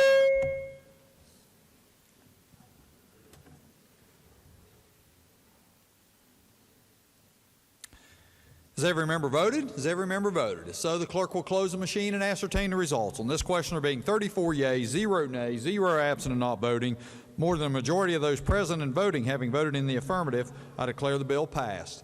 Clerk will please communicate the action of the Senate to the House. Engrossed Committee Substitute for House Bill 2726, authorizing home incarceration officers to arrest participants for violating the terms and conditions of his or her supervision with or without a court order. Third reading of the bill. Question before the Senate is, shall the bill pass? The Senator from Morgan. Thank you, Mr. President. The short title for this bill almost says it all. Committee Substitute for House Bill 2726 removes the requirement that a home incarceration officer obtain an order or warrant before arresting someone who's under his or her supervision. They're allowed, if this bill passes, to make warrantless arrests when appropriate. Be happy to try to answer questions. Otherwise, urge the bill's passage. Further discussion? Not. The question before the Senate is, shall the bill pass? All those in favor will vote yea. Those opposed will vote nay. The clerk will prepare the machine.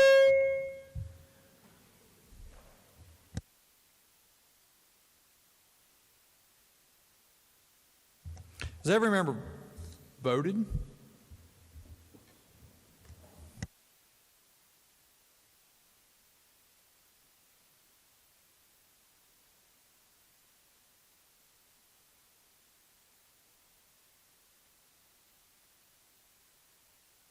Has every member voted? If so, the clerk will close the machine and ascertain the results. On this question, there being 33 yeas, 0 nays, 1 absent and not voting, more than a majority of those present and voting having voted in the affirmative, I declare the bill passed. Clerk will communicate the action of the Senate to the House.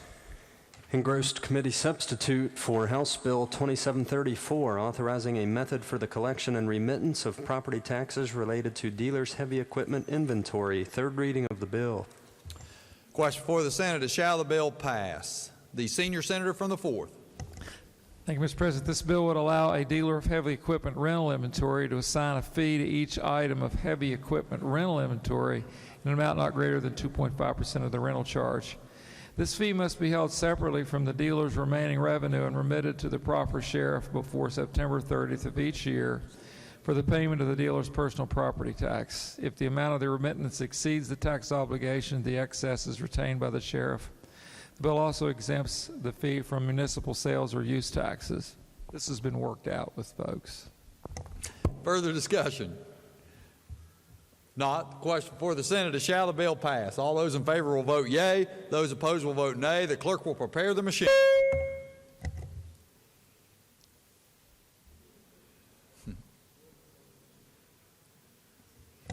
Has every member voted? Has every member voted? If so, the clerk will close the machine and ascertain the results. On this question, there being 34 yeas, 0 nays, 0 absent and not voting, more than a majority of those present and voting having voted in the affirmative, I declare the bill passed. Clerk has a title amendment. Senator Hall moved to amend the title of the bill. Question for the Senate is adoption of the title amendment. All those in favor will say aye. Those opposed, no. The ayes appear to have it. The ayes do have it. I declare the title amendment adopted. Clerk will please communicate the action of the Senate to the House. Engrossed Committee Substitute for House Bill 2767, authorizing the Secretary of State to transmit electronic versions of undeliverable mail to the circuit clerks. Third reading of the bill. Question for the Senate is, shall the bill pass? The senior senator from the 15th.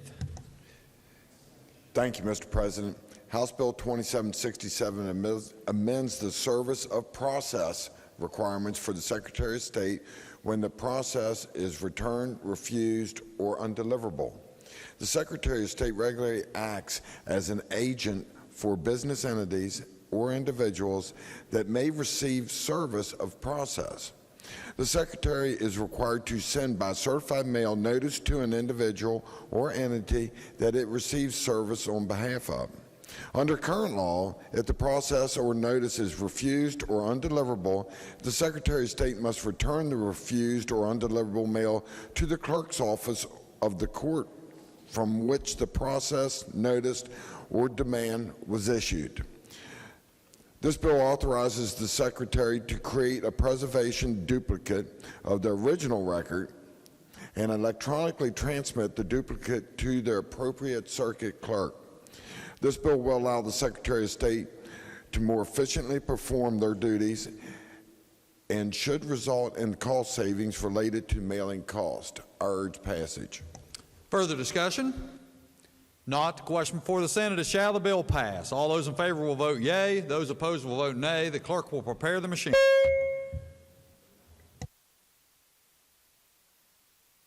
Has every member voted? Has every member voted? So the clerk will close the machine and ascertain the results. On this question, there being 34 yeas, 0 nays, 0 absent and not voting, more than the majority of those present and voting. Having voted in the affirmative, I declare the bill passed. The clerk has a title amendment. Committee on Government Organization move to amend the title of the bill. Question for the Senate is adoption of the title amendment. All those in favor will say aye. Those opposed, no. The ayes appear to have it. The ayes do have it. I declare the title amendment adopted. Clerk will please communicate the action of the Senate to the House. Engrossed committee substitute for House Bill 2898, authorizing the Joint Committee on Government and Finance to request and obtain criminal background checks of employees of the Legislature. Third reading of the bill. Question for the Senate is, shall the bill pass? The senator from Morgan County. Thank you, Mr. President. Committee substitute for House Bill 2898 would amend the code by inserting in it one new section of code. It goes in Article 3 of Chapter 4. Chapter 4 is the Legislature. Article 3 is the Joint Committee on Government and Finance. And this new language, this new section would be designated Section 6. And it authorizes the Joint Committee to create and implement a background check program to facilitate the processing and analysis, criminal history of applicants for employment to the Legislature. And so presumably this is going to give background check access information to the CIB, Criminal Identification Bureau of the West Virginia State Police, and the U.S. FBI for National Criminal History Records check, and that the results then be made available to the Director of Division of Protective Services, and the Division of Protective Services can give advice to the President of the Senate, Speaker of the House, or the Joint Committee, depending on the appropriate hiring authority for the position sought. This is designed to just beef up the Legislature's ability to do background checks on people whom we interview or who apply for work or jobs here. Be happy to try to answer questions. Otherwise, urge passage of the bill. The question for the Senate, shall the bill pass? The senior senator from the 16th. Thank you, Mr. President. Would the senator from Morgan yield? Senator yields? Certainly. Does this also include legislators as far as a background check? Senators and delegates? It says it says employment by the Legislature. So I am assuming that it is not going to be used to do background checks on legislators, but I suppose it could be amended for that purpose. Yeah, have you all discussed that as far as including legislators and make it public? You know what? To the public as far as background check? I would love to, have that full disclosure. We all should have background checks, right? Well, it didn't come up during the debate in committee. I would say this, that I think people who serve in the legislature undergo something of a background check in that they have to be elected by the people who send us here. So Well, I just figured, we're going to do it for all all staff and everything, that we ought to be included in that. So it's a shame that your committee didn't discuss that, but thank you, Mr. President. In further response to that question, I would say, Mr. President, we had this bill here on second reading yesterday, and it would have been in order for any member, including the senator from the 16th, to offer an amendment to change the bill, to add that. And so, if it's something that the senator from the 16th would like to see in the bill, then in my opinion, it would have been incumbent upon him to write and offer an amendment for that purpose. The senator may proceed with the question. I still have a question for that then. Would you have supported the amendment and voted for it? No, I would not, because I think it was, I think it would be, and what would be the point of it? In other words, does the senator from 16th want to overrule the judgment of the voters of some Senate district? Is that, No, sir. Is that the point of it? I want to give the voters more information. If you're asking me the question, I'd like to give them the information about some of our background checks. But I say that because do I have the floor, Mr. President? Am I answering questions, or? Yeah, go ahead. You asked me a question, so my I answer to the question is, if you think it's information that the voters should have, then it belongs in the Chapter 3 in the campaign and election sections of the code, not the legislature's employment and operations. I would suggest that to do it after a person's been elected to the Senate or the House of Delegates is perhaps too late, if that is the true purpose of what the senator is suggesting. So, Senator, you just answered the question of why I didn't offer up the amendment. You said that this wouldn't even be the area where I would offer up the amendment. You sat there, if the said senior senator from 16th would offer the amendment, he should have done it, but you just answered saying it wouldn't be pertinent to this particular section. Is that not what We I are heard on you questions say? as to passage of the bill, so let's confine. No, I'm asking him about pertaining to members having background check and all legislative staff, which would include us. No, in my opinion, it does not include us. That was the original question. It includes people who are employed by the legislature in the course of determining an applicant's eligibility for employment with the legislature. Thank you. Mr. President, that's why I didn't offer up the amendment, because, whenever the senator from Morgan stands and he's against it, it doesn't happen. So what use is it to offer up an amendment? Clearly, he's not for that, so that's why I didn't offer the amendment. Thank you, Mr. President. Question for the Senate is the senator from Tucker. Thank you, Mr. President. I stand in support of this bill. I think it's a good bill. And in regards to the gentleman from Berkeley, I can guarantee you we go through a background check every election, because I'll guarantee you every super PAC or every press in our district finds out every what you had for supper when you was in the 6th grade.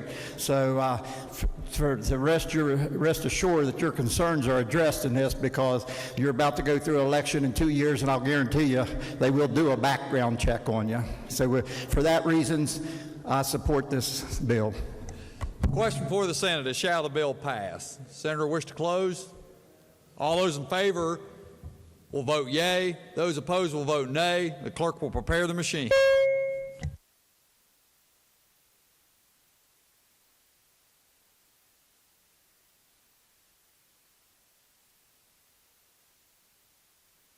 Has every member voted? Has every member voted? If so, the clerk will close the machine and ascertain the results. On this question, there being 34 yeas, 0 nays, 0 absent and not voting, more than the majority of those present and voting having voted in the affirmative, I declare the bill passed.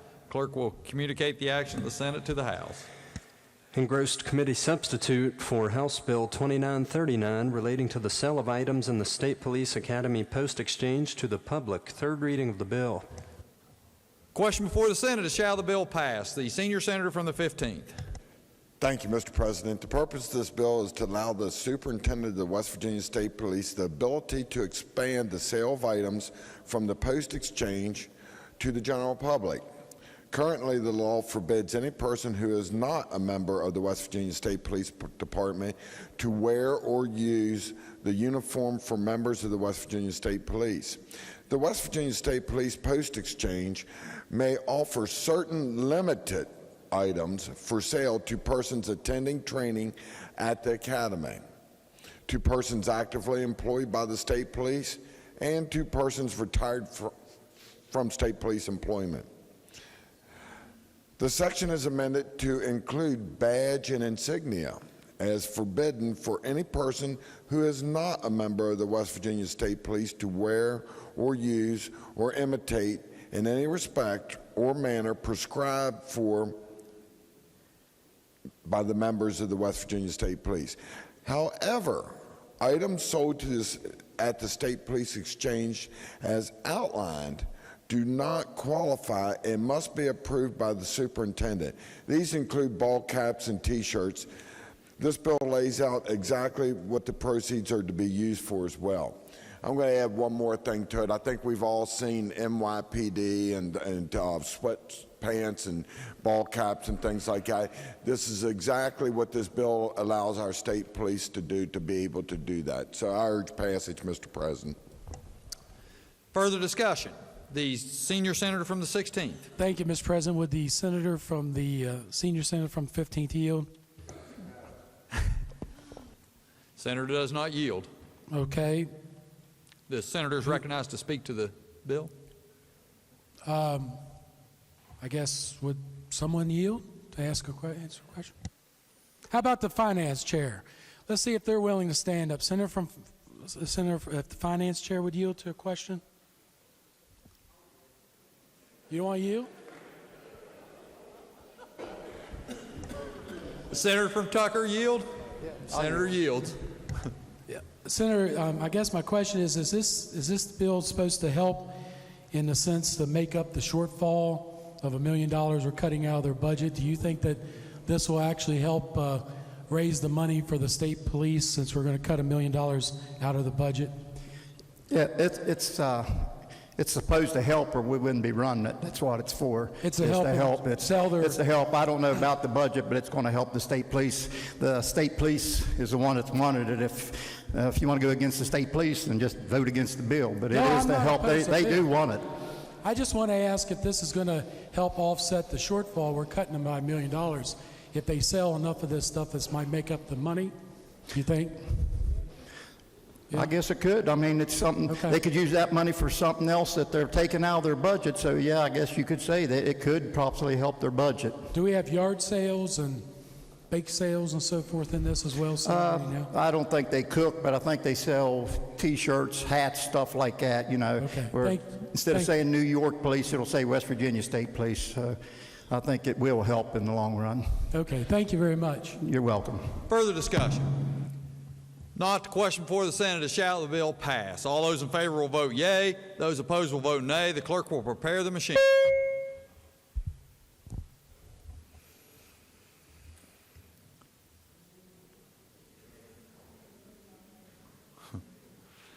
Has every member voted? Has every member voted? If so, the clerk will close the machine and ascertain the results. On this question, there being 34 yeas, 0 nays, 0 absent and not voting, more than the majority of those present and voting having voted in the affirmative, I declare the bill passed. The clerk will communicate the action of the Senate to the House.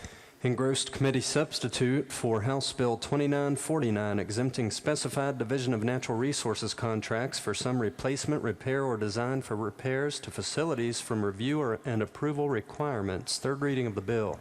Question before the Senate, shall the bill pass? The senior senator from the 15th. Thank you, Mr. President. The purpose of this bill is to exempt specified Division of Natural Resources contracts for some replacement, repair, or design for repairs to facilitate from review and approval requirements of the Division of Purchasing. The bill provides that intergovernmental cooperative agreements and agreements with non-governmental organizations in furtherance of providing a comprehensive program for the exploration, conservation, development, protection, enjoyment, and the use of the natural resources of the state are exempt from the Division of Purchasing requirements. Additionally, repair and related construction contracts necessary to protect public health or safety or to provide uninterrupted enjoyment and public use of the state parks, state forests, wildlife management areas, and state natural areas under the jurisdiction of the Division of Natural Resources are exempt from the Division of Purchasing requirements. However, the bill does not authorize the construction or replacement of capital improvements without complying with the Division of Purchasing. Lastly, the bill provides that an operational contract for the operation of Prickett Fort by Prickett Fort Memorial Foundation Incorporated is exempt from the Division of Purchasing requirements. I urge passage, Mr. President. Further discussion? Not. The question before the Senate is, shall the bill pass? All those in favor will vote yea. Those opposed will vote nay. The clerk will prepare the machine.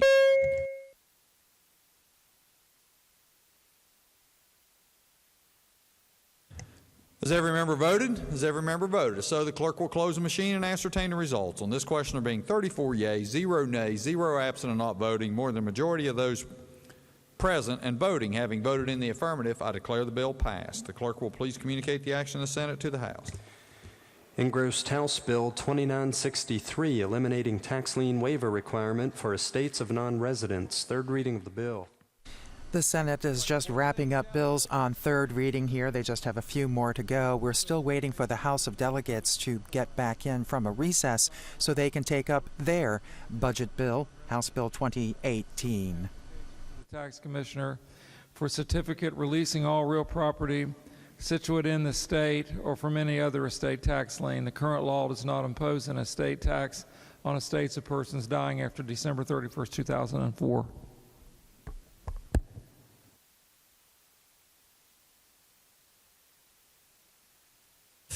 Question before the Senate is, shall the bill pass? Further discussion? Not. All those in favor will vote yea. Those opposed will vote nay. The clerk will prepare the machine.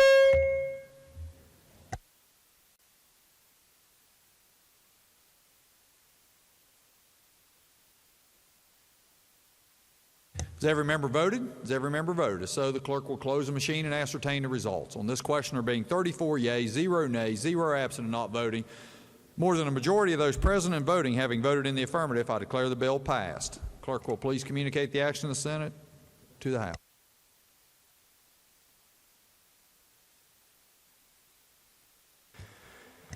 Engrossed committee substitute for House Bill 2980, relating to civil lawsuit filing fees for multiple defendant civil action. Senator from Ohio. Thank you, Mr. President. I request the unanimous consent the bill lie over 1 day, retaining its place on the calendar. Is there objection? Chair hears none, so ordered.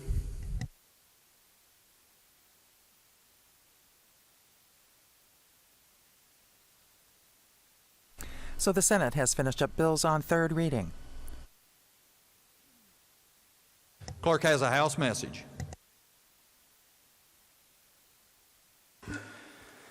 The House amended and passed engrossed committee substitute for Senate Bill 221 relating to composition of PEIA Finance Board. Message be received. The Senator from Ohio.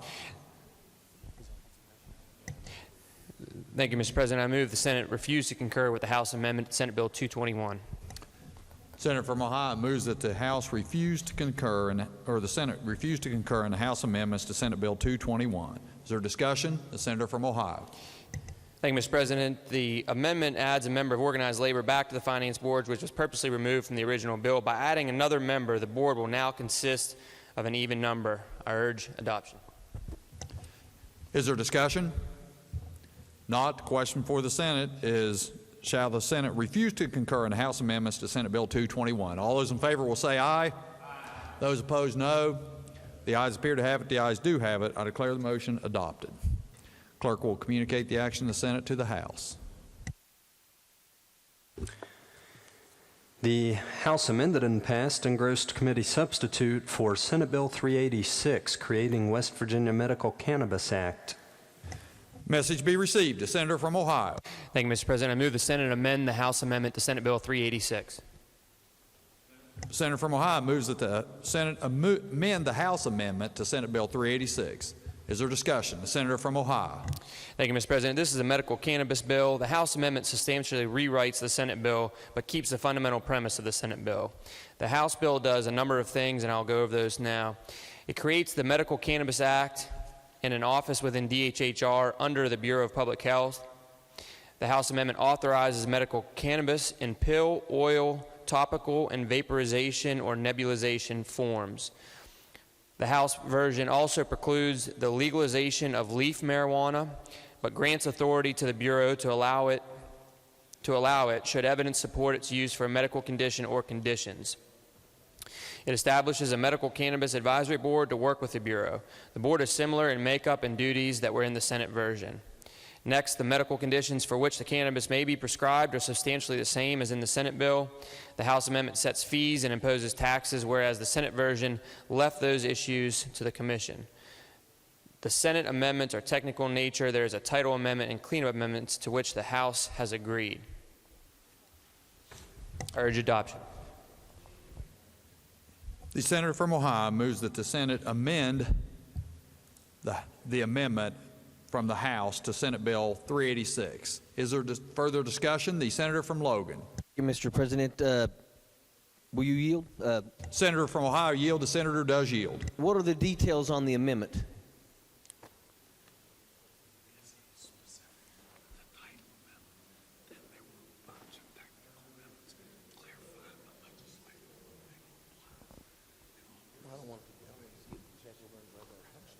Okay. Senator, there was a title amendment, and then there were technical amendments that clarified the legislative rulemaking portions of the bill. But other than that, it was technical cleanup. Thank you. Thank you, Mr. President.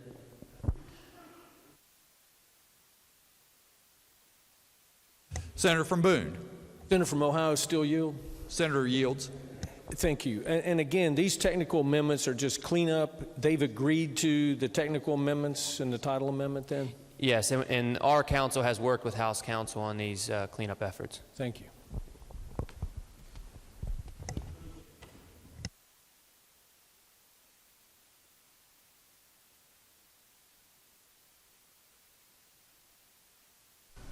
Further discussion? Not. Question for the Senate is, shall the Senate amend the House amendments to Senate Bill 386? All those in favor will say aye. Those opposed, no. The ayes appear to have it. The ayes do have it. I declare the motion adopted. Clerk will please, the Senator from Ohio. Mr. President, I move that the Senate concur with the House amendment as amended. Senator from Ohio moves that the Senate concur with the House amendment as amended. Is there discussion? The Senator from Wood. I have a legal question. I just wondered if I could get somebody to answer. Senator from Ohio yield. Senator yields.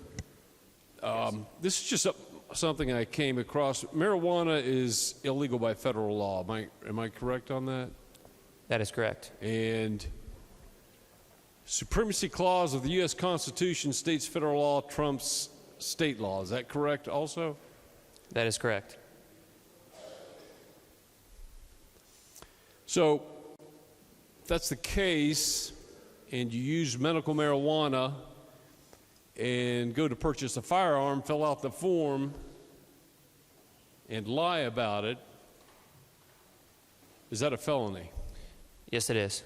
So if you use medical marijuana, it's not lawful to possess a firearm. Is that correct? Yes, it is. Okay. Thank you. Thank you, Mr. President. Thank you. Further discussion?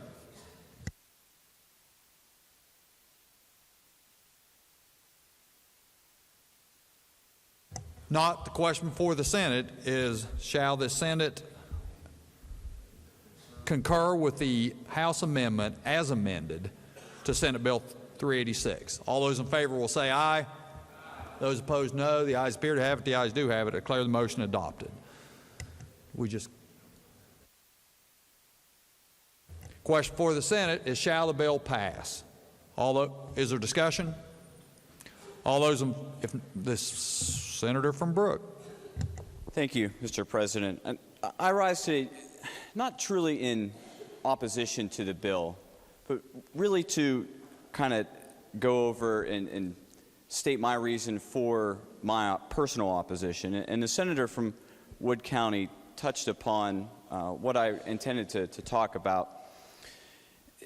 If the federal government tomorrow passed a law that said marijuana is legal for medical purposes and the president signed it into law, I wouldn't have a problem with it. It's decided at the federal level, and it is now the law of the land of the United States. However, the senator from Wood is correct in that the Supremacy Clause, which is Article 6, Clause 2 of the U.S. Constitution, and I'll read it. It says, "This Constitution and the laws of the United States which shall be made in pursuance thereof, and all treaties made, or which shall be made under the authority of the United States, shall be the supreme law of the land, and the judges in every state shall be bound thereby, anything in the Constitution or laws of any state to the contrary notwithstanding."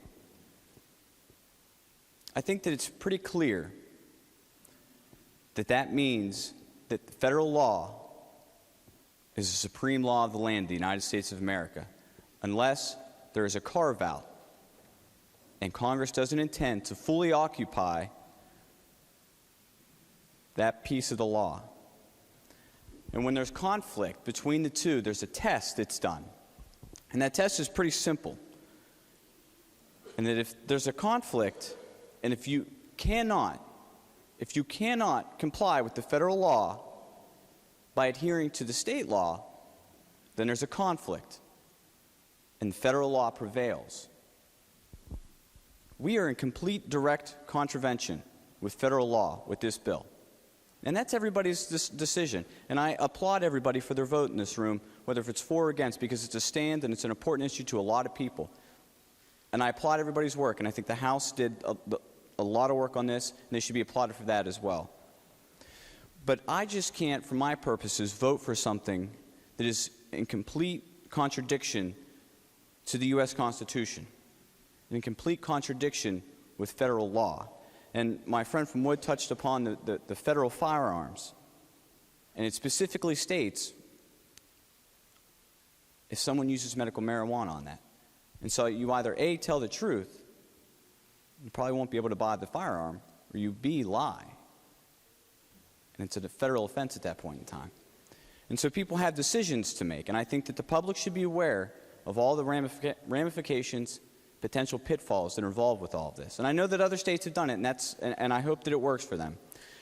But if tomorrow President Trump woke up and says, you know, I'm tired of all these marijuana laws. I'm tired of states not adhering to federal law. I want DEA agents, FBI agents out on the streets at 7 a.m. on Thursday, putting a stop to all of this. We would have a constitutional crisis like this country has never seen, because we have, I think it's 29 states, 28 states that are in complete and direct contravention with federal law and the U.S. Constitution. And so that is my reason for not supporting this bill. But if the federal government were to make it so legal beginning tomorrow, then I'm fine with that, and I hope that it helps the people that we intend to help with it. Thank you, Mr. President. Further discussion? Senator from Logan. Mr. President, I just want to remind everyone that 28 states have legalized medicinal marijuana. And I also want to state that this morning we brought autistic children down here. And you know, this comes down to being able to help people that are desperately in need. You know, the oils that can be used for medicinal purposes can help children like that. Once again, post-traumatic stress disorder doesn't just happen with soldiers. It happens with people that are in car wrecks. It happens with people, I have a man here sitting to my left that has been a firefighter for 40-some years. Let me tell you something. You know, obviously, I mean, he's got his stuff together better than I do. But make no mistake about it, ladies and gentlemen, I guarantee you that out of 40-some years of fighting fires, they also respond to horrific car crashes. If you think that he doesn't have things in his mindset that he thinks of sometimes, you're wrong. Firemen suffer from PTSD. Rape victims, PTSD.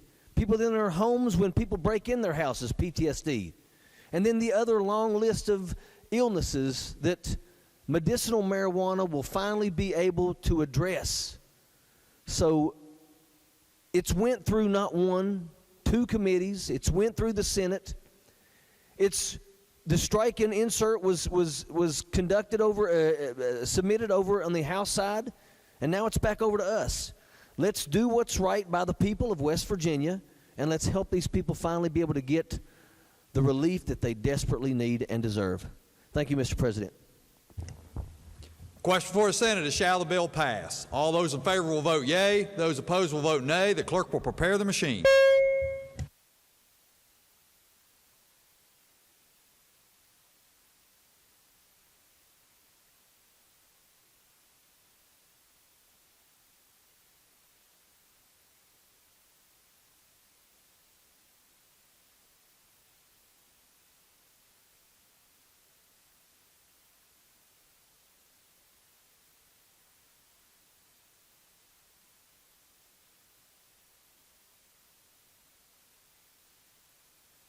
Has every member voted? Has every member voted? So the clerk will close the machine and ascertain the result. On this question, there being 28 yeas, 6 nays, 0 absent and not voting.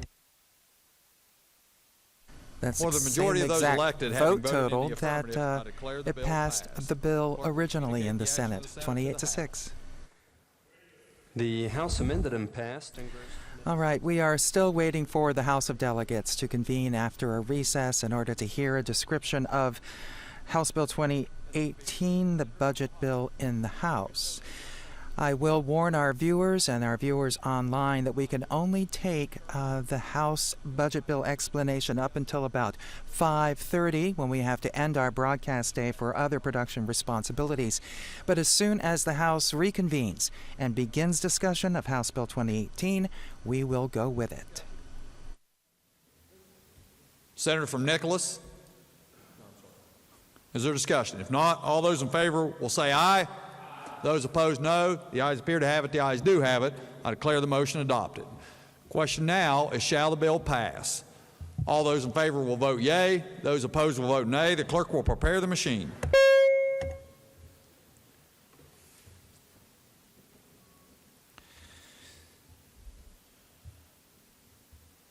Has every member voted? Has every member voted? So the clerk will close the machine and ascertain the results. On this question, there being 34 yeas, 0 nays, 0 absent and not voting, more than the majority of those elected having voted in the affirmative, I declare the bill passed. Clerk will communicate the action of the Senate to the House.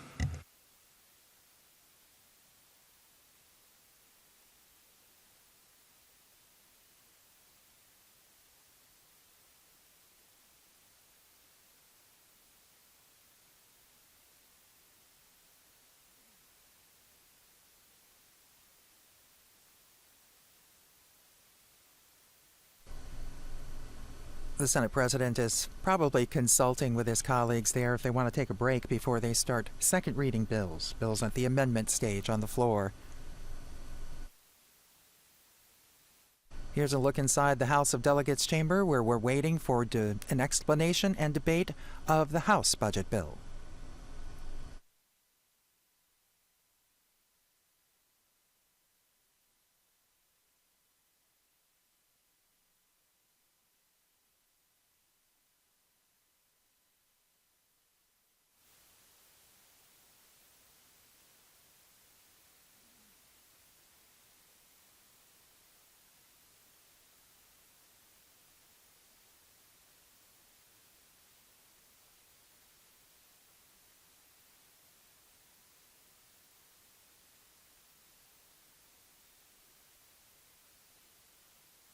The Senate has its work cut out for them tonight. There are dozens and dozens and dozens of bills that are on second reading in the Senate floor. Each of them have to be read. If there are any amendments to consider, in order to have them up on third reading, the passage stage tomorrow.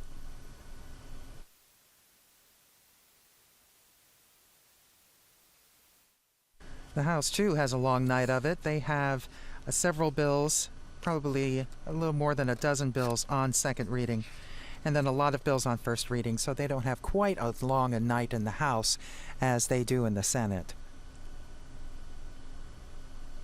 The governor has extended the legislative session by 1 day to work on the budget. Traditionally, governors give the legislature a week or 5 days to work on the budget. The governor signing a proclamation this afternoon giving them a 1-day budget session.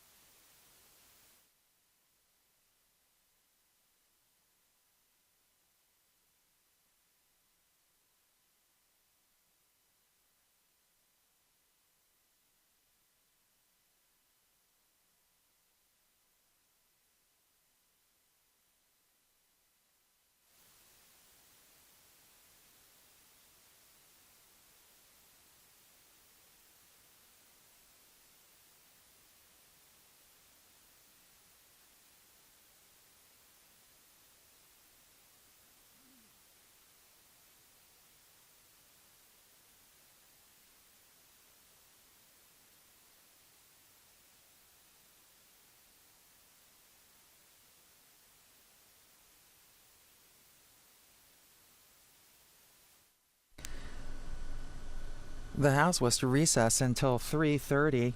It's an hour and 8 minutes after that before the House has to take up its budget bill today. And that will take a long time, be a lot of questions, a lot of speeches. It is the last bill on third reading today. So once they're done with the budget bill, they're done with all the bills on third reading. We're just waiting for the House to convene and the Senate to see if it will recess. And here's the Senate.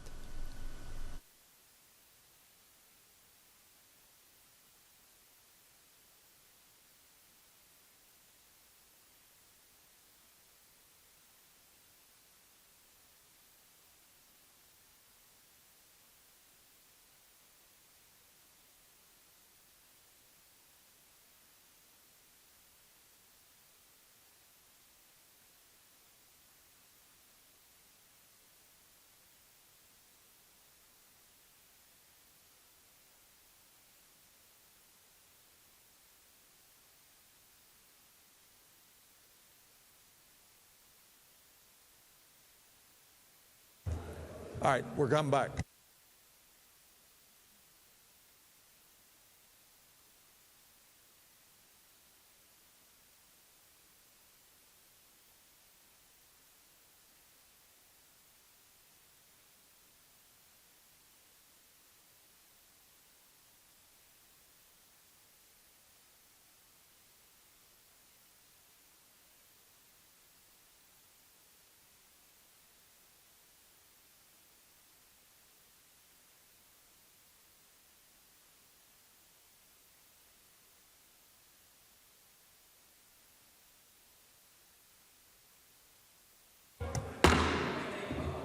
Senate will come to order. Senate will come to order. The Senator from Ohio. Thank you, Mr. President. Subject to announcements, I move the Senate stand in recess until 6:30 p.m. Are there announcements? Are there announcements? The junior senator from the senator from Marshall County, the junior senator from the 17th, the senator from the 6th. Which one? Junior senator from the 17th. Thank you, Mr. President. Your Committee on Health and Human Resources will meet in 451M 5 minutes after DNR meets, Natural Resources meets. The senior senator from the 6th. Thank you, Mr. President. Your Committee on Natural Resources will meet in 208 West at 5 o'clock. The senator from Brooke. Mr. President, your Conference Committee on House Bill 2447 will meet in the rear of the House chamber at 6 o'clock, and that consists of myself, the senior senator from the 6th, and the junior senator from the 8th. Further announcements, the senator from Nicholas. Thank you, Mr. President. Your Committee on Transportation and Infrastructure will meet tomorrow at the first recess after the morning session commences. Further announcements.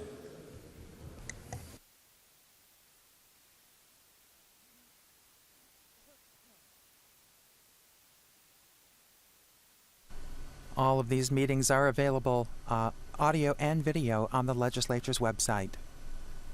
Question before the Senate is the senator from Tucker. Thank you, Mr. President. I just want to take a... And the House has now gone into session. Let's move over to the House.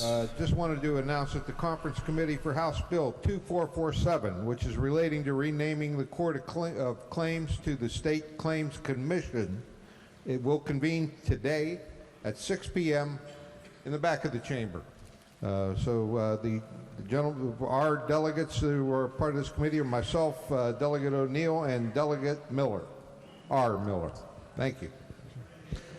John from 36, Delegate Rowe. Thank you, Mr. Speaker. I just wanted to very briefly announce to the body that today is the day that Booker T. Washington selected as his birthday, April 5th.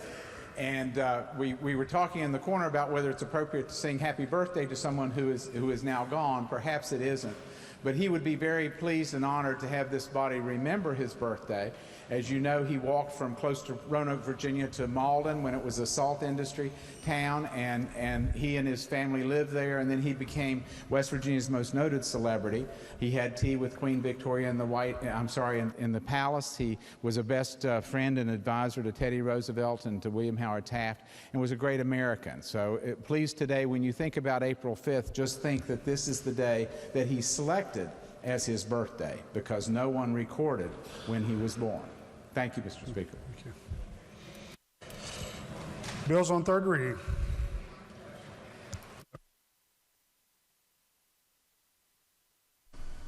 Again, to our viewers and viewers online, we'll stay with this until 5:30. And after that, it will be available on the legislature's website. Budget bill making appropriations of public money out of the Treasury in accordance with Section 51, Article 6 of the Constitution. To the members, if you will recall, when this bill was reported from committee, it was advanced to third with the right to amend. So are there amendments? Delegate Gearhart moves to amend the bill. This is HFA Gearhart AM number 1. John from 27th, Delegate Gearhart asks unanimous consent to explain the amendment in lieu of having it read. Is there objection? Chair hears none. Thank you, Mr. Speaker. And initially, I'd like to thank the body here and beg your indulgence. There are a few amendments in the system, and I'm going to attempt to make them go quickly. The first one, though, is probably the one that will be the most difficult to understand and will take the longest period of time to explain. Those of you that are new may look at the budget bill and recognize that there is a lot of language in the budget bill that has no numbers with it. It's words. They come at the end of every section.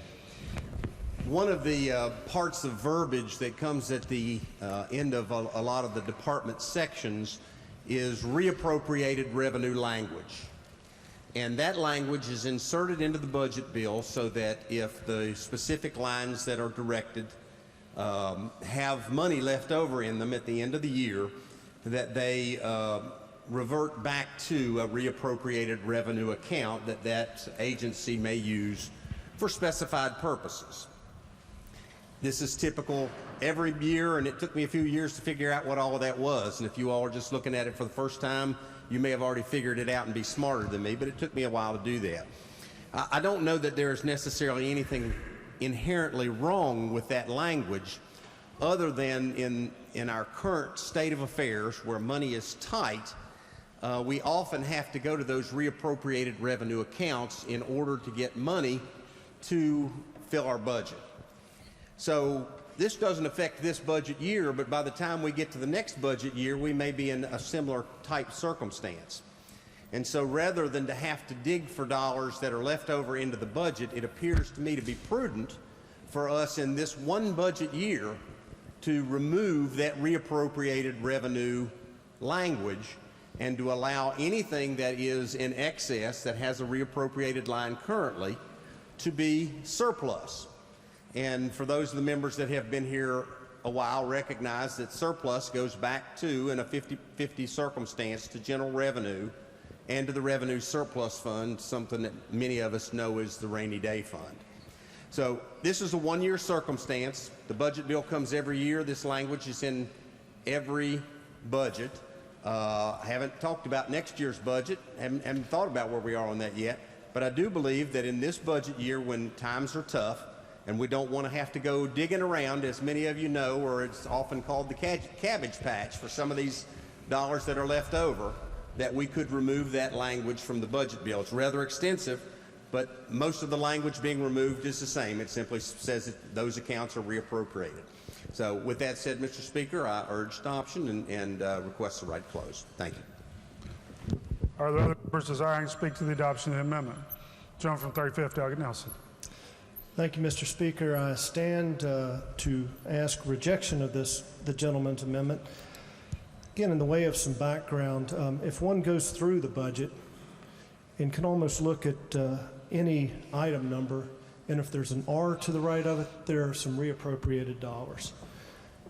We just passed a bill, supplemental appropriation bill, a couple days ago that expired $33 million from reappropriated accounts. We did the same process the last 2 years. The difference, each of these accounts has a different purpose. Some of these accounts are the process by which an agency, through years, builds money for a capital expenditure. Others are looking at whether it's a new technology spend that they have to do, or so they lost some personnel and build up some dollars within their personnel line item. But the thing that we've gone through the last 2 years and looking at these reappropriated lines, and what really went into process this year with the $33 million, we went and talked to each of those agencies to truly vet out why the dollars are there, what they're needed for how long, and through that process, we've got $33 million. Last year, I think we had a bill that was looking at 80-some million, and after that vetting, we ended up with $20-some million. Again, some of these line items are multi-year federal, or have a federal attachment to them. So you have a state match and federal dollars. With the gentleman's amendment, we could be exposed to losing federal dollars. This is a one-time gap-filling measure, and this past year is another good example of how reappropriated dollars came to use during the flood, where we had different agencies that had to make an additional expenditure to help people with the flood. Some of those dollars came out of these reappropriated monies. Reappropriation can be a very good policy tool. It implements some conservative nature of using state resources. What we could be faced with is some of these monies that are there and maybe a quick spend down, which would not be prudent of our current agency managers, nor for the long-term operation of an agency. But Mr. Speaker, I do not believe that this is an appropriate place to handle reappropriated dollars, and it would have a negative effect, I think, over on the overall process of this budget, and I urge rejection.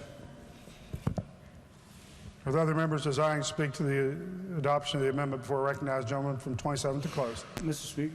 Oh, gentleman from 58. Thank you, Mr. Speaker. Ladies and gentlemen, I also rise to ask for your rejection of the amendment just for some basic reasons. It's only some accounts that have the reappropriated language, but I would agree that many times these are going to be encumbered funds that, that for good policy reasons need and should be reappropriated. They are a lot of times expenditures or billing or for accounting reasons, funds that don't just cease to exist on July the 1st. They need to be able to flow across that fiscal year deadline for good reason.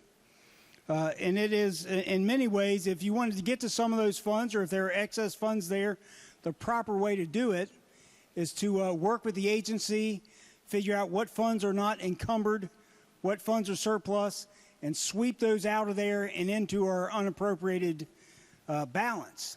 We have done that many times. We've done that several times over the last number of years.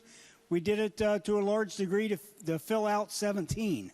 So there is a proper way to use those funds, utilize those funds to the benefit of the people.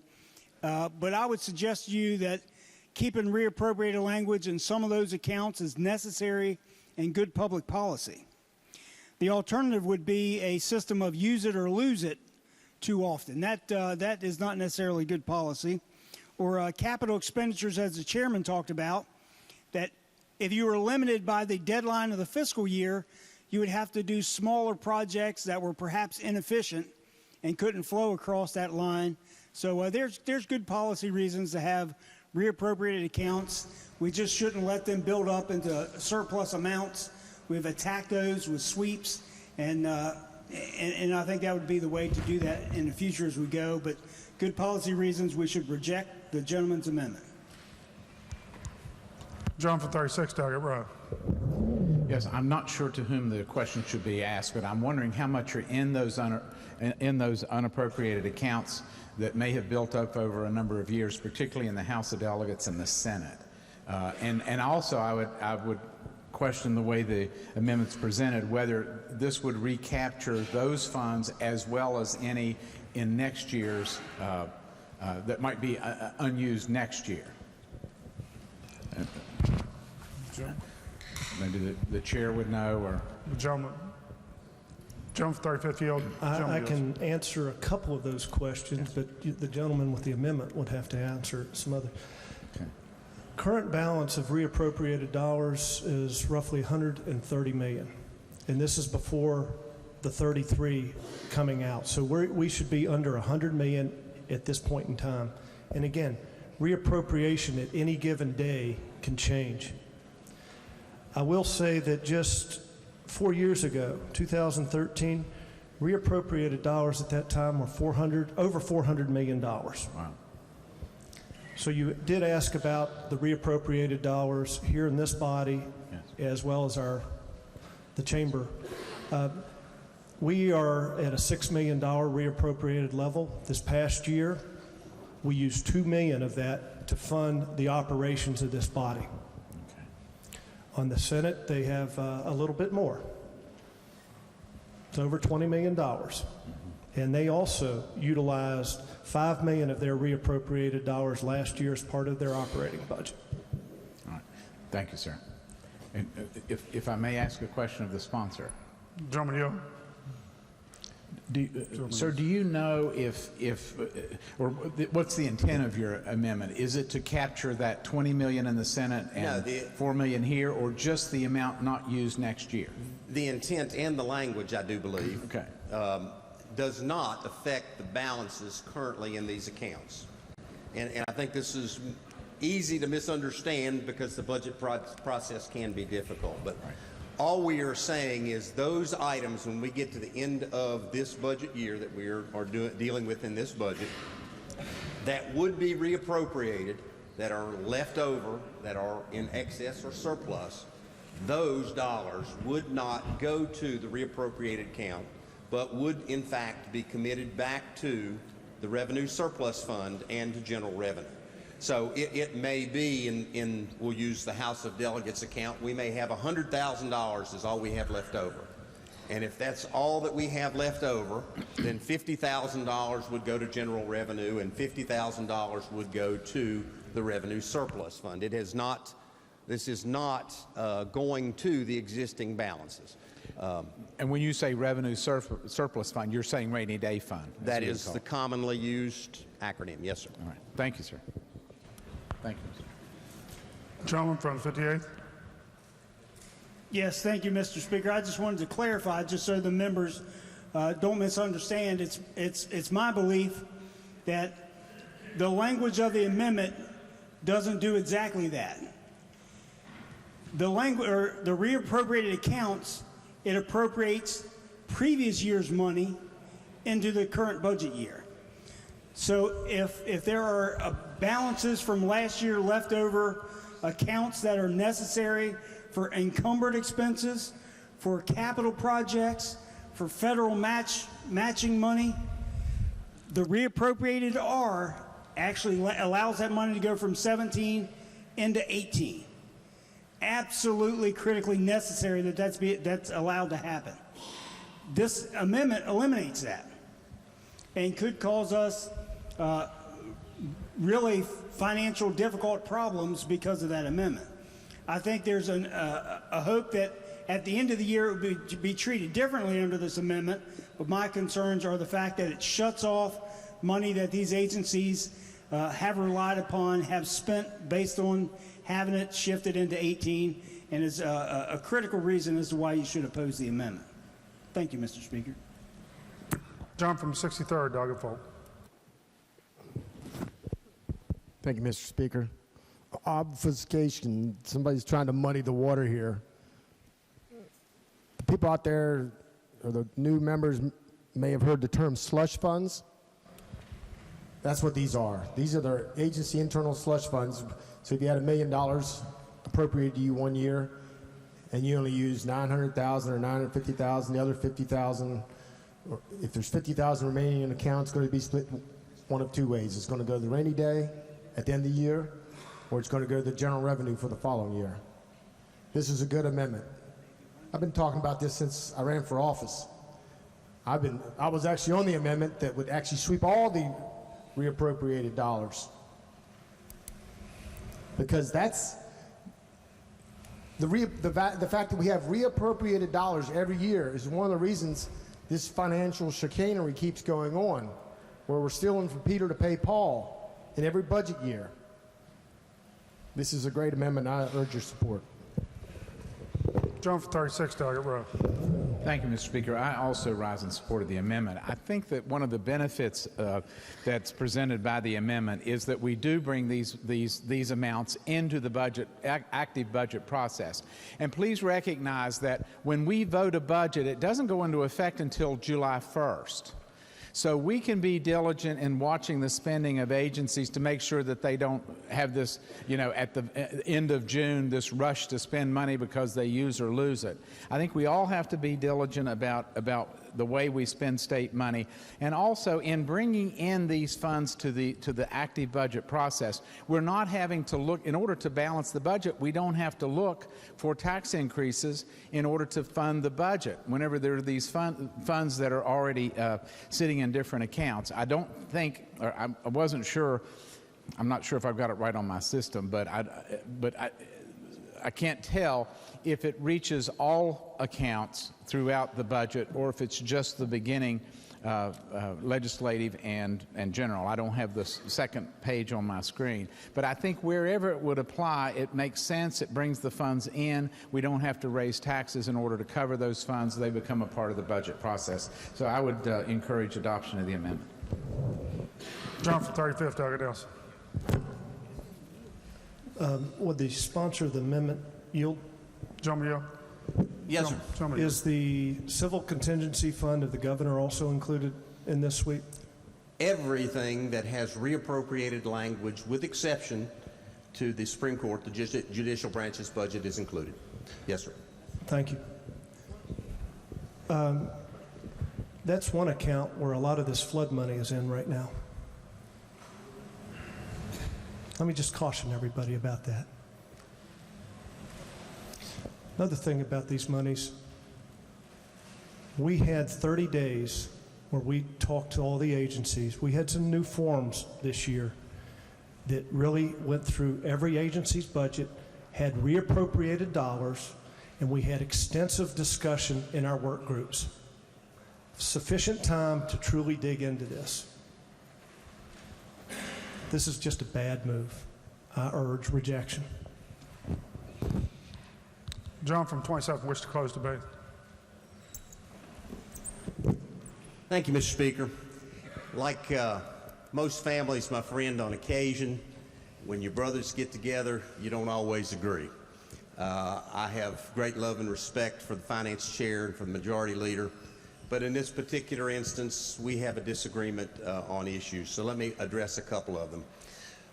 Number one, the amendment addresses only those dollars that would go to those reappropriated revenue accounts.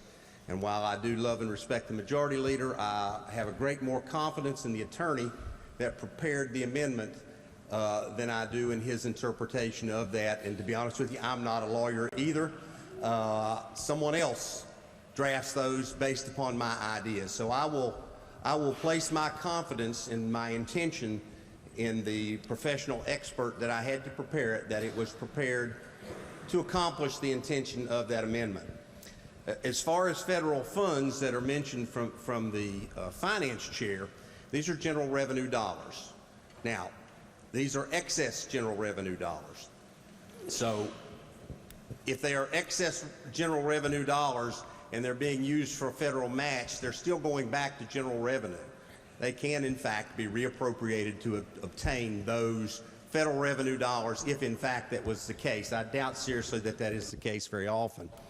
As far as flood dollars, we're not dealing with existing dollars. We're dealing with what may or may not be in excess next year. Ladies and gentlemen, the reappropriated revenue counts tend to be savings accounts for agencies to spend from. And these are off-budget line accounts. The tax department came to us and they had to buy some software, may have been very worthy. It wasn't on the budget line. They purchased it from their accounts where they already held the dollars. So these are dollars that we are really not appropriating to the spending that may in fact take place. I'm not suggesting that there may not be a call for that at some point in time. I'm simply suggesting to you that in difficult budget times, rather than to commit money that we have to go dig out, it would be simpler to simply place that into general revenue and into our revenue surplus account that teeters on the jagged edge of the 15% mark that our bond rating agencies want us to have. And this one specific year, that might be prudent. Thank you, Mr. Speaker. On this specific issue, I would ask for the yeas and nays. Roll call has been demanded. Is the demand sustained? Demand is sustained. All in favor of the gentleman's motion will vote aye. Those opposed will vote no. The clerk will prepare the machine.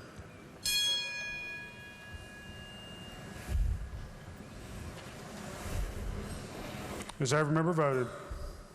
If so, the clerk will close the machine and ascertain the result. On this question, 32 ayes, 67 nays, one member absent not voting. Less than the majority of members present having voted in the affirmative, I declare the amendment rejected. Are there further amendments? Delegate Gearhart moves to amend the bill. This is HFA Gearhart 4-4 AM number 2. John from 27th asks unanimous consent to explain the amendment in lieu of having it read. Is there objection? Chair hears none. John from 27th. Thank you, Mr. Speaker. This one is simple. In the work groups that the finance chairman authorized, the work group that worked with DHHR determined that there were a large number of full-time employee positions that were not filled. The dollar amount of those FTEs was about $34 million. This amendment goes to separate line items for employees in DHHR and removes $20 million. I respectfully request passage. Thank you. Are there other members desiring to speak to the adoption of the amendment? John from the 35th, Delegate Nelson. Yes, thank you, Mr. Speaker. I rise to ask rejection of the gentleman's amendment. In the way of some background, and we heard this time and time again in the Finance Committee, of various agencies and open positions. And one thing, you can run a report any given day of an open position in any agency. And what that report shows is not only the FTE position that is not filled, but it shows the full salary of that position that is not filled.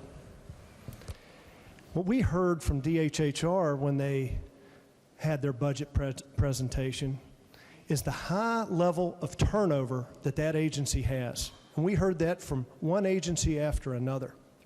It's many of the areas or services provided by DHHR, very stressful, low pay, high turnover.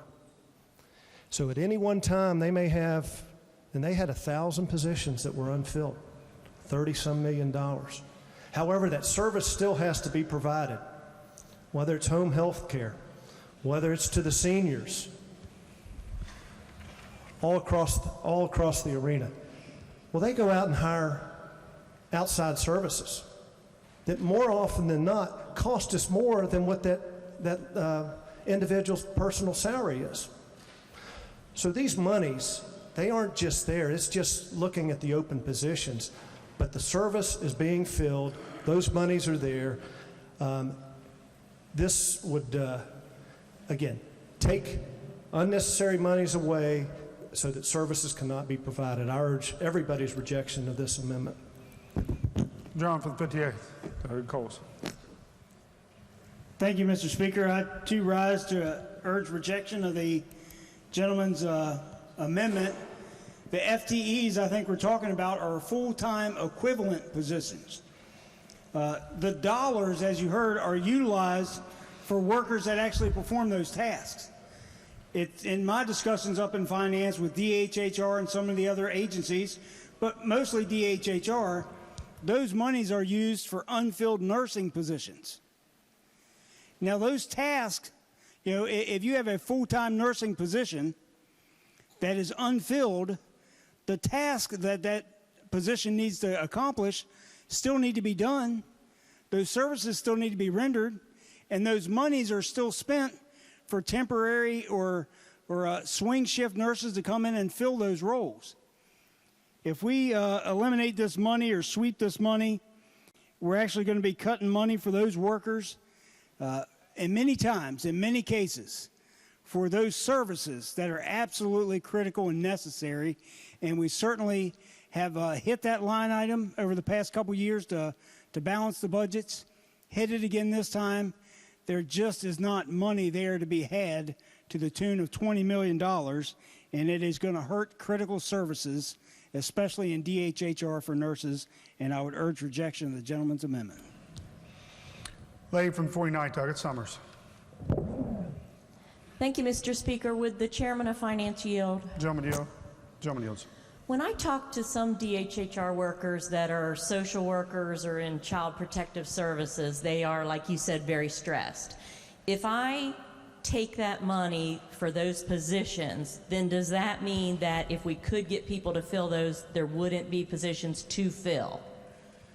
The FTE would be gone. Is that what you're saying? The FTE position would be eliminated. That's correct. So putting them perhaps under more stress because there's no one, if they could hire someone, there's no one to hire. That's correct. Okay, thank you. Other members desiring to speak to the adoption of the amendment before I recognize the gentleman to close. Gentleman from 27th, Doggett Gerhardt. To close. Thank you, Mr. Speaker.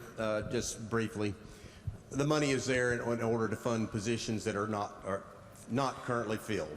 I would respectfully submit that budget line is overfunded. This is not a sweep, it's a budget cut. But thank you, Mr. Speaker. I request adoption. All those in favor of the gentleman's amendment will say aye. Aye. Those opposed, no. No. Those appear to have it. Those do have it. Declare the amendment rejected. Are there further amendments? Delegate Gearhart moves to amend the bill. This is HFA Gearhart 4-4 AM number 3.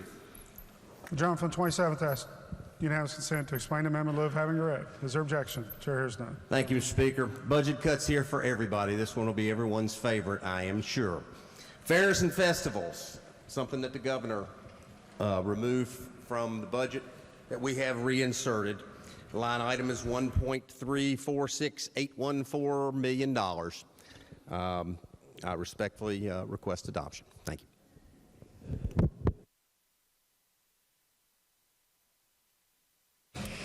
Are there other members desiring to speak to the adoption of the amendment? Gentleman from the 35th, Doug Nelson.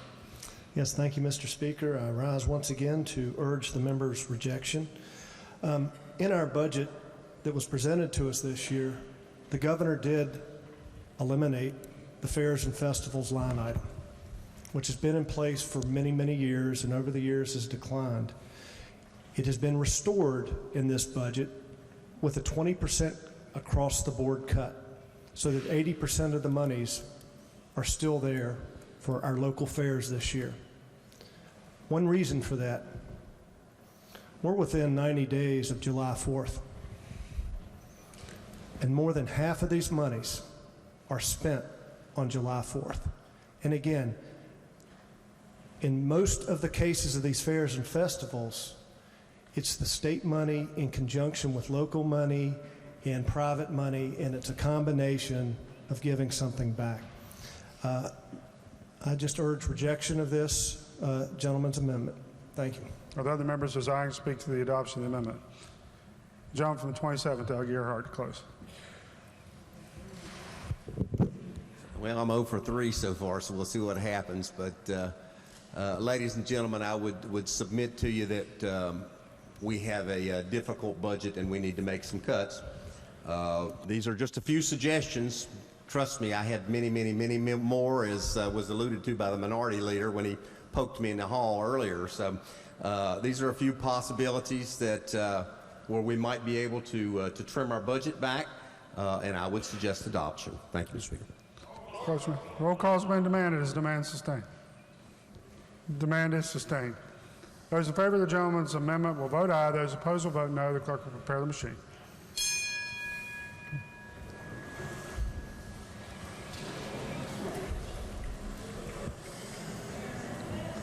Has every member voted? If so, the clerk will close the machine and ascertain the result. On this question, 13 ayes, 85 nays, 2 members absent not voting. Less than a majority of members present having voted in the affirmative, I declare the amendment rejected. Are there further amendments? Delegate Gearhart moves to amend the bill. This is HFA Gearhart 4-4 AM number 4. The gentleman from 27th, Delegate Gearhart, asks unanimous consent to explain the amendment in lieu of having it read. Is there objection? Chair hears none. Gentleman from 27th. I guess you guys may have the idea that I feel like the kid at the playground eating his peanut butter sandwich all by himself. So with that said, we'll continue on.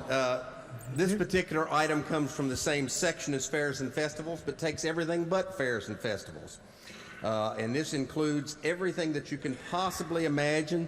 It touches every single individual in here, including those in my district, in case you really want to see me not be able to seek office again. So this is a little over $2 million, I don't have the number here, but it's about $2.1 million, if I'm not mistaken, in cuts. It goes to a variety of art and social type functions in all of our communities. In this particular instance, in this budget year, I don't believe that this may be within our role as a legislature, and as such, I would request adoption. Thank you, Mr. Speaker. Are there other members desiring to speak to the adoption of the amendment? The gentleman from the 35th, Delegate Nelson. Thank you, Mr. Speaker. If anybody's following along, so this is item 279 on page 147 of the budget. It also includes the fairs and festivals, but these are many other items, and I'm not going to name all 20 of these, but as the gentleman said, there's one of these in each of our backyards, including Preservation West Virginia, which is $500,000, 466. Grants for competitive arts program all across the state. Just like the fairs and festivals, these line items were also eliminated or not in the governor's original budget. They've been restored 80%, a 20% across the board. Mr. Speaker, I urge rejection. Gentleman from the 63rd, Delegate Folk. To yield. Gentleman yields. Yes, sir. Are most of these funds going to private entities, whether they're nonprofits or whatnot? And I've turned off the page in the bill, but I would imagine that they are nonprofits for the most part. You know, I'm looking down through here. You could go to something that touches everybody here, if you will. The Preservation West Virginia Fund, Aracoma Story, in Logan County, Arts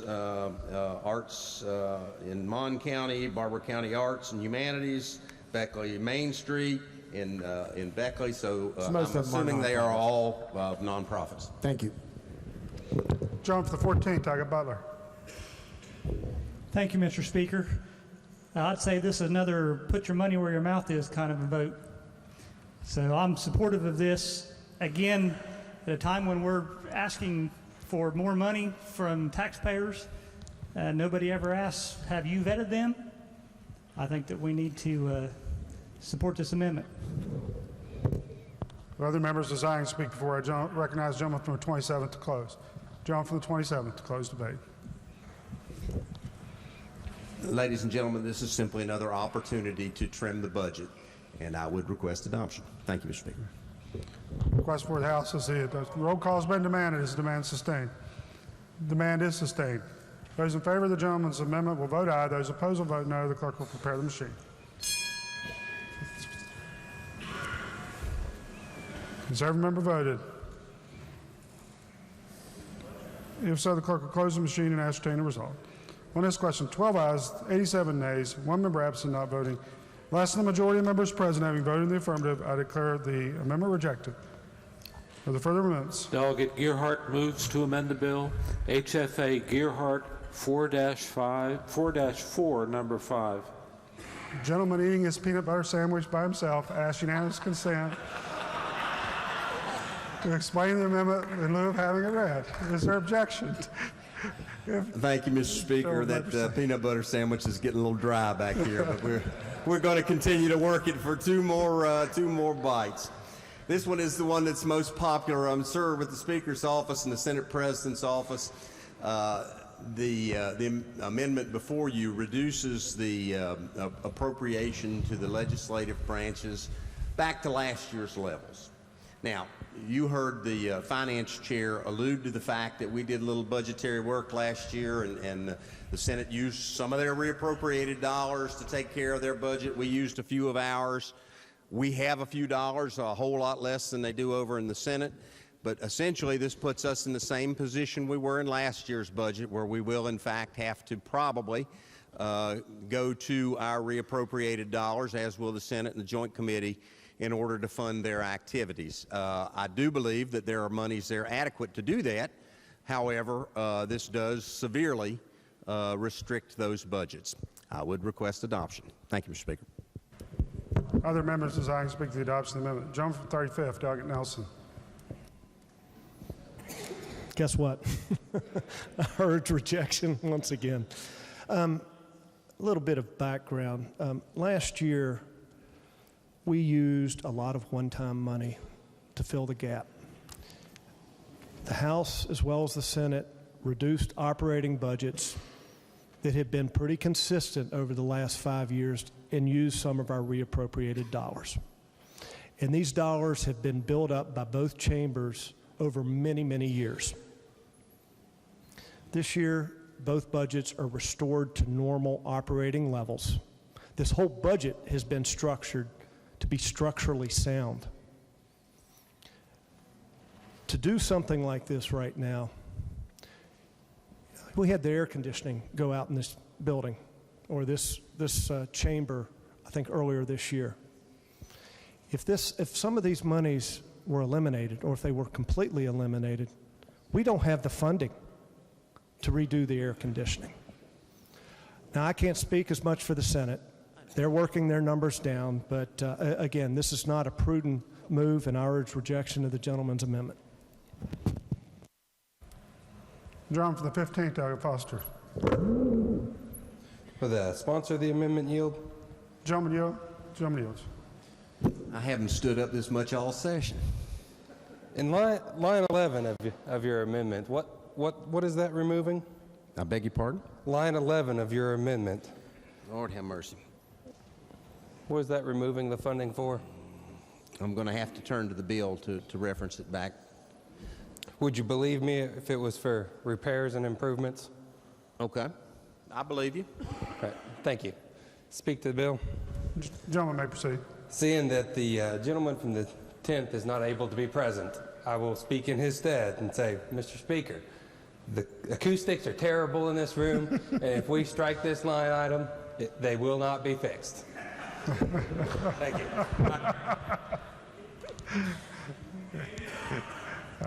Are there other members desiring to speak to the adoption of the amendment?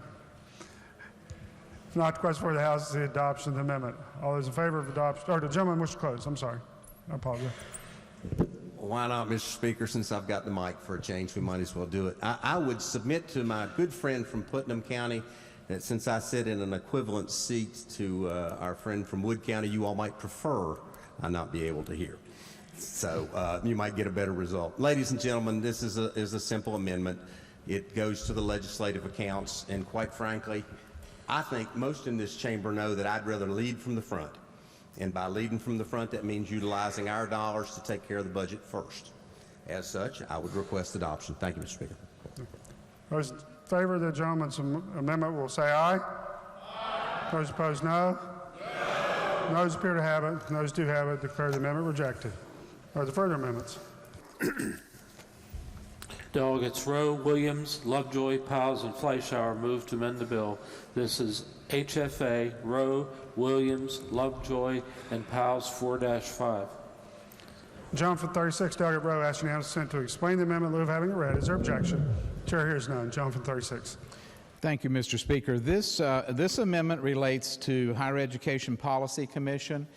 You might notice on your system that there are a number of numbers beside each of the four-year institutions. If you'll look at the long sheet that we were just provided, I think today, you'll see that for the Higher Education Policy Commission on page 3 of 3, that the proposal in the budget is to give WVU School of Medicine 0, the WVU General Administrative Fund 0, and it goes on down, Marshall University 0, and the zeros continue through Bluefield State, Concord, Fairmont State, Glenville State College, Shepherd University, West Liberty University, and West Virginia State University.